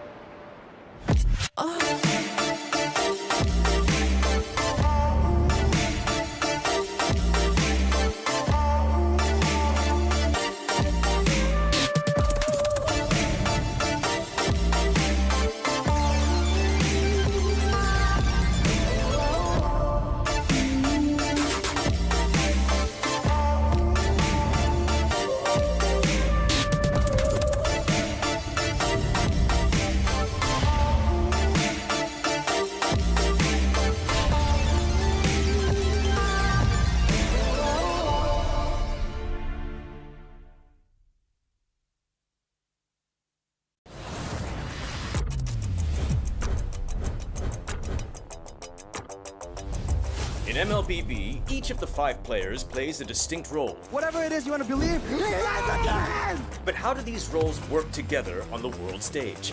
going Sons, who picks up the Mid laners and roamers are the bedrock of the team.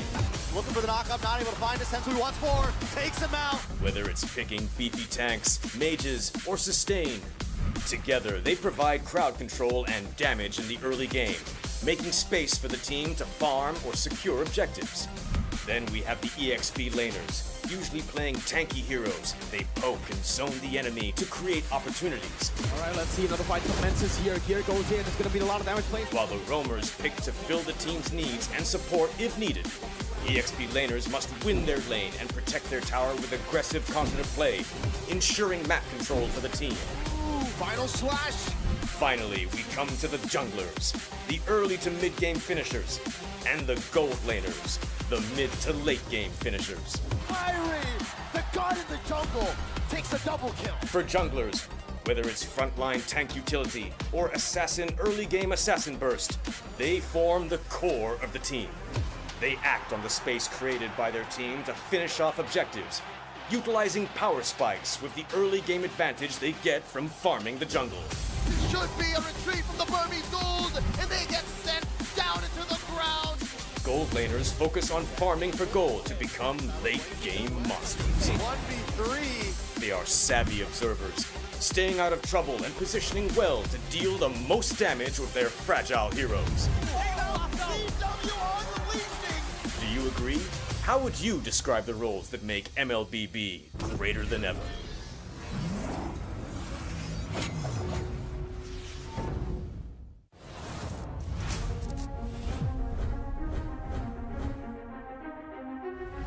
A new era begins at M6. But who are the rising superstars leading the way? In Latam, Maycam Evolve emerges as the new gem of the region. With Aurora's fierce adaptability and rookie sensation Super Nahuel, the Dynasty Enders made history, toppling the undefeated RRQ Akira after a 2.5-year reign. At MTC Turkey Championship, S2G Esports rises as a new challenger. Led by Sigibum's superstar performance at the gold lane, Pagu's playmaking, and Begin's rotation, they are ready to shine on the world stage. In their M Series debut from MPL Cambodia, CFU Gaming is ready to strike. With M2 veteran Poppy and core members Detective, Z, and Wadu. Can the Sharks are primed to make waves on the world stage? Returning to the M Series is RRQ Hoshi, the Sang Raja. Looking for a train as he finds the triple. Looking for the maniac. Reinforced by Sutsujin's lethal skill, and led by Skylar, this squad of young stars is on a mission for global dominance. The Indonesian cavalry made a bold gamble by swapping their lineup with MDL rookies, uncovering gems like Fabian, the deadly jungler, a calculated roamer in Witty the Wise, and King Eronshiki, the next-level gold laner. Team Liquid ID rises as a new M Series challenger. To double, the Roy goes down one by one. It's a maniac. MPL PH Season 14 saw the debut of Aurora Gaming with rising gold laner Domeng and MSC 2022 champion Demon Kite.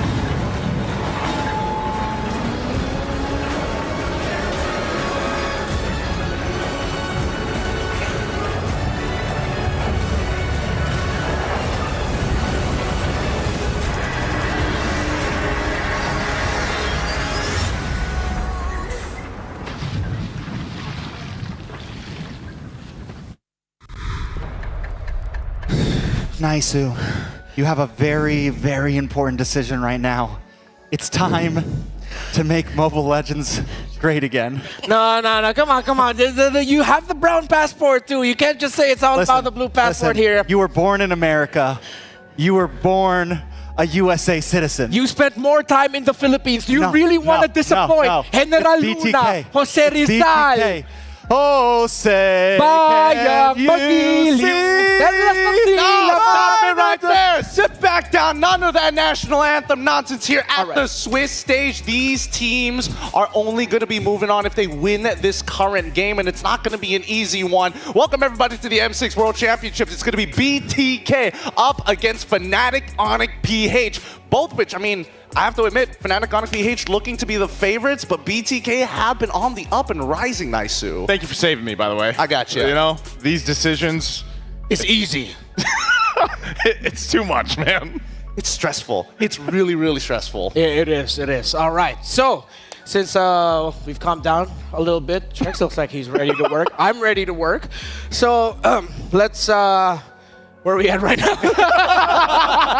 Out of breath from that national anthem, huh? Yeah, I'm just a little bit out of breath. So, if you want to make, not like us, but you want to go to a place that unites gamers, communities, and fans across all genres and walks of life, then Kadea Gaming and Esports District is the place for you at Kadea Gaming.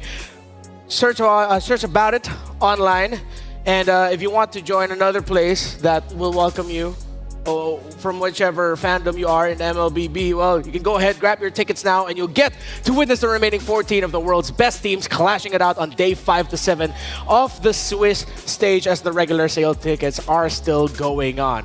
Whew, it is getting hot. Yeah, you get a little bit out of breath when you have a lot of Philippine pride, you know, coursing through you. So can you help me out with this, Gideon? No we still have worries. some goodies for our fans. Of course. And I'm especially going to be talking specifically to our American Filipinos out there who are torn between both of these teams. To put your minds away from it just for a little bit, keep in mind that you can participate in the M6 Lucky Gift. You can join the draw for a chance to win Claude's new epic skin, the Challenger's Flare. As you can see up here, this is one of the models that perfectly shows. If you want to zoom in on that, that'd be great. and Beatrix's new M4 Epic Painted Skin Light Seeker. So don't miss this rare opportunity to get the Beatrix's M4 exclusive and M4 Prime skin. So don't DM me about when I can get them again. Returning for a very, very limited time. You know, out of all the Prime skins, I'm not sure which one I like more. You know? Yuzong. 100%. 100% Yuzong. Yeah. Is that the same for the statue? Oh, okay. That one's a bit hard. I was gonna say, we need a tier list of Prime skins and statues. Yeah. For me personally, I feel like it's M5, the Prime Yuzong, definitely over the Prime Claude. But this, since you're getting a 2-in-1 package deal, you get Dexter too. I was gonna say, I love the statue. Yeah, it is. Honestly, the only amendment I would wish for this is that if you could detach Dexter to have his own little thing, so you can put him anywhere you want. You know? Yeah. Oh, you can? No, you can't. Open. Just wanted to make sure. All right. It's BTK versus Fnatic Onyx Philippines, and this is the story heading into it. It is a quest for the Kings of North America. You can call it a bloodthirsty quest as they look to get revenge against the House of Onyx. We're getting a little bit of a fantasy vibes here, so nicely we want to run us down through the history. Yeah, again, you know, back in M3, Onyx Philippines, they 3-0 to BTK. That was the upper bracket final. And then an M4, Onyx ID 3-1 the Valley. Dudes, right?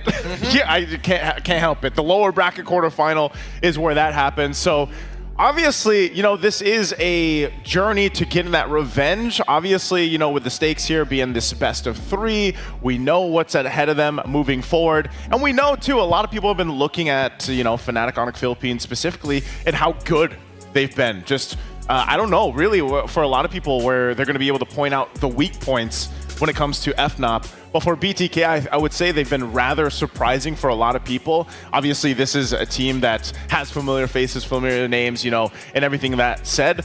But also, I'm just wondering, is this also a team where they want to pull out the MOBA Fred again? Because so far, that's been a big point on why they've been having their success in their previous games. Actually, that's a really good point here. Personally, for me, I think the biggest strengths coming in specifically for BTK, their drafting, number 1, has been looking so good. Number 2, their playmaking capabilities with not only Fly Chicken, but also Shark, who has been an absolute rock for the team. Even when things start to look dire, he's the big game changer to hopefully make Mobile Legends for America great again. I'm glad that you mentioned Shark.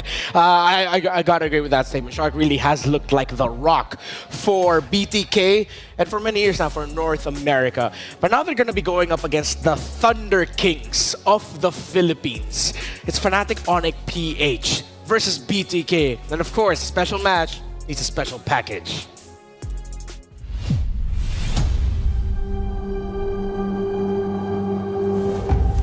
Speechless right now. BTK outbeaten Blacklist International. It's not going to be able to do anything. Hey, Khalid, sweet. What time is it? It's Onyx time. I think everyone's want to fight BTK because of MOBA. Mental silang mental. Kami lawan ni BTK kay Scream, sound trash talk babasin kina mental terus siya. And this is one of the best series that I have seen here. I think it's not MOBA Zane's meta. Well, it's not that bad, guys. Tingin ko, di talaga sila parang malakas. Kasi kumbaga parang nakikita ko na hindi sila updated sa game. Parang medyo huli yung galaw nila, yung forma nila hindi masyado maganda. BTK is back on the world stage. We want it more than Turkey does, the whole region. We beat both of their qualifying teams, and hopefully we can do the same to other stronger regions. And another victory for BTK.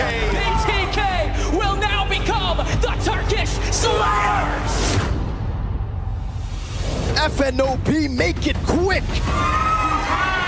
I think they can easily win against BTK. They have a really, really good chemistry. Their bonding is really, really different. Yeah. The Super Family once again reigns supreme!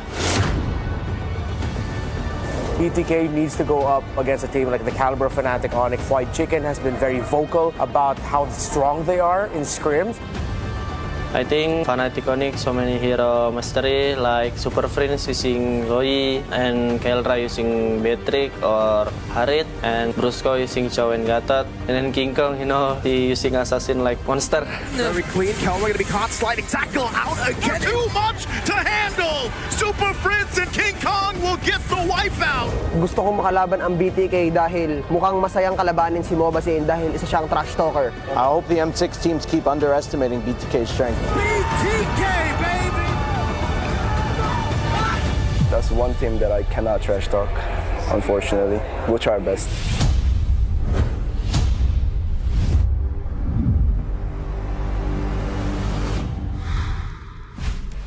Well, if that didn't explain the heat around this rivalry, then we'll try to dig in a little bit more.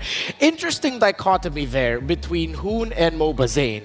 Mobazane looks like still keeping to his Mobazane trend of not essentially trash talking, but of course he was still very, how do I say this? He's still very forthright with saying that, you know, showing his confidence and stuff like that. While for Hoon, that's the most reserved we've seen Hoon. Of him just going like, well, that's one team. I can't talk that much about. I gotta keep it more stable here. I think it's just pure respect from both sides, right? I think it's understandable from Fnatic Onyx's position that, hey, when we're coming up against BTK, we don't want to underestimate. This is an advancement match to the knockouts. And this seeding is going to be incredibly important. And I think now with the Swiss stage, things have been shaken up to this very point. And I think that any team, especially looking at the position that Twisted Minds were in, from this point onwards, it's just best of three, best of three, best of three, until you finally advance to the knockout stage. Yeah, and that's one of the things is you have to look at here for BTK specifically, because a lot of people coming into this, and just in general, they've always doubted BTK or just the NA region in general. And now I feel like this is their quest, this is their opportunity. And if, let's just say this is a big upset, because I think a lot of people generally are rooting or leaning towards the side of Fnatic Onyx Philippines here. This is massive for them, but it's obviously something that they've been working towards for a long time. And I think there is some truth to that with what Mobazane mentioned. You know, let people keep underestimating them and let them prove it here in game, because I think almost every single team we've heard have said they want to go against BTK for some reason or another. Yeah, and they've doubted BTK's understanding of the metagame, but BTK's understanding of the metagame have brought them to the spot where they are 2-0 in the Swiss stage. One series win away from making it into the knockouts alongside RRQ Hoshi. But in their way are a team with undeniable, impeccable, and dare I say, historical levels of team chemistry. Teams around the world who have faced off against Fnatic Onyx PH has said the same thing. This team is out of this world with how close they are. The chemistry of the Super family is world class. Why not said Kelra knows how he wants the team to be. He was the one who broke the ice with the new players. So the gold standard himself led the way to forming the chemistry of this squad, alongside, of course, Coach Why Not, his the other member of Fnatic Onyx PH who retained from the previous season in King Kong, and of course Super Fritz. Kelra actually first met Why Not in Smart Omega when he first joined, so there's history between these two championship figures in the Philippines. Yeah, I think we can, you know, we've seen this, Renmar, actually happen in real time. And back in the MSC 2022, that was a time when I would say this character development, especially for Kelra alone, started to happen. And then they formed what eventually became, that Super family. And this is, when we were even calling them that, I mean, even some of the members have changed, obviously, up to that point when their first iteration, but they were still the beginning foundations of what is today that Super family. And I think Coach Why Not has done an amazing job at bringing that culture, bringing that nature to this team. And it obviously shows on, you know, in game. And I think that's a big thing, even when we get a preview here and the way they interact with the players. Oh, I mean, even when it's not just the interaction with the players, right? It's shown in-game as well. The connection, it feels like nobody is missing a beat. And again, I've heard from you guys first-hand experiences of listening to their comms. They barely say much. They just understand where they need to go, which is why their chemistry is really, really nasty. But even in that quote, Kelra understands that for him to grow, there needed to be a failure, which happened in 2022. And now he basically owes his life to Why Not to bring him all the way. And honestly, to appreciate it, he needs that championship to set that gold standard and to tell his coach, hey, it's because of you. Going back to MPL Philippines Season 14, Kelra was still being called the gold standard. He said, "Do not call me that until I start winning championships." He finally won his first MPL PH championship and finals MVP there, and now he's on the running to becoming one of the few players who can say they are an MSC champion, an MPL local league champion, and an M Series World Champion. But it's not just about Kelra. What you gotta appreciate about Fnatic Onyx Philippines, Naisu, is as the season went on, new names in FNOP started making a huge impact. Brusco and Kirk especially slotted in very well. Yeah, Brusco and Kirk both, you know, coming off of previous teams and then really slotting into this lineup that was chosen like we just saw there from help with Coach Wynot and Kelra. But the way that they came into the team lineup and the way that we did see them struggle a little bit here and there, but then all of a sudden, when they did come out from their last previous season of MPLPH, it was really hard to look for weak points. And I think that's still the case here for this lineup, even today, as we are now going through this the Swiss stage format and everything here. But also, across from them is a team that has come together in a lot of different iterations of NA. But of course, let's reintroduce them. We have Zia in the gold lane, Shark there in the roam, Hoon in the mid, Mobazane in the jungle, and Flied Chicken. And these guys themselves, man, I mean, they've been through, honestly, just a journey themselves individually and then as a team. And I feel like this might be the best version of them that we've seen in previous time. I think a lot of the fans from NA have been calling for this team to come together, especially with the competitive scene that looks very Mad Max-esque. There are clicks everywhere. And, you know, it's difficult because their servers is split up east to west. So even then, you have to deal with ping issues. And despite that, now on a competitive stage with basically one MS, now they can really show what they've got to the rest of the world. Let's see if the bloodthirsty Kings can take down the Thunder Kings. The super family of the Philippines is Fnatic Onyx PH, Kelra, Brusco, Super Friends, King Kong, and Kirk. Gideon, from an outsider's perspective, as you followed Malaysian, of course, I know you hear everything going on with Fnatic Onyx PH. Who are the stars of this team from an outsider's look? From an outsider's look, I mean, I gotta give it to Super Friends here on that Loyi specifically. He is legitimately disgusting on this hero. He is able to look at the map in a different perspective that not many people can catch his drift, but with the rest of the team being on that same wavelength, they have full trust in him. They're gonna send them into a position where they can actually pop off. But let's not forget about Brusco. We've heard about Kirk, we've heard about Kelra and King Kong, but Brusco is very interesting because again, he had an opportunity to go over as an import for RRQ. He comes back to this team and says, "Hey, I'm bringing back a couple of interesting picks, but better than that, I am coming in with hard discipline." He's able to open up the map and with full trust in his team. If he's looking for an engage, then you know that it's good. Speaking of good, we actually had some words with Flied Chicken. Which team do you think has the strongest chance of winning M6 and why? We touched on this earlier. He said Fnatic Onyx Philippines. You know, Fnatic Onyx Philippines, I've been hearing this a lot, man. Yeah. Like, you know, in the whispers and everything else of what the teams have experienced. And that's why I'm saying it would be amazing to see maybe tonight the first team that actually finds a weak point, and whatever that might be, against a team that is as stacked as Fnatic Onyx Philippines. Because remind you, too, with BTK, a lot of times, obviously, they're, you know, in a way, they've coached themselves up to a certain point. They've competed a lot together and on different teams. But ultimately, they have surprised a lot of people time and time again, and maybe they do it here.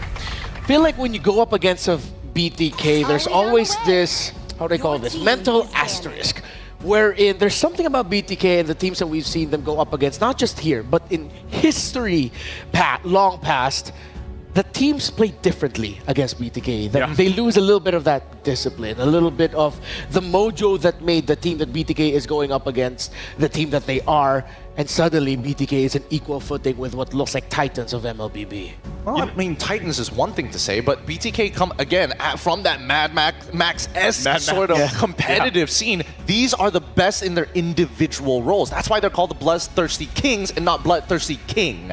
And you know, part of this too is, this would be, what, the first time that we get to see them in a best of three, obviously. Yes. Because it is very different. We've seen the nature of best of ones and now the best of three coming into play. So this is a true quest a true test for the Bloodthirsty Kings to come out on top. Honestly, for me, if like for our younger generation who are still going through their examinations, this test for BTK everybody else has their own different version of it, right? Yeah. UPSR, SPM, O levels, and stuff like that. But when you're up against FNOP, you are looking for that university degree to get that big moolah at the end of the day. And you see these two teams respecting each other's solidarity, with Fnatic Onyx Philippines taking away the high loss and Matilda, which are options for Shark, but of course that high loss can also go into the EXP for Fried Chicken, and the Eve of Hoon, which has shown to be terrific as well. While BTK are targeting some of the signature heroes of Fnatic Onyx Philippines in the Fanny of King Kong and of course the Cho of Brusco. I feel like they have to come in with a direct plan. With the way that the current metagame is going, teams who have a strong identity in themselves really influence the draft a lot, especially in game number ones of best of threes. I would expect BTK to start adapting afterwards if they do drop this one, but hopefully we get to see an idea of how they want to approach FNOP. I almost think they just go, like, depending on how this plays out, I almost see BTK going comfort. Like what's worked for them, obviously, in the past couple days to get them to this point. And maybe we see some contest go here for the Bruno specifically, but more so, like I said, my big question mark is what does Mobazane decide to take for game one, knowing that he's in a best of three? Because this Jushin first pick for FNOP, it covers so much. And we've already talked so much about Super Prince and what he's able to do on multiple heroes. But it looks like there is going to be a change here. BTK takes the Bruno, like we were thinking, but it is going to be a different jungle this time around as the Suyo gets locked in. Fnatic Onyx Philippines have to acknowledge it. One of the cardinal sins so far of this tournament is giving the Bruno. And a surprise, Mobazane says, hey, I'm not just a Fred guy, I can Suyo too. 2 power picks right away for BTK. This means that FNOP, giving the Bruno, they're potentially going to show us their take on how to beat the best pick of M6 so far. I mean, that'll be honestly, it'll be interesting to see how they approach it, right? I'm hearing the Joy come in very early on, Khalid as well. This will be interesting because Khalid is a flex pick, but I think that BTK, based on those first 2 picks, it feels more of denial against FNOP. Because again, Suyo, especially going Suyo blind as well, seems a little interesting considering the past few patterns of BTK. To be fair, as BTK go for their 3rd pick, I feel like this might be Valentina would be good, considering that you see the Joy and the Khalid there.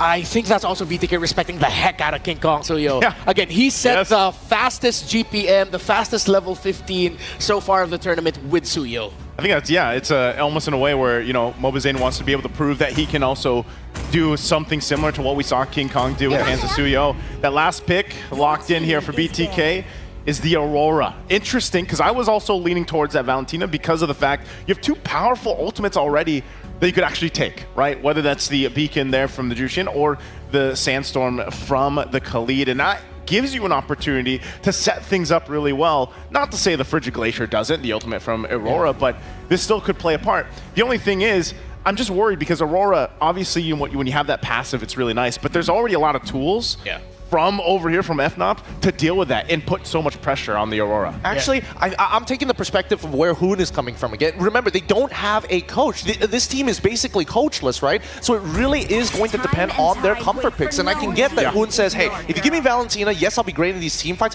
but the laning phase is going to suck for me, right? I'm outranged by this Jushin. There's a good chance that Khalid goes into that roaming position. Might as well put me on that Aurora. Let me be the anchor for you guys to absorb that pressure. And if we can look for those counter-engage moments, at least I have the capabilities and the toolbox to do so.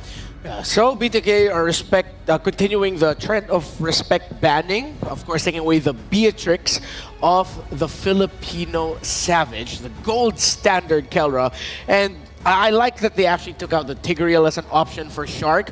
BTK, we've labeled that as them as sort of a Mayweather-esque type of team, where they get you on the counter punch just when you think you're gonna beat them. Suddenly they win a team fight to turn things around. And I get now why they would pick the Aurora, because as we mentioned, it's within their identity. Have Hoon safe in the back line, can crowd control and damage from afar and pair it up playing beside Fly Chicken.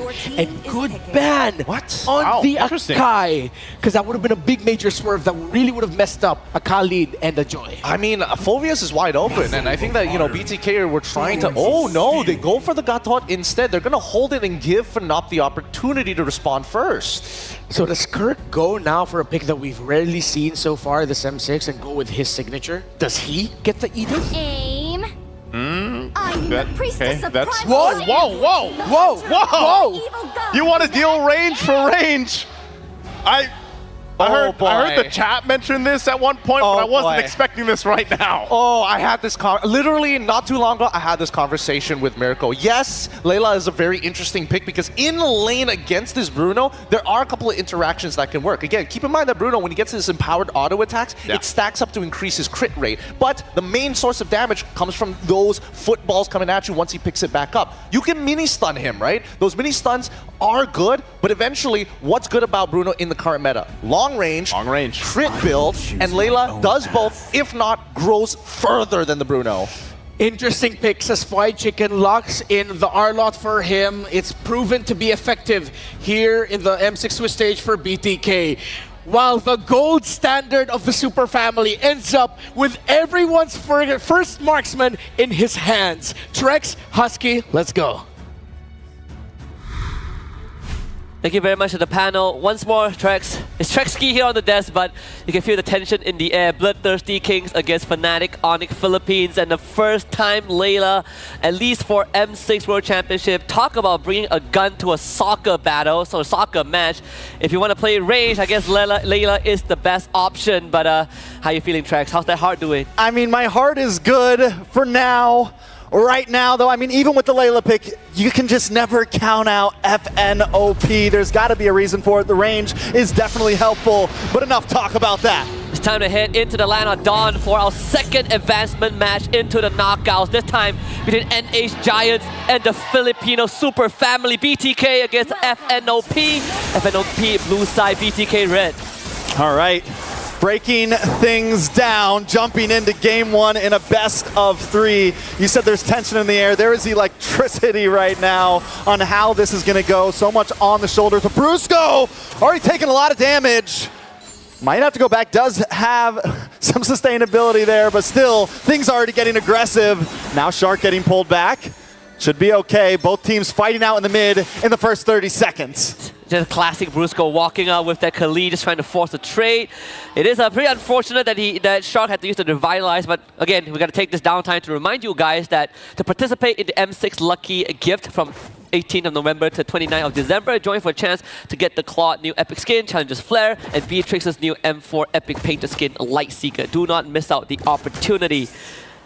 Okay, so what is the goal here for BTK? Do they focus Kelra? Do they try to put down and take advantage of the Layla not having a flicker? Wait a second, a lot of damage already. King Kong trying to get the engage. Mobazane brought down to about 20%. Pulled back. Shark now in trouble as well. Bahoon gonna get involved. Very low onto Brusco. Zia locking onto Kelra, getting a couple free shots. Wants to go for the 1v1, decides to back off. Nobody goes down just yet. Yeah, the push and pull from both teams, because even Shark was a bit trying to go for that footsie. Hun almost loses the passive, but Brusco might have a chance to force out the flicker from Zia. I mean, BTK really adjusting well, understanding how fast Fnatic Onyx moves around the map, so keeping the crucial resources online, but we saw how fast King Kong was in not just his clear, but arriving at the scene of potential battle. Yeah, so many Joy players normally don't try to pop off so early, but literally once King Kong got level 4, he wanted to fight. He got in Mobazane's face, and we could tell both teams knew what the plan was. Let's go for the gold lane. Let's try to get him online first.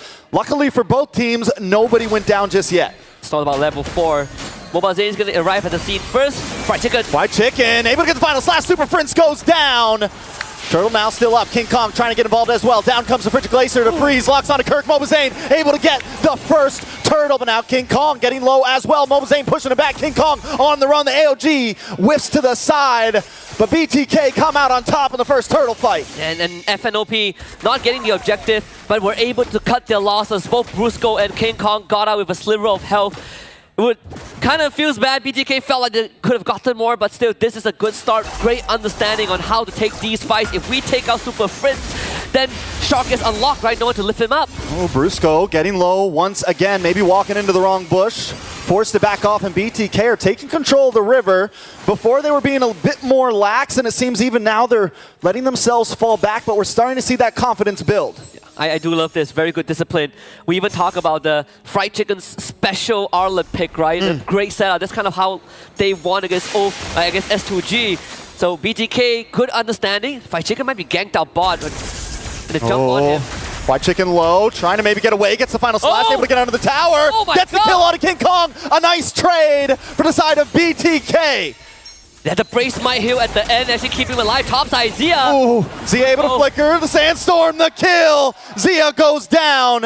It's a bloodbath right now, 2-2, and gold still nil. Actually in the even state, and Mobazane able to get a hit because King Kong went down to try and take out Fried Chicken. So Mobazane a lot more comfortable with this minor lead that he's gotten. Half a minute more until the turtle comes up.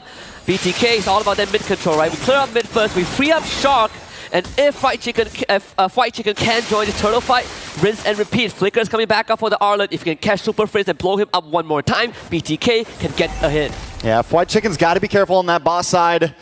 I mean, all of BTK, I feel like both teams are focusing so hard right now onto these off lanes. We're seeing the attacks in the gold. We're seeing the attacks on the EXP, but BTK, on the other hand, keeping it a little bit more mid-focused here. They want to go for these neutral objectives. They want to make sure they're ready for this next turtle. Eventually, BTK will have to start thinking about how to deal with the late up, but right now, turtle fight. Hoon taking a little bit of damage. Fried Chicken gonna get involved. A lot of damage on Brusco. Brusco goes down. Mobazane able to get the kill. Kirk in the backside with the Earth Shatter. Hoon might just be in trouble, but he still doesn't go down with just a pixel of health. He finally falls back. Gets the thing, but Mobazane does get the kill onto Kirk. It's 2 down for the side of Fnatic, Onic, PH, and BTK with all 5. 2 more kills. And 1 went over to Mobazane. So Mobazane is now 2-0, gets the second turtle, continuing to try and accelerate the game phase. But at the end of the day, Fnatic Onic Philippines didn't really lose much. They lost an objective, they dropped a couple of members, but no sizable lead for BTK. Oh, Mobazane's getting aggressive now, pushing back onto Super Prince. Shark, Zia up in the top side. If they can clear that tower as soon as possible, you can start getting Zia involved into these fights as well. But King Kong doesn't let anything slow him down, man. He is all over the map. The confidence from Fnatic Onic, even with being behind in kills, the goal deficit has not escaped them. Even with losing 2 turtles, Fnatic Onic is still so much in this game. Absolutely. At one point before the second turtle, Mobazane was ahead in experience. King Kong not only caught up, but exceeded that, right? King Kong is now ahead in XP because he did take a bottom wave after 5 minutes, so the penalty on the jungler restriction has been lifted as well. So Fnatic Onic Philippines really maximizing whatever resources that they can get for King Kong, because they know once this game goes late, Fried Chicken though. A little bit of damage on to Kirk there. Frigid Glacier does come down, does not connect onto anybody. And I love what you said. Fnatic Onic has been sending all 4 members up to the top side of the map, and King Kong has just been getting free farm on his own jungle plus the EXP lane, which has been helping him out a bunch. And now BTK is starting to take a page out of that, send the rest of their team up top, and have Mobazane farm that EXP lane as well. Kelra finally getting the first tower of this match. The only difference is that FNOP moves just moves faster than BTK. With Khalid, with Joy, it's so hard for BTK to keep up. They are trying their best, but sometimes you have to spend an ability or 2. Losing that top tier 1 frees up Kelra to now farm everywhere else across the map. And Zia, he's having a rough time. And Mobazane might be in a bad spot. Kirk gonna show up as well, gets a flicker in. Looking for the Earth Shatter. Mobazane able to sidestep, but it's too much damage. The Electrifying beats. Mobazane tries to get the outplay, but he falls. He goes down, and King Kong reigns supreme. So close. Went into the Immortal form for the crowd control immunity. He just needed 1 more turret shot to help him out. But still, BTK not really falling behind. 3rd turtle on the board. Mobazane still dead for 5 seconds. FNOP though, they're going to focus on taking away the jungle. So King Kong will just tax that purple buff. Yeah, we got tower for tower in the top side now. Zia finally going to be able to get involved in this. He's 0-1-1, but Kelra hasn't taken a single death. He hasn't even stepped a foot into any of these big fights just yet, just buying time, farming, because that's what you would do on the Layla. I mean, look at the positioning of FNOP. Look at where Super Prince is, mid-side. Thinking for a fight, not just yet. Again, push and pull from both teams. FNOP definitely have a better position. Starting to threaten Mobazane as well. You don't want to be in range of that lantern. Yeah, Super Friends. I mean, this is why the Jushin gets banned so much. But Super Friends also has to be careful. If you step just a little bit too far on that top side, you are alone. In comes the big Sandstorm, trying to get the flicker on him. Mobazane, Brusco goes down. Zia able to get the kill. Fnatic Onic now backing up. Super Friends pops the Leonard Flare. Not enough. Big final slash. Mobazane able to get the turtle. The knockup from Kirk. Shark now trying to lock on. Super Friends backing up, but BTK have claimed the ground once again. Very good initiative from BTK. Another flicker final slash to try and catch Super Friends, but this time saved by Kirk with that two-man Earth Shatter. If not, they might just end up losing that Jushin once again. BTK, sure, all three turtles going their way, but still FNOP not really falling behind. King Kong just hit that Holy Crystal in 8.5 minutes, and Kelra is just untouched. We are down the wire right now. A lot of damage from Mobazane. Kelra forced to back off. White Chicken trying to get involved as well. Hoon showing up to the party. Brusco has been taken down a few times. Does lock on a White Chicken. Wait, nice final slash. Oh. Super Friends in trouble. Super Friends low. White Chicken able to get the Zill. No. Mobazane snipes him out. That puts Mobazane at 3-1-2 right now. Finally trying to break that 1K gold lead. And ended up trading a purple buff once more. King Kong. Every single time when he sees Mobazane on the map, he's going to start taxing his jungle. So second purple buff that Mobazane will not be able to claim. And you can see the XP lead starting to build. King Kong one level ahead of Mobazane with 50 seconds to the next court. BTK got to start thinking about when this game goes late, how do we deal with King Kong? But most importantly, how do we get to Kelra on this Layla? Because Malefic Gun is going to eventually be an item choice, and he's going to max out his range at level 12. I mean, we don't see the Layla very often. We just got the Berserker's Fury locked in. At what point does it become a major stress point? Wait a second, final slash does lock on. BTK though just testing the waters. But what point will Kelra really be the ultimate threat here? Level 12 plus Malefic Gun. Level 12 onwards, right? Because you max out your ultimate level, so max range benefits for not just his abilities, but your attack range, and then the Malefic Gun adds on another 10-15%. You are going to outrange not just Brutal, but it's everyone else with BTK. Nobody's matching the range of Layla. The gun, I mean, it's literally her gun, right? It's her weapon of choice. You can't lose in the Land of Dawn with your own weapon, but a lot of damage lands on a Brusco once again. Has to pop the Quicksand Guard. Lord down to about 70-60%. Super Friends holding the front line, pulling White Chicken back. He's forced to use a flicker. Out comes the big gun. Does not connect. Mobazane around the side. Kirk able to take the Lord. Shark brings out the AOG. But Fnatic Onic pushes them back so well. We don't even need to take a kill. We came what we got for. It was just Super Friends and Kirk walking forward. Everyone else, King Kong, Kelra, working on the Lord. Good attempt from Mobazane, but ended up losing that objective over to Kirk, who somehow secured it with the Primal Wrath. I mean, BTK, they can definitely defend this, right? Even with this Lord take, it is still an even game. And I gotta say, BTK, they played this macro pretty well. They're not overextending. They're just testing the waters with Fnatic Onic Philippines, but now they can defend. Kirk gets a knock-up on a White Chicken. Shark gets pulled back. Big hits. Shark in trouble. Kirk pops the ultimate. Final slash does land on Kirk, but Shark still goes down the freeze. The connection. Kirk taken out as well. It's a 1-for-1 right now. Down on the bot side, Mobazane comes in, but King Kong's too much of a threat. Mobazane has to back off, and the Lord is still marching in. Looking at the network for Fnatic Onic Philippines, no sizable lead. Lord will be taken care of mid-side. Look at the damage! Mobazane off the map.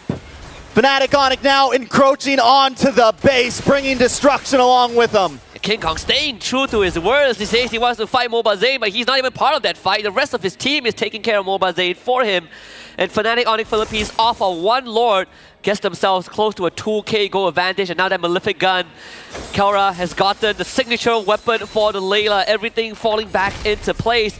12 minutes into the game, this is where it might get a bit scary for BTK. We've seen a couple of times, they go for that engage, flicker final slash, but not every time converts into a lead for BTK. So you add on the extra range that FNOP has in their arsenal, BTK gotta be a bit more strategic with that approach. You know, Fnatic Onic played this so well in the beginning. They knew that maybe they couldn't take these big fights. Even at that first Lord, they couldn't exactly force a big fight. They knew it might cause them to lose. But as long as they could zone BTK back, and then throughout the whole early game, it was just kind of, they rubber band around the wall. They're doing the ropey dope, right? Yeah. They're letting BTK kind of waste the energy, not forcing any major fights, keep the goal at a standstill. And once we get online, it is time to push. And now BTK, they're tired out, man. Their arms are down. They can't keep the their fist up to block their face, and Fnatic Onyx is punching. Both teams playing it like it's a marathon, and that's exactly how you approach the game. Honestly, very impressed with what you just mentioned, Trex, because a lot of the teams in the Swiss stage so far, they ended up forcing unnecessary fights, but not these two teams, right? They are tangling with one another. They're trying to look for those small weakness points, trying to get the read, and I wouldn't say that any of them folded. It's more of who creates the better opportunity, and obviously it's FNOP off of one Lord take, but it didn't do too much of a damage to BTK. They can still contest. This second Lord will be very important. I think what's big for BTK right here is don't overextend it. If you can get Kelra, get it. But Shark keeps on hanging out on this front side and getting hit by that lantern, right? And keeps getting chipped down, but wait a second. Brusco brings the engage, and King Kong into the backside with the electrifying beats. But Zia able to put out the damage. Fried Chicken goes down. Zia finds King Kong, but now Zia falls to Kelra. The guns are out. They're exploding, and members of BTK are dropping. Mobazane and Shark back to the base as Kelra just pushes them away. King Kong might have went down, but we didn't get to talk much about the war cry, right? Extra damage, so it's all about numbers. We might have Bloodthirsty King, but FNOP have a Bloodthirsty King Kong. At this point, the tower is falling. BTK's in shambles. It's a 2K gold lead over to Fnatic Onyx. They're going to move back. They're going to go for the Lord. They're going to take their time with this. The positioning for King Kong has been superb. He just walks out with the electrifying beast, takes out half 50% HP for 3 members of BTK. This could be a Hail Mary attempt. Mobazane needs to make the steal of his life, but Fnatic Onyx Philippines will not even give them any opportunity to even go for a 50-50. That coin flip for FNOP is unnecessary. They can wait for as long as they want. Yeah, it's definitely full advantage to Fnatic Onyx PH right now. And look at them waiting. They know BTK is going to come. Brusco, the rest of the team, they're like, we're not even rushing this. We know you guys are going to come to us right now. Shark's going to look for it. Mobazane and team are going to look for it. And Fnatic Onyx have the trap ready. The bottom wave is pushing it in favor of Fnatic Onyx as well. So eventually, BTK will have to deal with that wave. Conceal play. Brusco looking for a target here. BTK maybe a little too grouped up. Concealed from BTK as well, but Super Friends able to expose them all. Bring back Shark. Out comes the Earth Shatter. Shark down to about half health as Kelra just continues to chip away at the Lord, waiting for BTK to do something about it. This is Lord for FNOP. Nothing that BTK can do. The best course of action is to try and defend against this siege.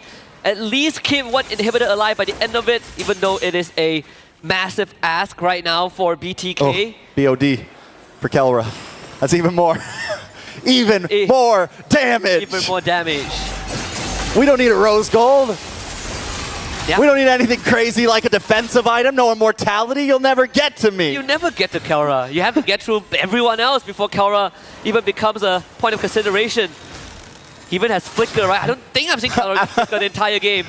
All right, BTK now on the defensive as Fnatic Onyx break through the front walls. The Kings looking to survive out this game. We're 16 minutes in as Brusco looks for the engage. The damage from Kelra just so much at such a long range right now. And respect Zia's damage as well. So they did accomplish what I hope they could, which is keep at least one inhibitor alive. They lost the bottom one because King Kong was escorting that wave, but if they can clear out this wave, I think BTK will have a chance. I thought that was Kelra, but it wasn't. He flicked back. That was the first flicker of the game, and a lot of damage on him. Mobazane. LG comes out, but it's defensive. Fried Chicken in trouble. Forced to go back. Super Prince low as well. Zia able to get the hit. Will it be enough to turn the tables, though?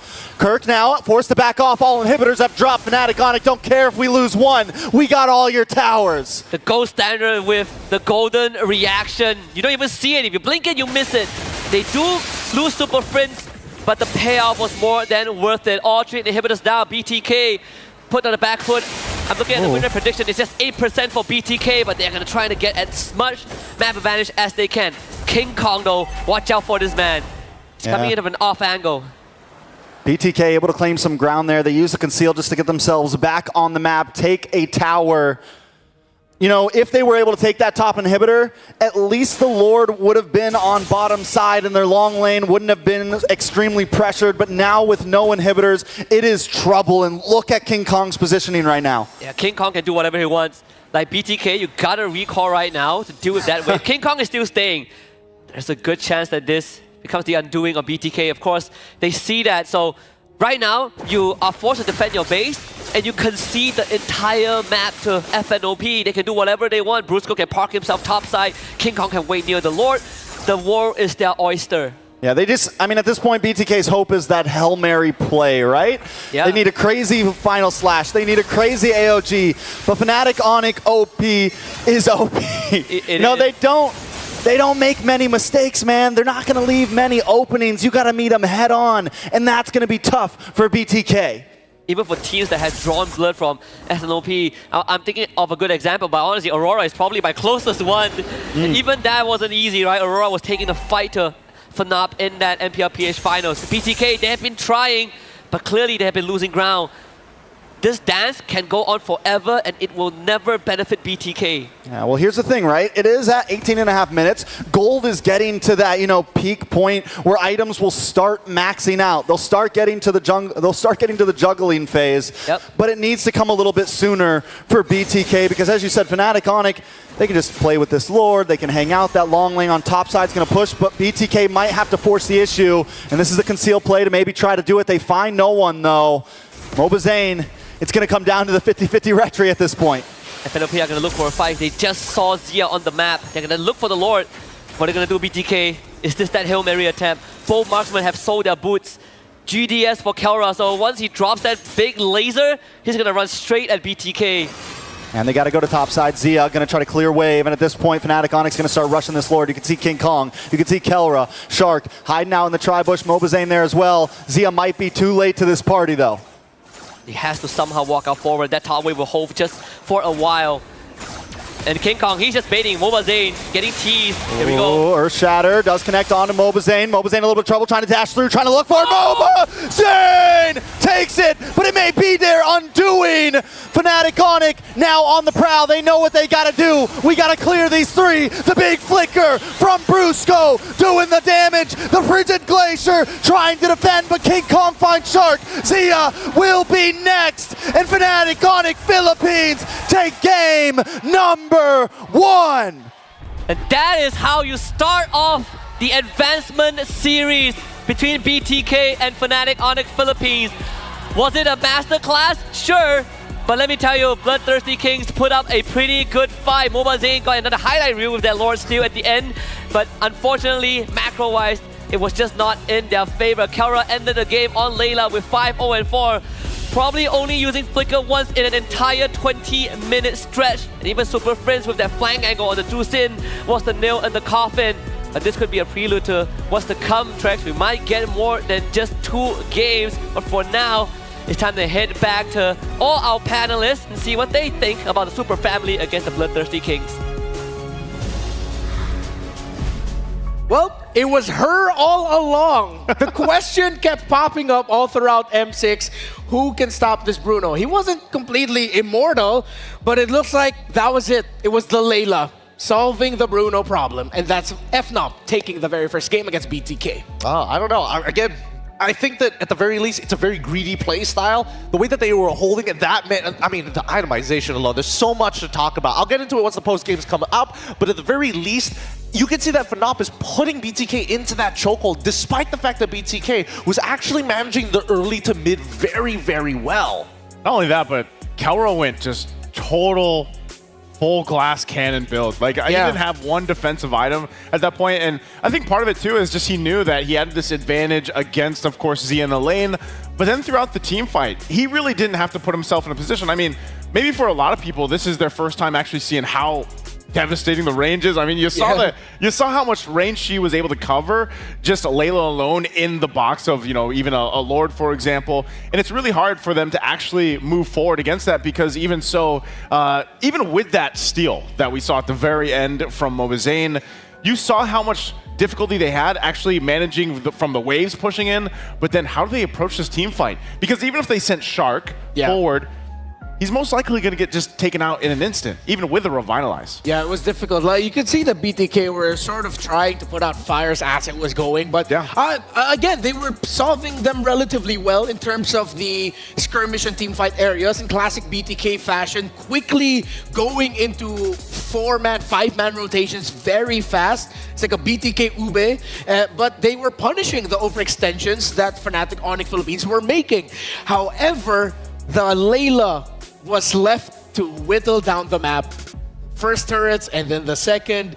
It's like Kelra just said, you know, you guys can go fight us 4. I'm going to take down towers. I mean, it's just getting outscaled, right? That was the main name of the game. And I think that we need to understand why BTK was moving his 5 for those rotations in the first place. A lot of it has to do with the way that the FNOP was actually moving. They needed to protect the president. They needed to make sure that the president was able to get to that very late stage of the game so that Kelra can hard carry and be this walking sentry turret that anybody walking into it will eventually get whittled down. And I think that BTK's only out in these scenarios is to try and go for these big plays. That's why you see that Chicken was very generous with the final slashes. I think he had to be, because that was how you solve that puzzle. You know, you have all these tools, whether it's the final slash or whether it's the Frigid Glacier, even the jump coming out from Shark, you know, with the Avatar or the Guardian.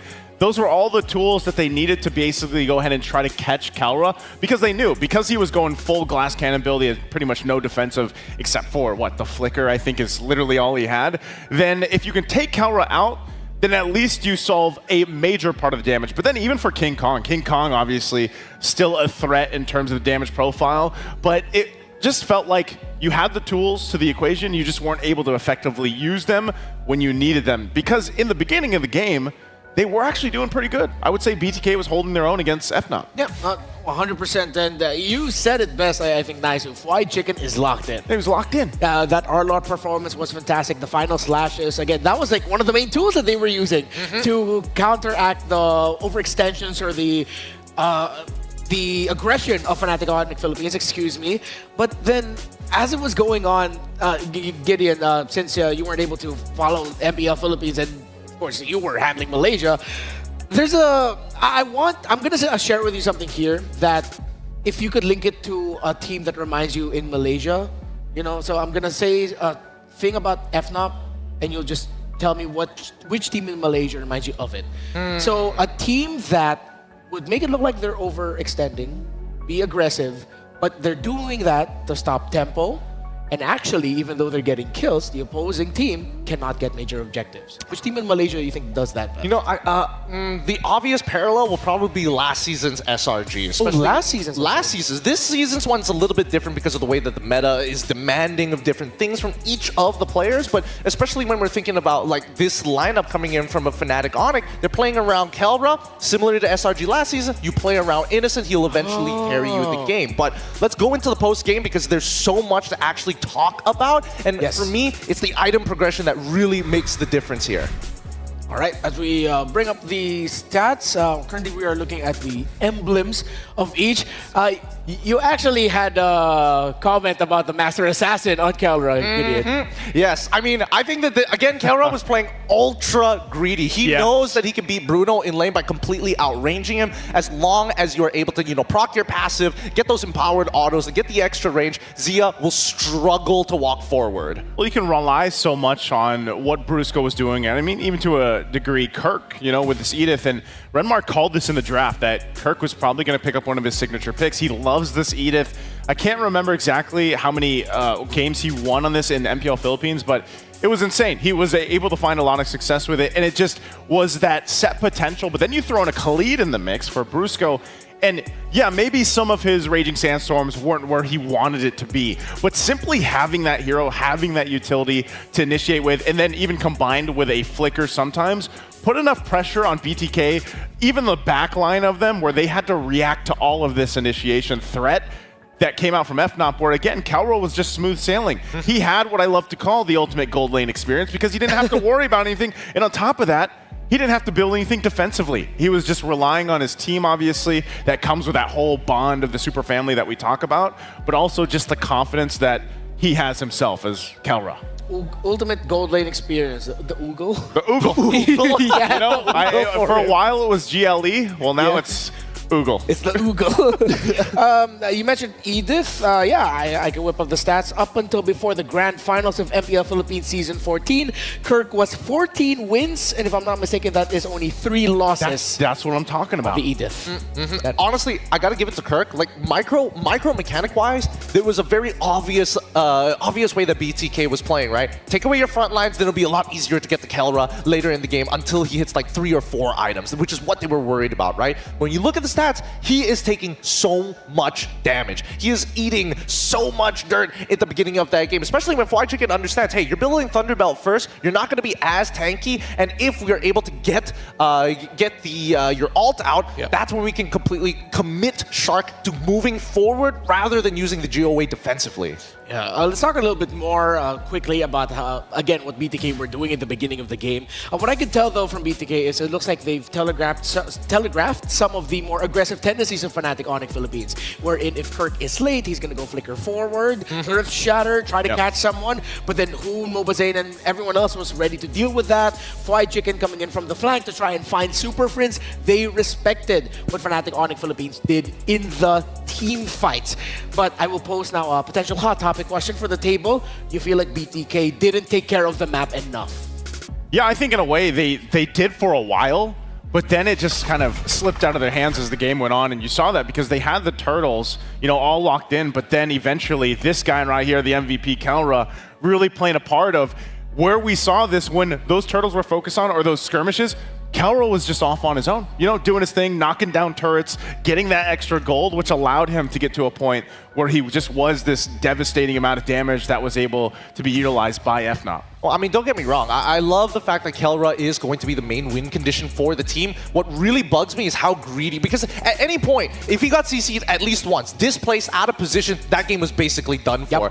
No boots, he sold it off to buy a GDS, not even thinking about getting a Winds of Nature. Goes for Windtalker to actually keep up and more importantly, gain priority over the lane. It's an unbelievably greedy build. Yeah, again, BTK were playing up against the PTK lineup, Protect the Kelra, essentially. And yeah, it seemed like though BTK, they were always trying to look for that, but the sheer amount of pressure and it looked like sacrifice that King Kong would do, Brusco would do, Kirk, and even Super Friends just going forward and saying, you know what, we need all the space in the world for a Layla. Let's just make sure the BTK doesn't reach it. Yeah, I feel like even looking at these highlights, you can already see like, even in the beginning of the game, King Kong himself was mostly just trying to cause enough havoc in the back line and didn't worry too much about locking in objectives, early on. That's why BTK was also going to go 3 for 3 in turtles. But then obviously when they take that Lord at the last minute, I'm almost wondering, I would have loved to see maybe the situation where, let's say they didn't go for that steal. Let's say they actually went and then tried to defend in their base. How would that have looked, with the tools that they had again? Would they have been in a better position if they didn't try to steal that Lord away or fight it and just turtled up in their base? With the fact you have a Final Slash available and an Aurora, would that have fared better, But that's already been done, and now they have to move on to the next. I don't know. Personally, I think it's extremely tough because, again, it really just boils down to, if we do end up like, we get pushed all the way back down to our crystal, it just means like Carol basically from like almost a screen and a half away can hit your crystal for free. Yeah. And then you have, at that point, you're already in a corner. You're forced to make a play against your opponents. You whiff that, game over.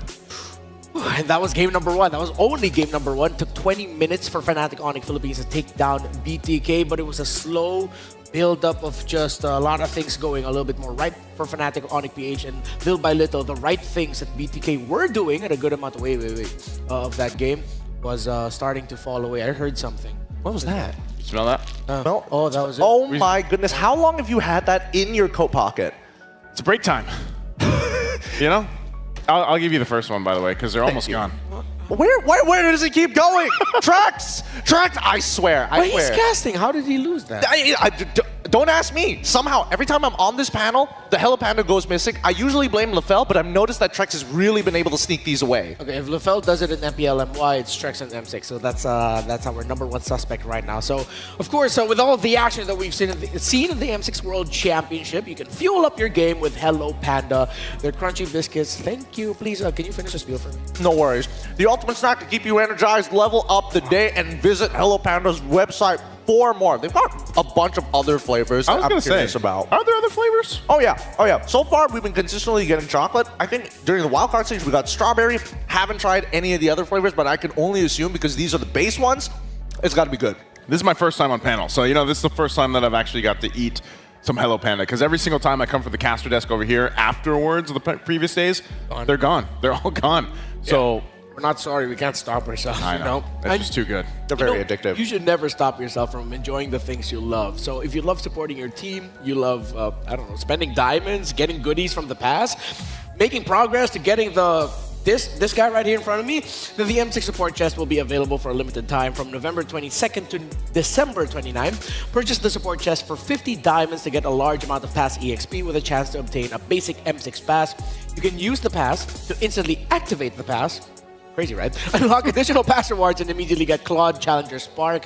Don't forget, when you're posting about MLBB's 6th World Championship, use the hashtags #GreaterThanEver, #MLBBM6, and #MobileLegends Bang Bang. I hear players in the background shouting, so that means it's time for us to talk about game number 2. Are we gonna see the Layla again? honestly, I gotta give it to first. Gotta give credit where credit is due. BTK played a really strong game in terms of their drafting ideas. I think it's actually correct here. I think the only thing they weren't expecting was probably that Layla. However, the only adjustment that I would have wanted to see coming in from BTK is to actually lean heavily towards that side of the map to slow down that inevitable outscaling. Yeah, I think they made like one attempt. Yeah. You know, where they did go up towards that lane where Kelra was in the gold lane.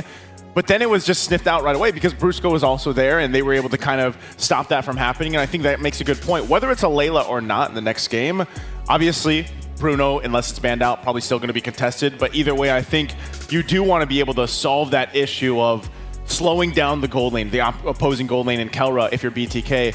Because usually if you look at the early game, they covered their bases really well, I would say. They did have a strong early game, and unfortunately, I think it's just one of those situations where so much is happening, and they're trying to respond everywhere, and then next thing you know, you're falling behind quite a bit. Again, which is why now my brain continues to go back to the idea of, it really felt like Fnatic Onyx PH also was responding in their own way to what BTK prepared for them. Yes. We were talking about it behind the scenes. Super Friends was not completely shut down, but he was respected by BTK. Every time they see Super Friends and they can bring him back, they force him to go back, bring him low, or even try to get a kill. And then they would always meet Fnatic Onyx Philippines in the river when they were rotating. But then it felt like, from in the beginning, I was just like, oh, what's Fnatic Onyx PH doing? They're a little bit too much right now. Again, it goes back to the idea of Kelra was just happy. Kelra was just there, he was breaking towers, and he was enjoying the gold lane experience. I mean, the gold lane experience was great, but then we cut back to people like Super Friends, who was like, man, I can't even like go into my reinforcement supply line. I'm getting caught out in the middle of my own jungle. So I think that BTK came in with some really good pre-preparation for the early to mid. I just hope that they can, you know, bump up that tempo a little bit more and then play and pick their poison in terms of what win conditions. It's not just about the King Kong. You also got to worry about Kelra. It's one or the other. Ideally, you get both. All right, so now let's hear from a key figure in the history of Onyx Philippines. It's actually Baloyski with Michelle right now, so let's hear from them. Everybody, welcome to the Courtside Report. Here's Michelle. Now I'm having the legendary Baloyski with me. Hi, Baloyski. Hello. How are you here? I'm good, I'm good. Yeah, you can show our M6 to our audience here, maybe. Yeah, it's good. Okay, so now on the stage, one side is your old team, Fnatic Onyx Philippines. Another side is BTK. So, Mobazin was here, your old rivals, right? Tell us which side are you coming for? Sorry, sir? Which side are you coming for? Of course, I'm gonna go with Onyx Page. Oh, Fnatic Onyx, sure. So you have played with Mobazin for several times, right? Before. Yeah. So tell us more about why everybody here want to play against him. Because he got a good personality outside like the banters, so it's fun to have a match with him because it's a matter of pride. Yeah, so it's your friend. Everybody likes him, right? So after watching the game one, what is your opinion about that match for the Fnatic Onyx Philippines versus BTK? To be honest, I can expect it to become a one-sided game, but BTK give a good fight. So I'm excited to see the game two. What BTK can do to make it even. Sure, but one more last about the pick of Layla. It's kind of surprised us. So what is your understanding of this pick of Kelra? Honest opinion. Yeah, Layla. On Onyx versus BTK. Yeah, sure. I kind of expect 2-0, and it's gonna be for sure 2-0. Yeah. So you think the pick of Layla is pretty cool, right? Oh, Layla. It's a good counter or not? Layla, to be honest, is a good laning marksman against the Bruno. So maybe that's the reason why Onyx Peach used it, and also Layla. Kaila's positioning is always as good, so it's good to see. Okay, I have just noticed you want to end the game by 2-0, right?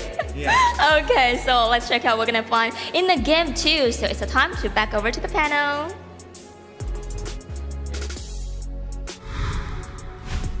It's always good to hear from Baloyski. Interesting, my brother is starting to sound a little bit more Indonesian. He is. You know, but of course, currently he is, lastly, we saw him from Geek Fam Indonesia, doing very well there. So I like that it was pretty straightforward. Number one, he thinks it's going to be a 2-0 win from Iconic PH. Number two, to keep it simple, he loves the Layla. Simple as that, you know?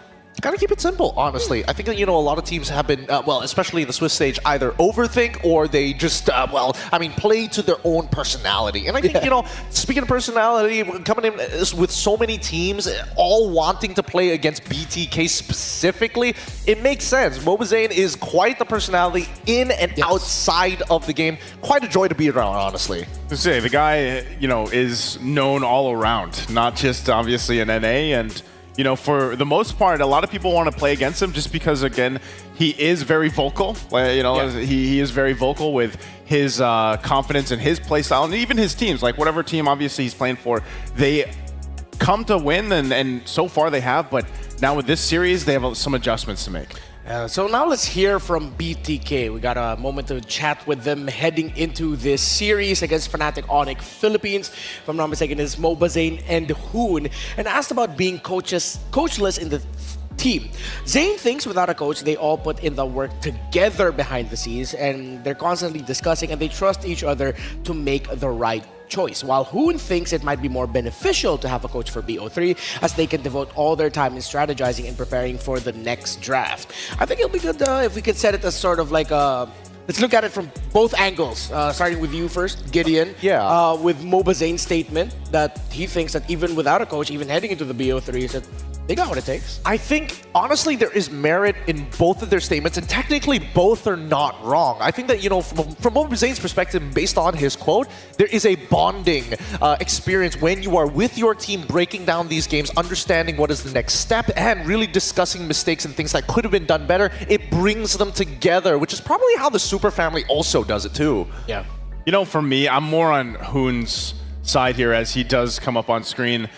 I believe, even at the highest level, whether it's, esports, traditional sports, you always have this figure on a team or working with the athletes. And part of it, obviously, is, that's the thing. They're so locked into the game. They're so focused on the game that sometimes, or more often than not, it's actually really beneficial to have someone outside of that to refocus, re-strategize with you, and kind of lead the players. Like, you can still go ahead and obviously trust yourselves and do some of the drafting within the team and everything, but just having that figure on your side in high pressure moments is really beneficial across the board. Whether we're talking, again, esports, traditional sports, it's all part of the plan. And I think that would really help them, but so far for this tournament, they've done fantastic. Yep. Just without a coach so far. I think the real argument here is whether or not you're sacrificing, everybody being on the same wavelength for the mental stress, That's what the coach brings. He's able to kind of, obviously if the coach is able to kind of do both, that'd be great, but it's a give and take here. Yeah. But right now we see Fnatic Onyx Philippines, a team with a decorated coach from the Philippines. Well, two of them. We're familiar with Coach Why Not, but the other man standing with a headset is a man we dubbed as half man, half amazing, Yelly Hayes, a former champion, SEA Games gold medalist, and now in the running as well to becoming a world champion potentially. And of course, Coach Why Not also has M2 World Championship experience alongside, his fellow coaching staff member right now in Yelly Hayes as well. So it's interesting that even with a Mobazane and Hoon statement, we see it in the dichotomy between these two teams. We see BTK coachless, of course, and it's the power of friendship and the bros bring it all together. And that's part of the reason why I think so many people enjoy watching BTK or Bloodthirsty games, Bloodthirsty King games in general, because it's almost always in a way, it's like a David and Goliath matchup. It is this kind of, I know people have been calling them an underdog for a while, but they're just this team that serves a certain purpose and a script of their storyline itself, and people love to see that story here against teams like FNOP. And so as we head into the draft, we've already gone past the bans. It's BTK taking away the Cho of Brusco. This is interesting. Now, it could be from BTK's position, they've lost to the Layla before because they want to pick up Bruno for themselves on that red side. It might just be a honey trap now for whoever shows these power picks first. And it goes the same way for both like Suyo into the Alpha. There's so many ways that this could go wrong. Gideon, I thought it was Todak, as you mentioned, but no. The last game saw the first time Layla was picked in the M Series history. Oh, I could be wrong about that. I could be thinking about Layla at that point. I honestly thought it was shown prior to this. Yeah, that's what I was thinking. I was kind of surprised because just in my history, even before I was involved in the casting, I don't remember ever seeing a Layla, but it's great to see. Again, I'm always for those heroes coming through, and you can see this. Here's a hero that is familiar. It's Mobile Friend. Yep, and of course, so one of the main conditions with the Fredrin is make sure you pack it with something like a Bruno. The Suyo experiment, or, okay, it would be unfair to call it an experiment. The Suyo didn't work out the way it wanted to, but now Fnatic Onyx Philippines get 3 comfort picks. Interesting.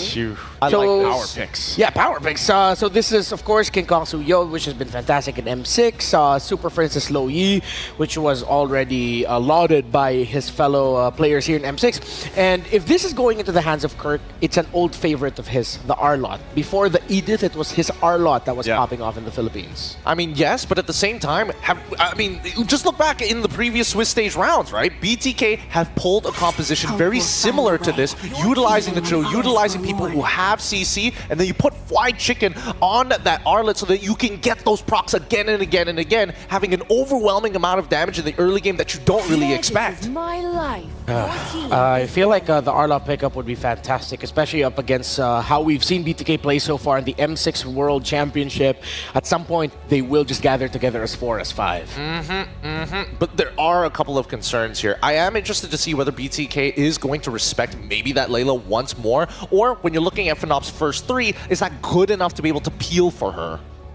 Part of this, not only the whole Layla question here now, but it's also the Lo Yi, the signature, the beast of a mage player that is across there, and that's Super Prince. And part of this, whether it's Super Prince or not, just this hero alone leaves enough guessing game for teams that are playing against it.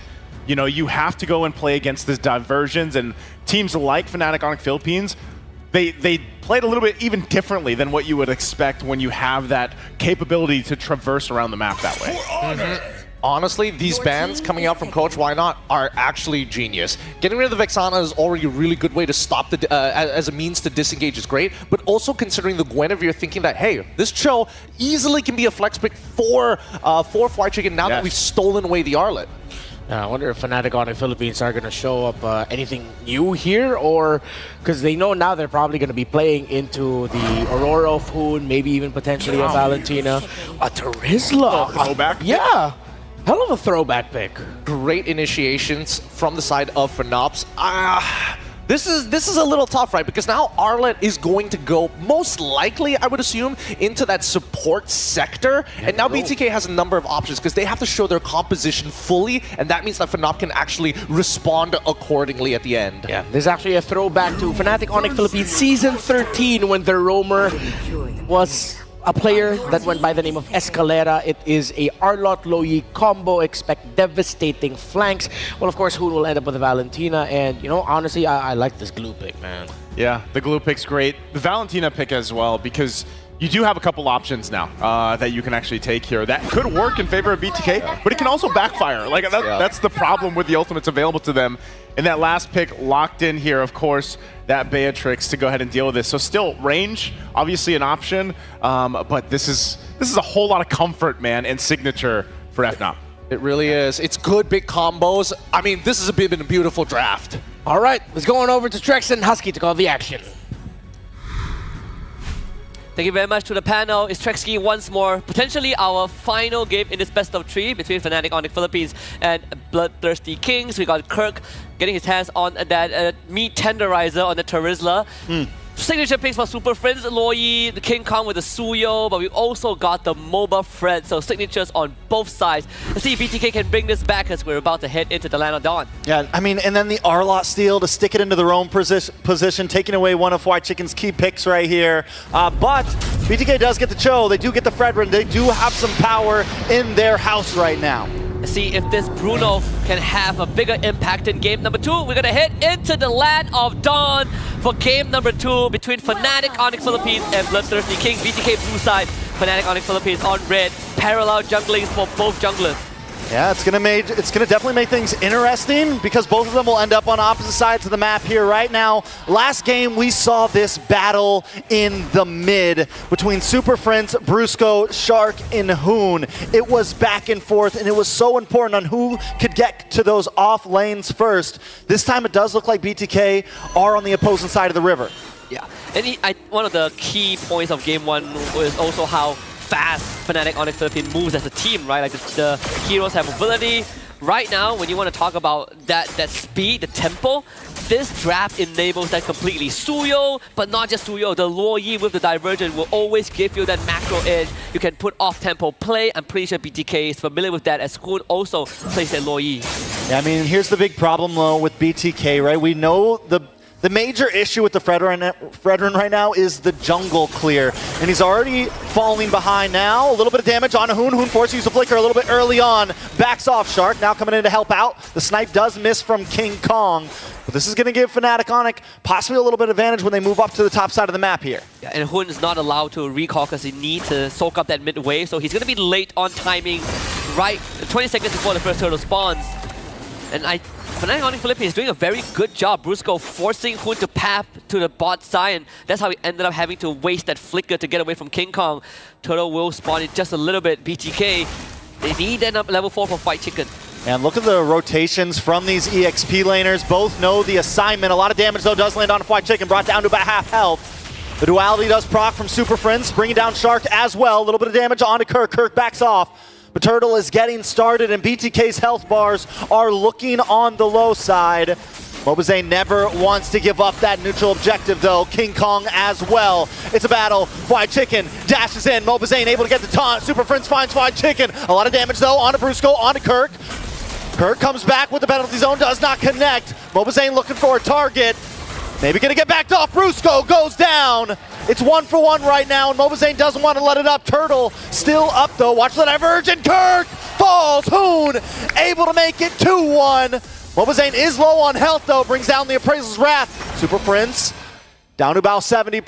BTK on the backside. White Chicken finally getting back into this fight. And Turtle, this is his first Turtle. This is such an extended fight. Brusco just hit 4, and Fnatic Onyx Philippines will concede the objective to BTK. Big taunt from Mobazane, a two-man energy eruption to stall out Fnatic Onyx Philippines, and sure, Fnatic got the first blood, but BTK got more than what Fnatic Onyx wanted them to get. So now Fnatic Onyx, just like last time, yeah, you guys get the turtle, but we're still winning in map pressure. We're still winning in some of our off lanes, and our gold is still up. And look at the final slash! Hoon decimated. White Chicken on the run with a split, able to just survive on that one. And watch out for the diversion into the bot lane. Zia might just be in trouble. They're looking for the dive. King Kong comes through, throws a punch, throws a hit, but Zia still up, still okay. No duality procs from Super Friends. Brusco takes some damage from Mobazane. BTK shows up to the party to help. Yeah, good read from Zia, standing in that bush, doesn't see the divergence show up, so he knows that he will be safe and able to sidestep King Kong's Blade Surge with the Immortal Form. And today, this is kind of like game 1, right? Deja vu, both teams really trading blows at the start, but no one really overextending, really coming down to the most minuscule of details. Fnatic obviously having a bit of that goal lead, but BTK have been winning in early turtles. Yeah, winning in turtles, winning in objectives.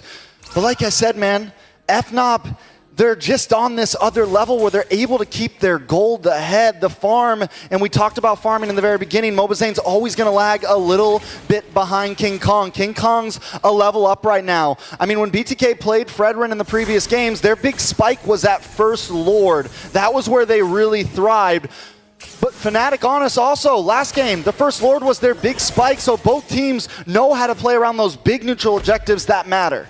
And I think BTK are starting to understand that a little bit more. Hun did steal the diversion, right? You want to match that cross-map movement from Fnatic on the Philippines, you now have the tools to do so as well. For BTK, they definitely are not too worried about that spike for now. Just want to buy time for MLBB to get his restores. Every single time Fnatic makes a move, MLBB is forced to join. That's why he's been lagging behind. You know, it's second turtle, and it already feels like we've been in this game for at least 10 minutes. The pressure is on. MLBB is going to get a final slash to the face, knocked back, and a big flicker with the penalty zone. Locks on to MLBB. MLBB too low. Kirk finds the kill. Shark able to get a big kick. Hoon able to find King Kong. Jungle for jungle. Retri for Retri. White Chicken in the front line. Need to watch out for Kelra. Shark looking for an angle around the side. Looking for any moment. Looking for space, but Kelra's onto him. Bruce goes onto him, so Shark has to back off. Good shit pull from Shark to avoid being stunned up. Both teams have a good idea. Hoon sending himself and Fight Chicken to the back line to take out King Kong to stall out Super Friends. The King Kong ended up getting taken out by Zia because of the kick from Shark. So that means this turtle is going to be stalled out. We only saw 2 turtles in game 1 because it was so dragged out that the Lord decided to just take over his position. We might have that again because both teams are not relenting. Yeah, I mean, literally, forget the lanes. We're moving all 5 of our teammates down to this pit from both sides. A little bit of damage does land on. Big kick onto Kirk. Kirk brought back to the team. Kirk taking some damage. Watch the diversion. Where did he go? Kelra to the backside. Zia able to take out Kirk. King Kong takes the turtle, though. But now, Bruce goes in trouble. A double kill for Zia as Fried Chicken zones away King Kong. MLBB now into the jungle. The duality does proc. Watch for the sniper, but it's not enough to take out White Chicken. Mid-tower drops, and BTK claim back the map. They might have stolen Fight Chicken's Arlet, but that flicker into that slam. Again, hitting the backline. Super Freeze forced to use his diversion to disengage at an instant. So at the drop of the pin, Fnatic on the Philippines knew that they could not continue that fight. That's why they gave out space. And throughout all of that, BTK didn't really amass much of a lead, but at least this time they got that mid-tier 1. So a macro advantage, a minor macro advantage. In fact, for BTK, divergence play also spotted out by Hoon. So that information relayed over to the rest of his teammate. Now Zia gets space up top. Yeah, which is huge, right? Getting the diversion, knowing that it was coming, saves Shark from falling into that bush, saves the rest of the team, and gives a nice idea of what's going on in Fnatic Onyx PH's minds. Now, at this point, Fnatic Onyx still holding an ever so slight gold lead, but we are back to nil. We are back to game 1.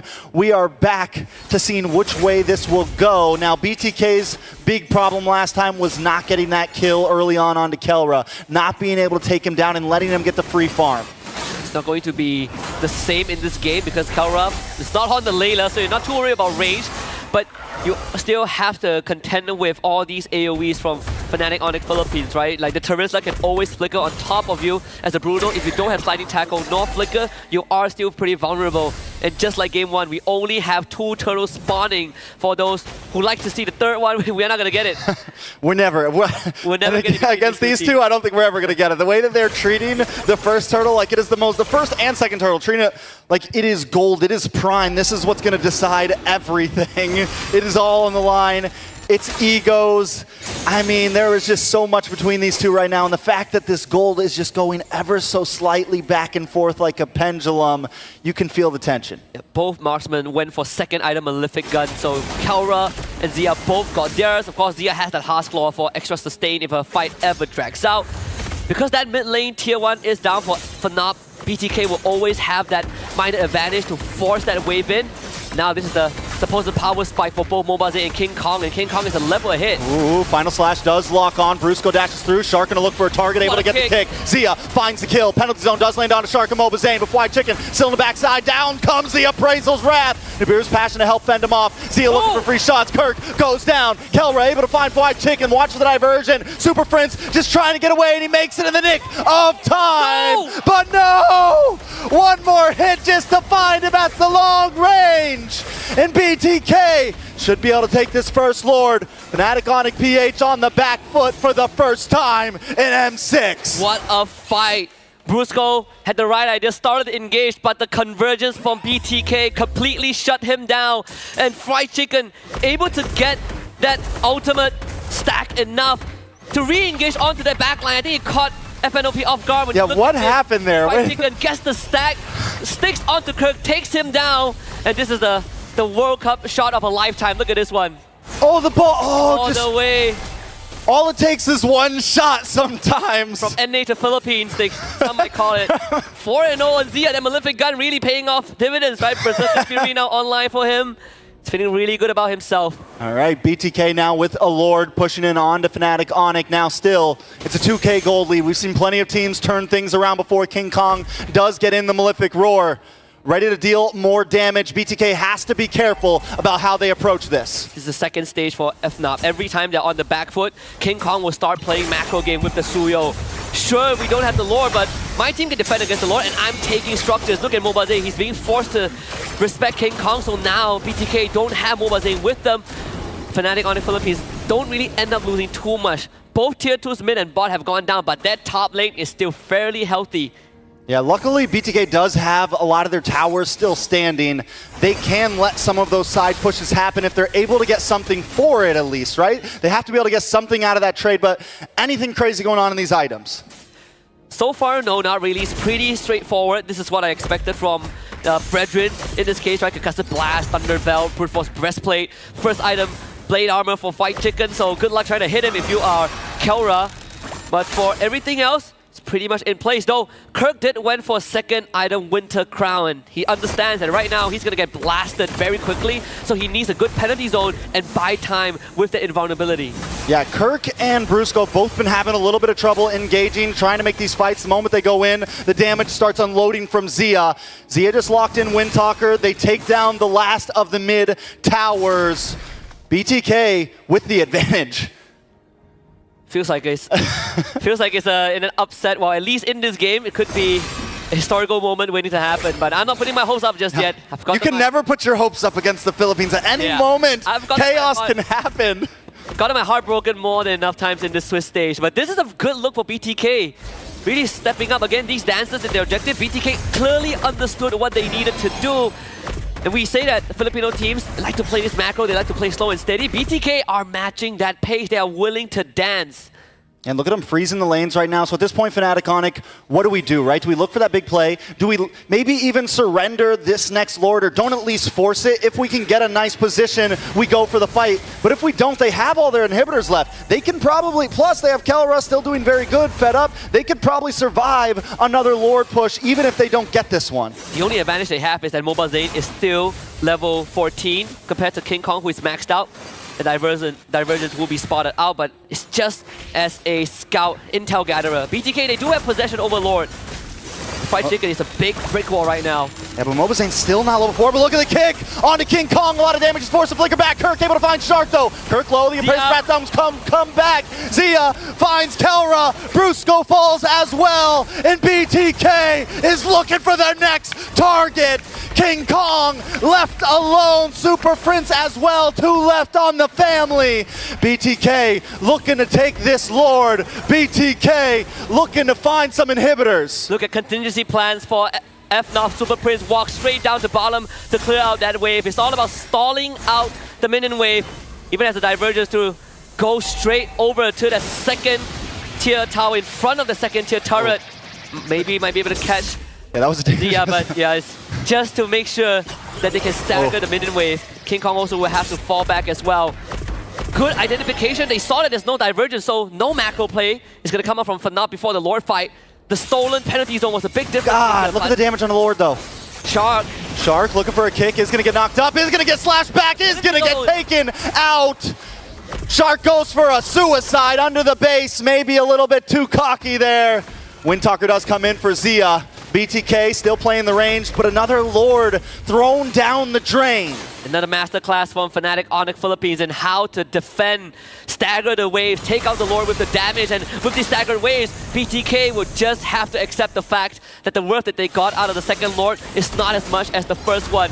So it neutralizes the state of the game for FNOP, but also the premonition of Kirk landing a penalty zone before the third Jit Kundo hit, so Shark couldn't follow up with his kick. Look at Zia's gold right now, a full 1,000 ahead of Kelra. Finally maxed out on items. He has the ability to start juggling. Mobazane, blade armor locked in. Fried Chicken, blade armor locked in. Some answers to what Kelra might try to bring. Winter crowns as well on Kirk. You mentioned that earlier because it is something he's going to need to make that big penalty zone happen. Yeah. And I like Hun switching it up, now stealing the final slash instead of the penalty zone. They tried to go for a full dive. It worked in their favor. They got the objective earlier on, but you can't keep doing it as the game goes late, right? You are going to end up sacrificing yourself. So now it's all about isolation. Can we get a pick onto Kirk? Can we get a pick onto Brusco, who is constantly looking for a final slash that could equalize the state of the game? All right, so BTK once again just playing the slow game, right? Yeah. Freezing lanes, not forcing it. But at this point, do we want to see them force it more, right? The last Lord, that's 2 Lords now down the drain. And in another, another 4 or 5 minutes, Gold's going to get to that peak, and Fnatic Onyx won't be at a deficit anymore, right? It won't matter anymore, and they'll be able to really force and take these fights along with BTK. The big advantage that BTK has had in this last Lord is having the gold advantage, having a few extra items. I think it comes down to Shock, right? Yeah, this conceal play is what I'm waiting for. Shark looking for the kick, does get found out.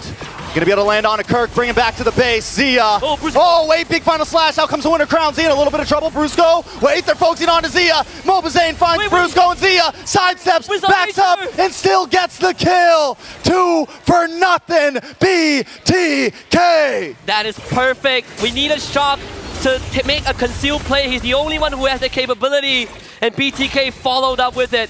Again, you can take this Lord, but you gotta contend with macro, which Fnatic on the Philippines, they're already setting up for it. They understood that there's no Lord in sight, so King Kong is gonna deal with the top wave. Lord number 3 for the Bloodthirsty Kings, and this one has to start cracking inhibitors. Yeah, this one has to maybe even finish it at this point, because it's going to be, what, another 2 or so minutes, longer than that for the next Lord. By the time the next Lord comes up, Fnatic Onyx Philippines will be at a point where we're ready for the 5v5. We're ready to throw hands with you. We're ready to throw fisticuffs. Okay, just talk about how fast Zia switched from Winds of Nature to Rose Gold Meter. Well, getting a penalty zone to the face. Yeah. Well, getting a final slash to the face. Exactly, and now he bought the Winds of Nature back once more. We'll have it ready for the next fight. King Kong will try to cut the top wave, but thankfully BTK are also on the case. So King Kong not able to fully clear it out. They're looking for him. Can still play. Is this the right play? They do get the kill! Zia found you creeping. Now BTK 5v4, but right now there's only 3 of them at the enemy's base. A big final slash, Hoon brought in, Fly Chicken in trouble as well. They gotta be careful. Kelra gets the kill, stops him, puts out a stiff arm and knocks him down. At least that's one inhibitor. I say for Fnatic Onyx Philippines, King Kong sacrifice was sort of worth it, right? No Zia to siege with BTK means that they can only deal minimal structural damage, and that was with the help of the 3rd Lord of the game. So FNOP again, back to a neutral state. But BTK have a solid control over the state of the macro right now, thanks to that fallen inhibitor. Yeah, I mean, that's going to help a lot for sure. At this point, Shark's been setting up well in terms of, in just the general sense of the map. Where BTK are folding is when they get into this bottleneck, right? When they try to get into that base and have to go through those lanes. You got Kelra sitting there with a sniper. You got Kelra sitting there with a grenade launcher. You got Kelra sitting there just ready to stop you, and you proc that as well with the duality, the passive from Super Friends. It is a hard wall to crack through. And with how BTK has been playing, we're not seeing as much off-tempo play from this Loi because they don't really have the control that they were looking for. And BTK made adjustments. They understood that every single time we get an objective, this King Kong Suyo shows up in the side lanes to stagger our waves. We might as well take him out. At least we get an inhibitor off of that. But this is where it gets into murky territories, right? Both teams hitting that critical mass. Lord up in 40 seconds. It's all about item swaps for BTK. Fnatic Onyx Philippines also peeking out in their core items. At this point, does this game just end with a full team wipe, right? With at least a 3-man wipe, is that the only option at this point? Not just taking 1, not just taking 2, but a minimum of 3 to where you can just force your way in. It could be the only way, honestly. I think if you're BTK, if you're Shark, you are always looking for that moment. Same as Brusco, but we've seen how BTK respond to being dove by a final slash into a penalty zone. They have had protocols set up to deal with that. And Shark, he is just taking up so much space. And Fnatic Onyx Philippines are respecting the show. Yeah, they're definitely respecting it. Nobody's forcing it. The diversion too, man. He hasn't been able to get a single good diversion off Super Friends because every time he goes to a bush, BTK's ready. They're like, yeah, we knew you were going to go here. Yeah, we're ready for this. Yeah. But Fnatic Onyx looking for an angle around the backside. Fly Chicken knows it's there. Final slash on a Fly Chicken. Fly Chicken's tanky boy, though. He's a thick boy. Kirk doesn't seem like it. Brought down to about half health. A lot of damage. Free shots coming from Zia. That's Fly Chicken. Zones him away and takes Brusco for a ride. Back to the homies. Zia finds another kill.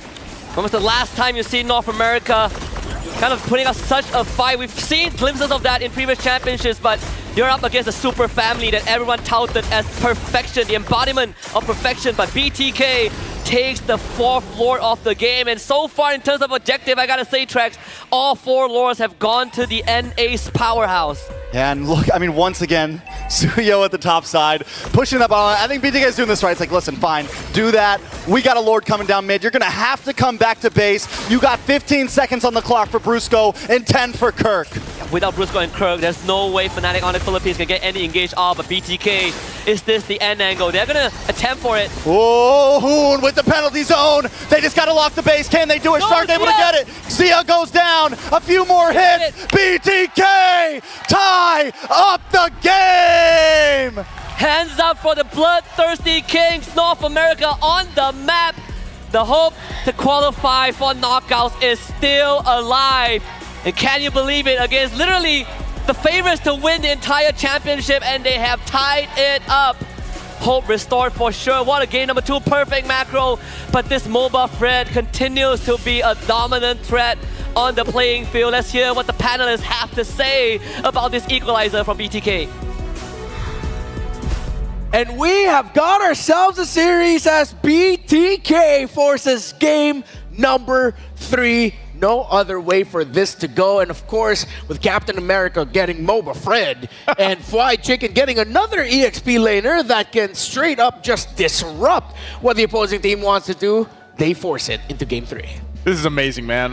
You know, when you have these advancement matches, it's got to go 3 games. Like, you don't want it to be a sweep, obviously, either way.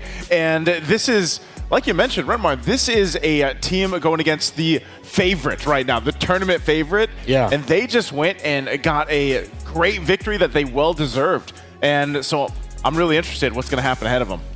Same, but at the same time, on a technical level, I'm very proud of both of these teams. Again, I think that, you know, North America should be looking at BTK because they're coming from a very interesting angle to approach Fnatic Onyx PH. They got a lot of their power picks stolen, and yet their adaptation extremely smart. Take out that front line first, keep them down underneath the water. That way you have a clear path to look for these bigger fights later down the line against Super Friends, who again was very scared to walk up once all the big boys from BTK started to scale. Fly basically takes no damage. Boba's aim also basically takes no damage. Yeah, the glue at the end of the day was the kicker pick for BTK because really it just stopped a lot of the engagements that every time Brusco and Kirk were forward and they went in just a little bit too deep. The moment Fly Chicken showed up in front of the backline, in front of Friends, in front of Kelra, the Arlot, and the Turizla were helpless, Naisu. Yeah, I think Flied and Shark both obviously played a huge part to this victory. This is now back-to-back, you know, 20-plus minute games. I think the previous one just over 20.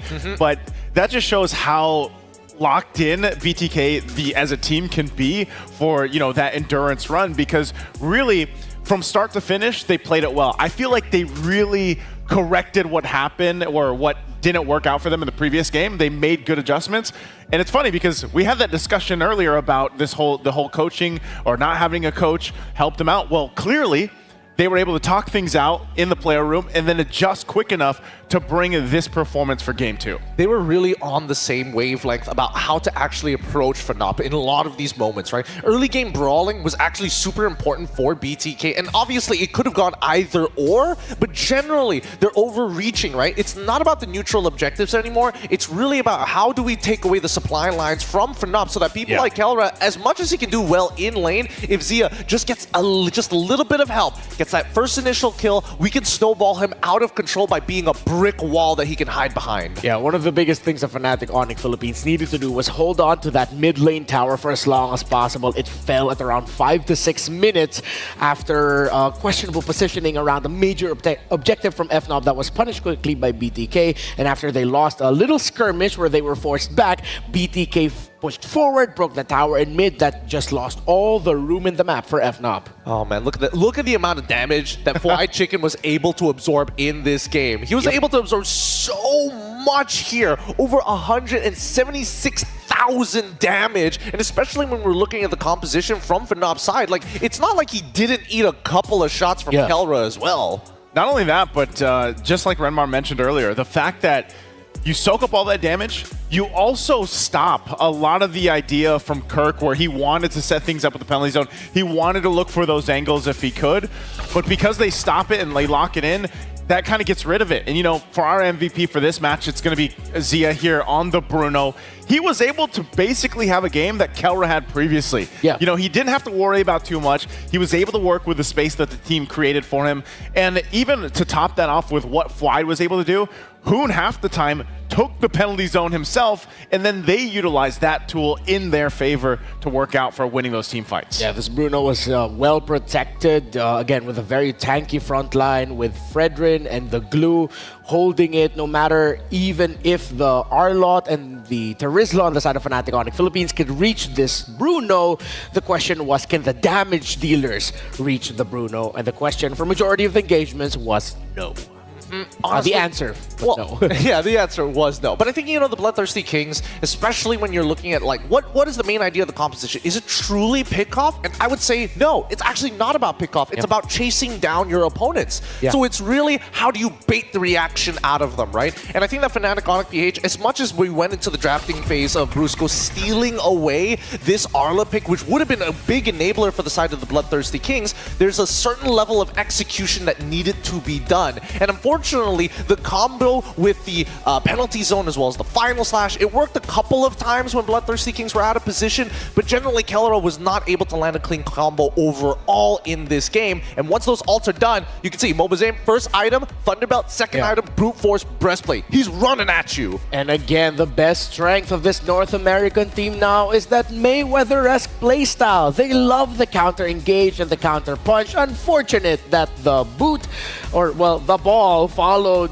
the low E all the way back. The basic attack already got locked in. And speaking of the Louis Yi, man, I'm actually surprised because this is one of the few games where we see, I guess, Super Friends not have that successful usage of the Louis Yi or the diversions. I mean, really, there wasn't any standout diversions like we've even seen from other teams that really changed the course of some of these team fights and the overall structure of the game. Whereas he was a lot more on a decision of, I got to be defensive with it. It was way more, it was used way more for escaping than it was for trying to throw off, you know, the positioning or anything else of BTK. Yeah, when you have such a tight formation, even coming from the flanks is going to be tricky. So now, if in game number 1, the question of Bruno was answered by the Layla, now Fnatic Onyx Philippines for game number 3 have to answer the question of Captain America's pick. That Fredrin, I swear, needs to be respected. It needs to be respected, but I don't think it needs to be banned. I think we need to understand the angle of why exactly did these series of events end up happening for Fnatic Onyx in the first place. And a lot of it just came down to when we were brawling for this neutral objective, we ended up losing the most important structure on the map, the mid-tier 1. Because when you're up against a chase composition, you need to fall back into a structure, and especially when you're in that mid lane, plenty of access points to get there. And unfortunately, once that was done, BTK saw that opening. Hey, every single time we play for neutral objectives, we can just chase them down and fight. I think this puts it, the reason why the Fredrin works so well, and, you know, the whole world knows about this because we were stuck in that meta for the longest time, but you just allow Mobazane to just focus on those objectives, tank up what he needs to, but also pay attention to what's happening around them, and that's where they capitalize off that. So, yeah, I think it doesn't need to be banned either. Like, I don't think you go and waste a ban slot on that, but it definitely needs to be answered in a way with how they handle the draft going against a Fredrin if it pops up again. Well, don't forget, inside the game, you have a lot of great goodies you can get with the pass. November 22 to December 29, again, it is still there. The support chest is available.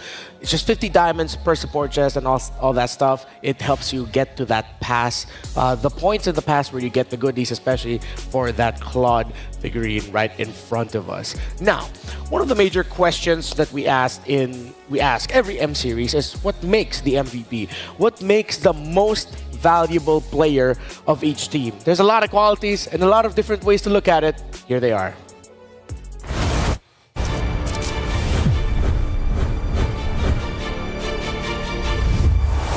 matter the game or the series, every game has an MVP.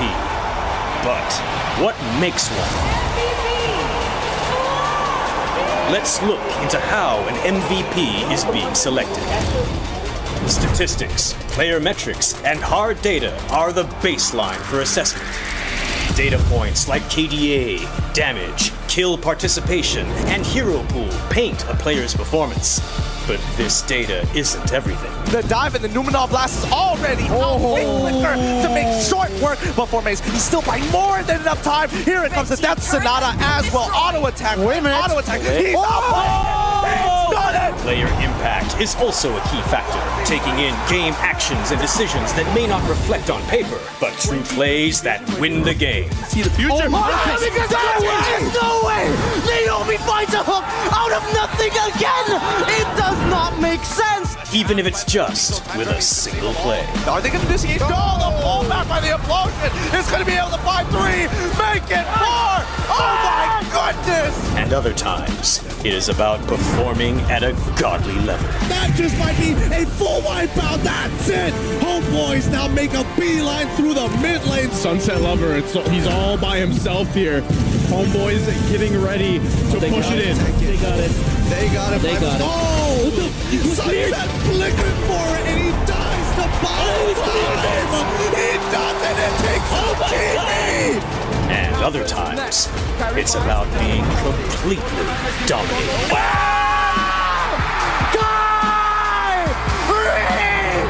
Weaving in and out, stinging like a bee. There's a knockup. Down goes Edward. Huge punish from Onyx, but the Filipino sniper takes one from the back. Can he though? Give it to him. 3 members chasing him down, and there's only so much alone that he can do. There's the wipeout. There's the last takedown. How would you decide the MVP?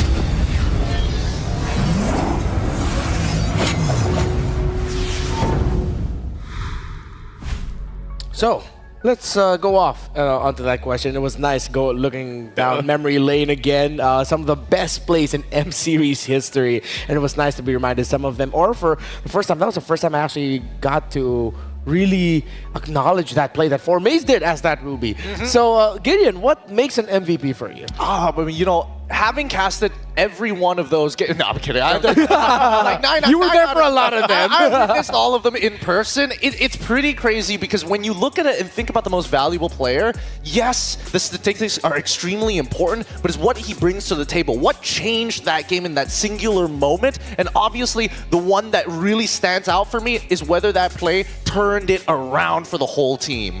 Yeah, because there's amazing, plays that happen time and time again. But that's the point that Gideon just made. Does it turn a team like in their favor or a game in their favor based off that single play? Is it this moment or is it a culmination of moments that happen? And the greatest players that we think about, even with that preview that we got there, that's usually the case, right? Those are those singular moments that turn the tides and bring those teams the success.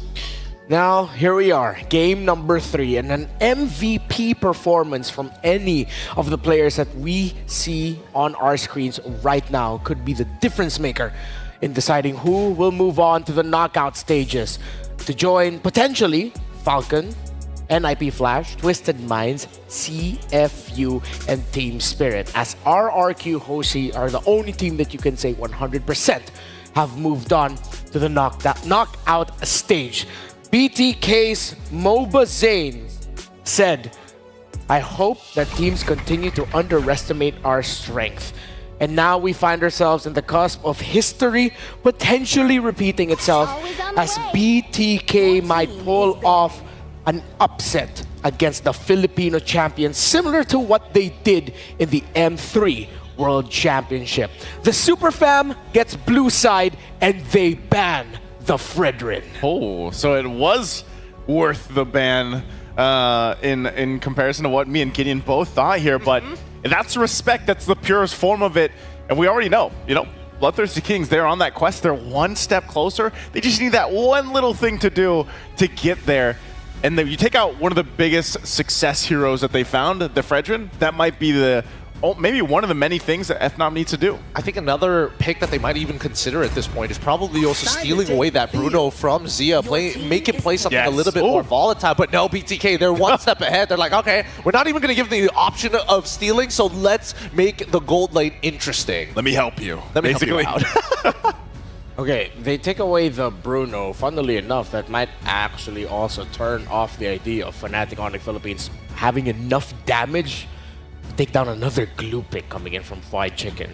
Now, if you're asking, okay, what does Captain America play now? Oh no, his Fredrin's gone. Well, I mean, he showed off the Suyin game #1, but if you look back at the utility-minded junglers that he showed off in NACT, there are 2, Alpha and, well, Akai. Oh, but this is great coming in from Fnop's side. A strong opener once again with that show. Again, Shark is really, really dangerous here, right? From his time in M3 all the way to now, the biggest evolution is that he is not afraid to make the play anymore. Under pressure, usually you see him making some awkward decisions, but now he is decisive and he is extremely, extremely quick on the call. That was the glaring thing from the previous game where, typically if you've been watching Shark for a while, maybe he makes some hesitation. And this could actually be for a lot of roamers that are developing, and then eventually something happens in their development as a player to the point where they're just confident alongside the team with them to follow through on the initiations that they make. And sometimes, some people might be watching and be like, why did they do that? Why did they go in? But usually it's for the better of the game, and you can see these picks come up already. That is the Hilda being locked in here. Of course, the Suyo again. I love it. I love the Hilda pick. Really strong as an EXP laner, a great flex, and now even for not going into that Joy for some late game insurance while still being able to fight around the map. This is going to be interesting. Interesting pick, as the Alpha is still open for Fnatic Onyx Philippines to take, but they decided to take the Joy. Could be a little bit greedy, but could also be FNOP signaling that, we're looking at Zia and Hoon to be our main takedown targets. I think they might also want to consider playing the Loyi once again, because if you are going for Joy, Yve is wide open. Yep, they take away one of Hoon's picks. Valentina is still up on the board alongside with his Aurora. If they want to be a little bit more protective, they can go Vexana as well. But let's see which one it is. Ooh, they get the 1-1 first for Zia. Okay, well, we knew that the gold lane was going to be shaken up a little bit here. The 1-1, so knowing Kelro, what are we expecting him to go with? Because some of those bans might still be choking down the gold lane if possible, but what do you want to play into this because of the fact that you have a 1-1 across from you? Well, initially, I was hoping that, Bruno was probably going to get led through. Beatrix is probably the next thing that probably comes to mind, considering that they already have a Cho as well as an RWM, so it only makes sense, right? But on the contrary, we've seen a couple of ways of teams to deal specifically against the Wanwan is Granger. And I'm not sure whether or not, it's a pretty high-risk gold laner, because I don't think anybody has really cracked down on the emblem set as well as the build for Granger to make it work. Yeah, also, Granger's been getting hella kills in M6 wildcard, M6 Swiss, but not getting hella wins. Yeah, he's doing hella damage. He would go 16 kills, 2 deaths, 14 assists, L. Looks cool, but it looks cool. You gotta win. It's kind of cursed. Actually, wait, what's its current win rate now that we think about it? We could probably double check that in just a bit here, because as we see Akai, the follow-up ban for the side of FNOP as BTK holds priority, the fact that they're banning out this Khalid begs a couple of questions, right? Are they genuinely worried about, hey, looking for pressure and maybe attacking that backline? Because with the Wanwan, you need to have a little bit of trust in your gold laner to say, all right, I'm going to take care of one engagement tool, not all the engagement tools. Yeah.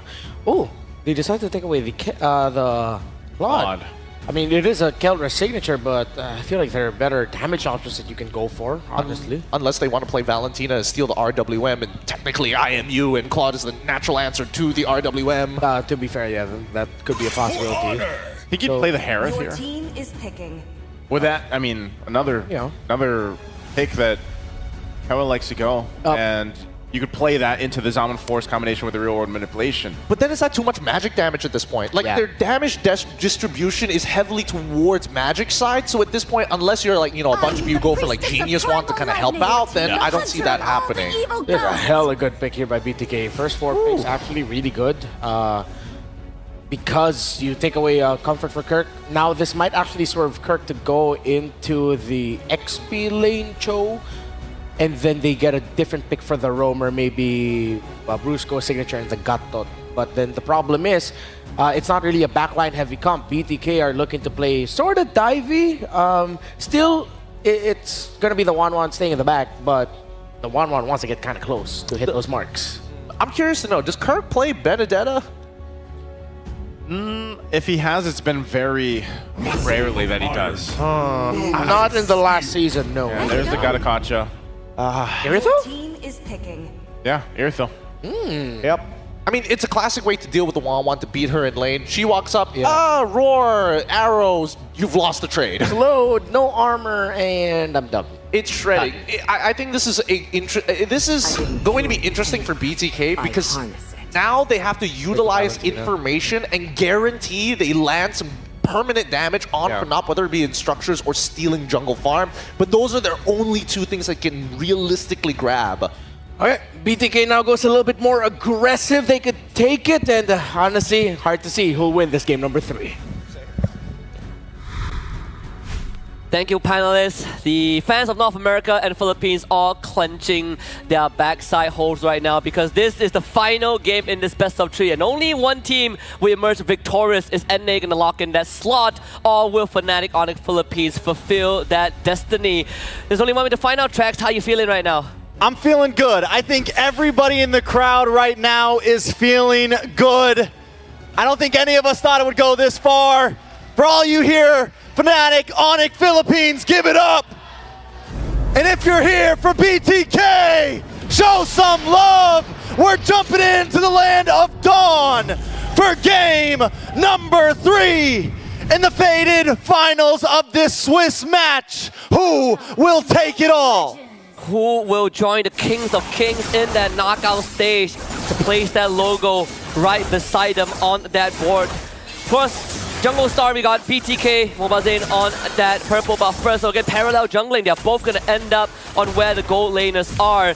Heavy poke on that mid side, that's what you got to contend with if you are up against a Yve. But top side as well, this Irithyll into 1-1 is going to pose a bit of a problem for Zia because Kara can just always perform that drive-by, always stress your armor, outranges you. Zia already used his Inspire. And Fnatic Onyx Philippines already going for this. Send our EXP laner up to the top side. Let Joy farm a bit. It's definitely interesting. Fnatic Onyx Philippines know they want to maybe play this aggressive. Know that last time they lost because they lost out on that mid. So this time they're taking control of the river. They're taking control of the mid lane. And you get the taunt mid side. Hunu is going to take a lot of punishment. You're dealing with a Hilda that likes to move around a lot. Well, Kirkcho solves that problem, right? You get double roamer, essentially, and you can also match the tempo of this Hilda. And a Hilda that doesn't get to move around freely without interference is a Hilda neutered in that early game. And look at the pressure already on to Mobazane. Did he steal that? Did King Kong? King Kong just used the retry. It's like, listen, bro, we know what we need to do. We're going to slow you down. We're going to be in your face all game today. He's going to hit 5 first, and he will have retry back up in time for the turtle. So nothing much was lost for King Kong, but for Mobazane, you can already feel that pressure, right? This Yve got taught, this show just outpacing BTK's lineup at the start. Edith, I mean, this Edith, Hilda, they all have to just take it in their face early on. Yeah, a little bit of damage on to Kirk there. Hoon and Shark got to try to clear this wave quick to get over to this turtle, but Brusco and Kirk already in position to zone them away as Mobazane tries to get this purple buff. There's no time. King Kong able to take the turtle, but 2 WMs come down. Shark goes down with them. Fried Chicken falls. Super Prince on the aggression as Mobazane is forced to back off with Kirk in his face. Very unfortunate for BTK. They decided to take that fight, which I feel like they should have just let it go because, again, Mobazane was late. Ooh. He's going to go down. Big Way of the Dragon does land on to Mobazane, and Brusco takes the kill. Kirk showing off in the jungle. Didn't take that loss in the second game lightly. And FNOP, this is the biggest goal lead generated by one team in this series thus far, right? At least this early on, below 3 minutes, almost a 2K advantage for Fnatic Onyx Philippines, but the worst has yet to come. All lanes are won by the Filipino super family, and BTK are struggling at every single corner. Yeah, the super family feels like a different beast right now coming to this game. The past 2 games, the highest gold lead we saw for about the first 8 minutes was 500 or 600 gold. Yeah. This time, Fnatic Onyx Philippines is kicking things into gear. The engine is revving. And Fnatic Onyx Philippines are showing BTK why they're the favorites. And look at Kirk. He's going to proxy this wave. And BTK, there's nothing that he can do about Kirk. He's just going to waste time. Kirk able to get the kick, trying to run away, but they should be able to get the kill here. Kirk still surviving, but wasting time, precious seconds of BTK. If Zia has any spidey senses, it's a good time to start considering backing off. Just give out space to Fnatic Onyx Philippines. Wait for backup. They can't really do much in this situation. Again, FNOP just moves so much faster. King Kong once more taxing that purple buff of Mobazane, just like how he did in Game 1 when we had a similar matchup. Yeah, Zia gets his first item locked in. He finally gets that Corrosion Scythe. Going to help out a bit, but it's still going to be some time. You know, the Wan already not the most extreme meta hero we've seen. I think Skylar is one of the only ones that have really pulled it off amazingly so far in M6, and it takes some time for it to really pop off. Fnatic Onyx know this. That's why they're putting on the pressure. BTK has to try to hang on for this first mid, I mean, maybe even into late game. Not only that, how are you going to unlock all that weakness points for your ultimate, right? All of them are so mobile. Cho is going to dance around, you know, with his Jit Kundo and Shunpo. You got to try to contend with the RWM the Super Freeze going to set up. It's tough. Kirk once again hunting for Mobazane, man. Kirk knows the assignment right now. Here comes the AOG, able to lock on. Hoon able to steal it. RWM does come out. Brusco with an AOG of his own. The damage lands on a Shark. He brings out the primal form. Kelra in a little bit of trouble. Zia going toe-to-toe, but he might get taken down. Zia falls. King Kong gets the kill as Fried Chicken looks for the next target. Mobazane able to lock down Brusco. 1-for-1, turtle for turtle. BTK cannot breathe that big sigh of relief just yet, because that was only possible because it was the early game, right? Kelra doesn't have his items just yet. Any other situation, he would have blown up Zia in under 3 seconds. So BTK, they got the turtle somehow. Mobazane, as always, good on their retreat button. Even getting 2 kills for themselves. King Kong will attack the purple buff again. Can they stop him? King Kong low. Oh. Mobazane misses. King Kong just gets away. Threads the needle. Able to slide out to safety. And he takes the purple along with him. Even takes the buff after missing his retribution, I believe. Yeah, King Kong used his retreat first and still got it. Bot side, they want to look for a play. AOG comes out, does not lock on to Zia, but it does fend him away. Zia's dancing right now. He's looking for towers. He's looking for space. He's looking for gold because he knows the clock is ticking. And right now, Kelra's clock is ticking much faster. Now, Kelra is accelerating for sure. It's going to go for... I mean, he went for Hask Law straight for first item, then only completed his tough boots. It will only get harder from here. Berserker's Fury will be the second item for sure.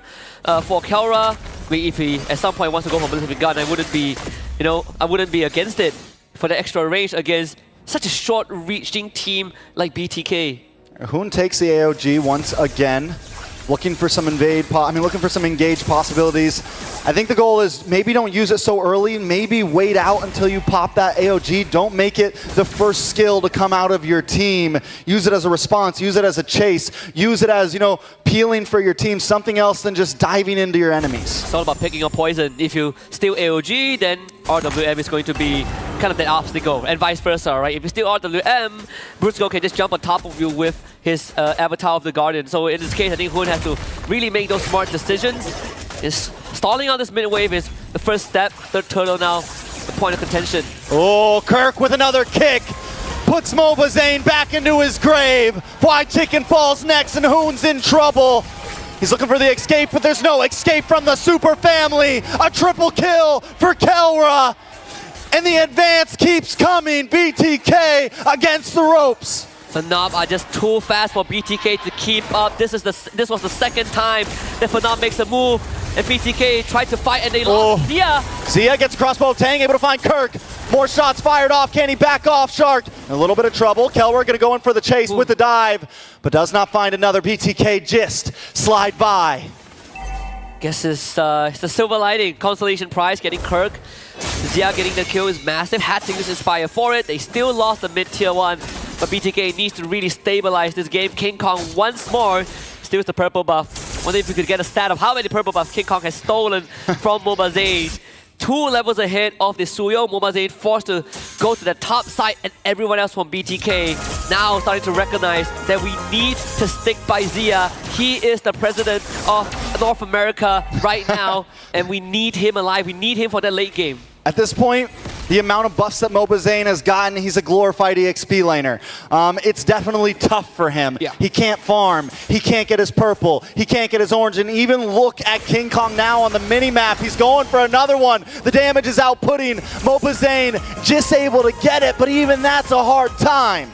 It's also a minor switch up from King Kong, this time going for Temporal Rain for the talent instead of the Warcry, so then reduce cooldown for his dashes. Even more mobility given over to the Joy in these team fights, right? At the drop of a hat, King Kong can just decimate this backline, and you don't necessarily have to dive onto Zia. If you can get a Hoon, that is good enough. If you can force Zia out away from the fight, it is already a win condition. And not only that, Kelra can always catch up with that sprint on this Irithel. They got to do something about Kirk, man. Kirk is having a hard time. I mean, Kirk is just making them have a hard time. Shark map and Shark's just inching closer and closer to Kirk. Man, and I mean, it's similar. Right now, the Cho has just been such a strong pick from game 2 to now. It has been a decider. Isolation factor that it provides with the kick. And from the start, I already pointed out that this Edith is going to have a hard time even trying to keep up. Yeah. And now we are seeing Shark just not having a game at all. Oh, a little bit of damage on MLBB. A lot of damage on MLBB. Kelra finds another one. 4-0 in 2. King Kong solos the Lord. And Fnatic Onic inch closer to their ticket to the knockouts. I feel like Fnatic has taken off the waist, right? That Rock Lee waist, they've taken it off and they're now ready to brawl. Yeah. Just moving at supersonic speed. Almost 6k goalie with the first Lord. BTK might have to let this go. Yeah, they're going to have to back off and look at the kick! Kirk! How do you do it? 5-man wipe as Kelra cleans their clocks. MLBB back on the map, trying to defend. The minions are there. Fnatic Onic backs off, but there's still a Lord coming, ready to knock down the castle. This is, it might be early to say this, but I'll say it anyways. It's checkmate for BTK. No amount of miracle can save NA right now. FNOP can go for the end. That's it. AOD to the back. MLBB off the map. Fnatic Onic attack. They want their name on the plaque. BTK trying to defend, pushing them away once again. Fnatic Onic PH. Let it happen. Let it burn slow, because the Lord is still coming. There. The Lord hasn't even arrived at any of the structures just yet. And FNOP can continue to put an impact. I mean, look at the damage. He's just taking out the front line of BTK like they were made of butter. BTK stuck in the base, waiting for hell to come right now. Fnatic Onic PH has brought Armageddon along with them. Kelra 7-0 in 4. We're 11 minutes in. I'm wondering if he's maxed out. And look at the damage. Deleted. Gone. Taken out. Another one on the chopping block. BTK in shambles. Shark deleted. Zia falls. Kelra looking for the Maniac. Looking for the Savage. Couldn't quite get it, but Fnatic Onic Philippines are going to take this tower. In the Philippines, there are no kings. Just the super family. Pure domination as they let this play out in a celebratory fashion. Fnatic Onic Philippines will be your second team to join the Kings of Kings in the knockout stage. 2-1 over the Bloodthirsty Kings as NA will have to take a seat in that 2-1 bracket.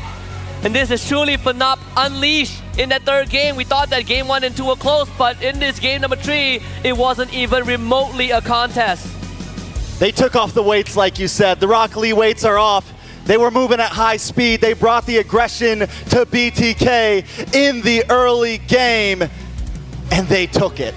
They just ran with it. Congratulations to Fnatic Onic Philippines. We're going to toss it back to the panel to talk about this game. I mean, it is December, Thanksgiving's over, bring out the lechon, it's Christmas time, as the Filipinos will move forward to the knockout stages. Thunderstruck was BTK. That was a clean ending. It was crazy. Honestly, it was crazy with such a lead, and honestly, I gotta give it. If Brusco doesn't get MVP by the end of this, I'm gonna be upset. Brusco, boy, Brusco is your pick for MVP. Brusco. My bad. I was already thinking. I was thinking Kirk. I was literally talking about. I was literally talking about. I can't. Yeah, you were literally going, oh my God, Kirk! The Cho is such a pivotal pick here. Oh my goodness, so good. So good. I just across the board. This game 3 was like, I mean, it was under 12 minutes too. Yeah. But just a complete dominating game for FNOP. And realistically, if you've been watching them for a while now, this is I don't even know if I could say this is their peak gameplay. Like, I feel like there's still something in the tank here for them, but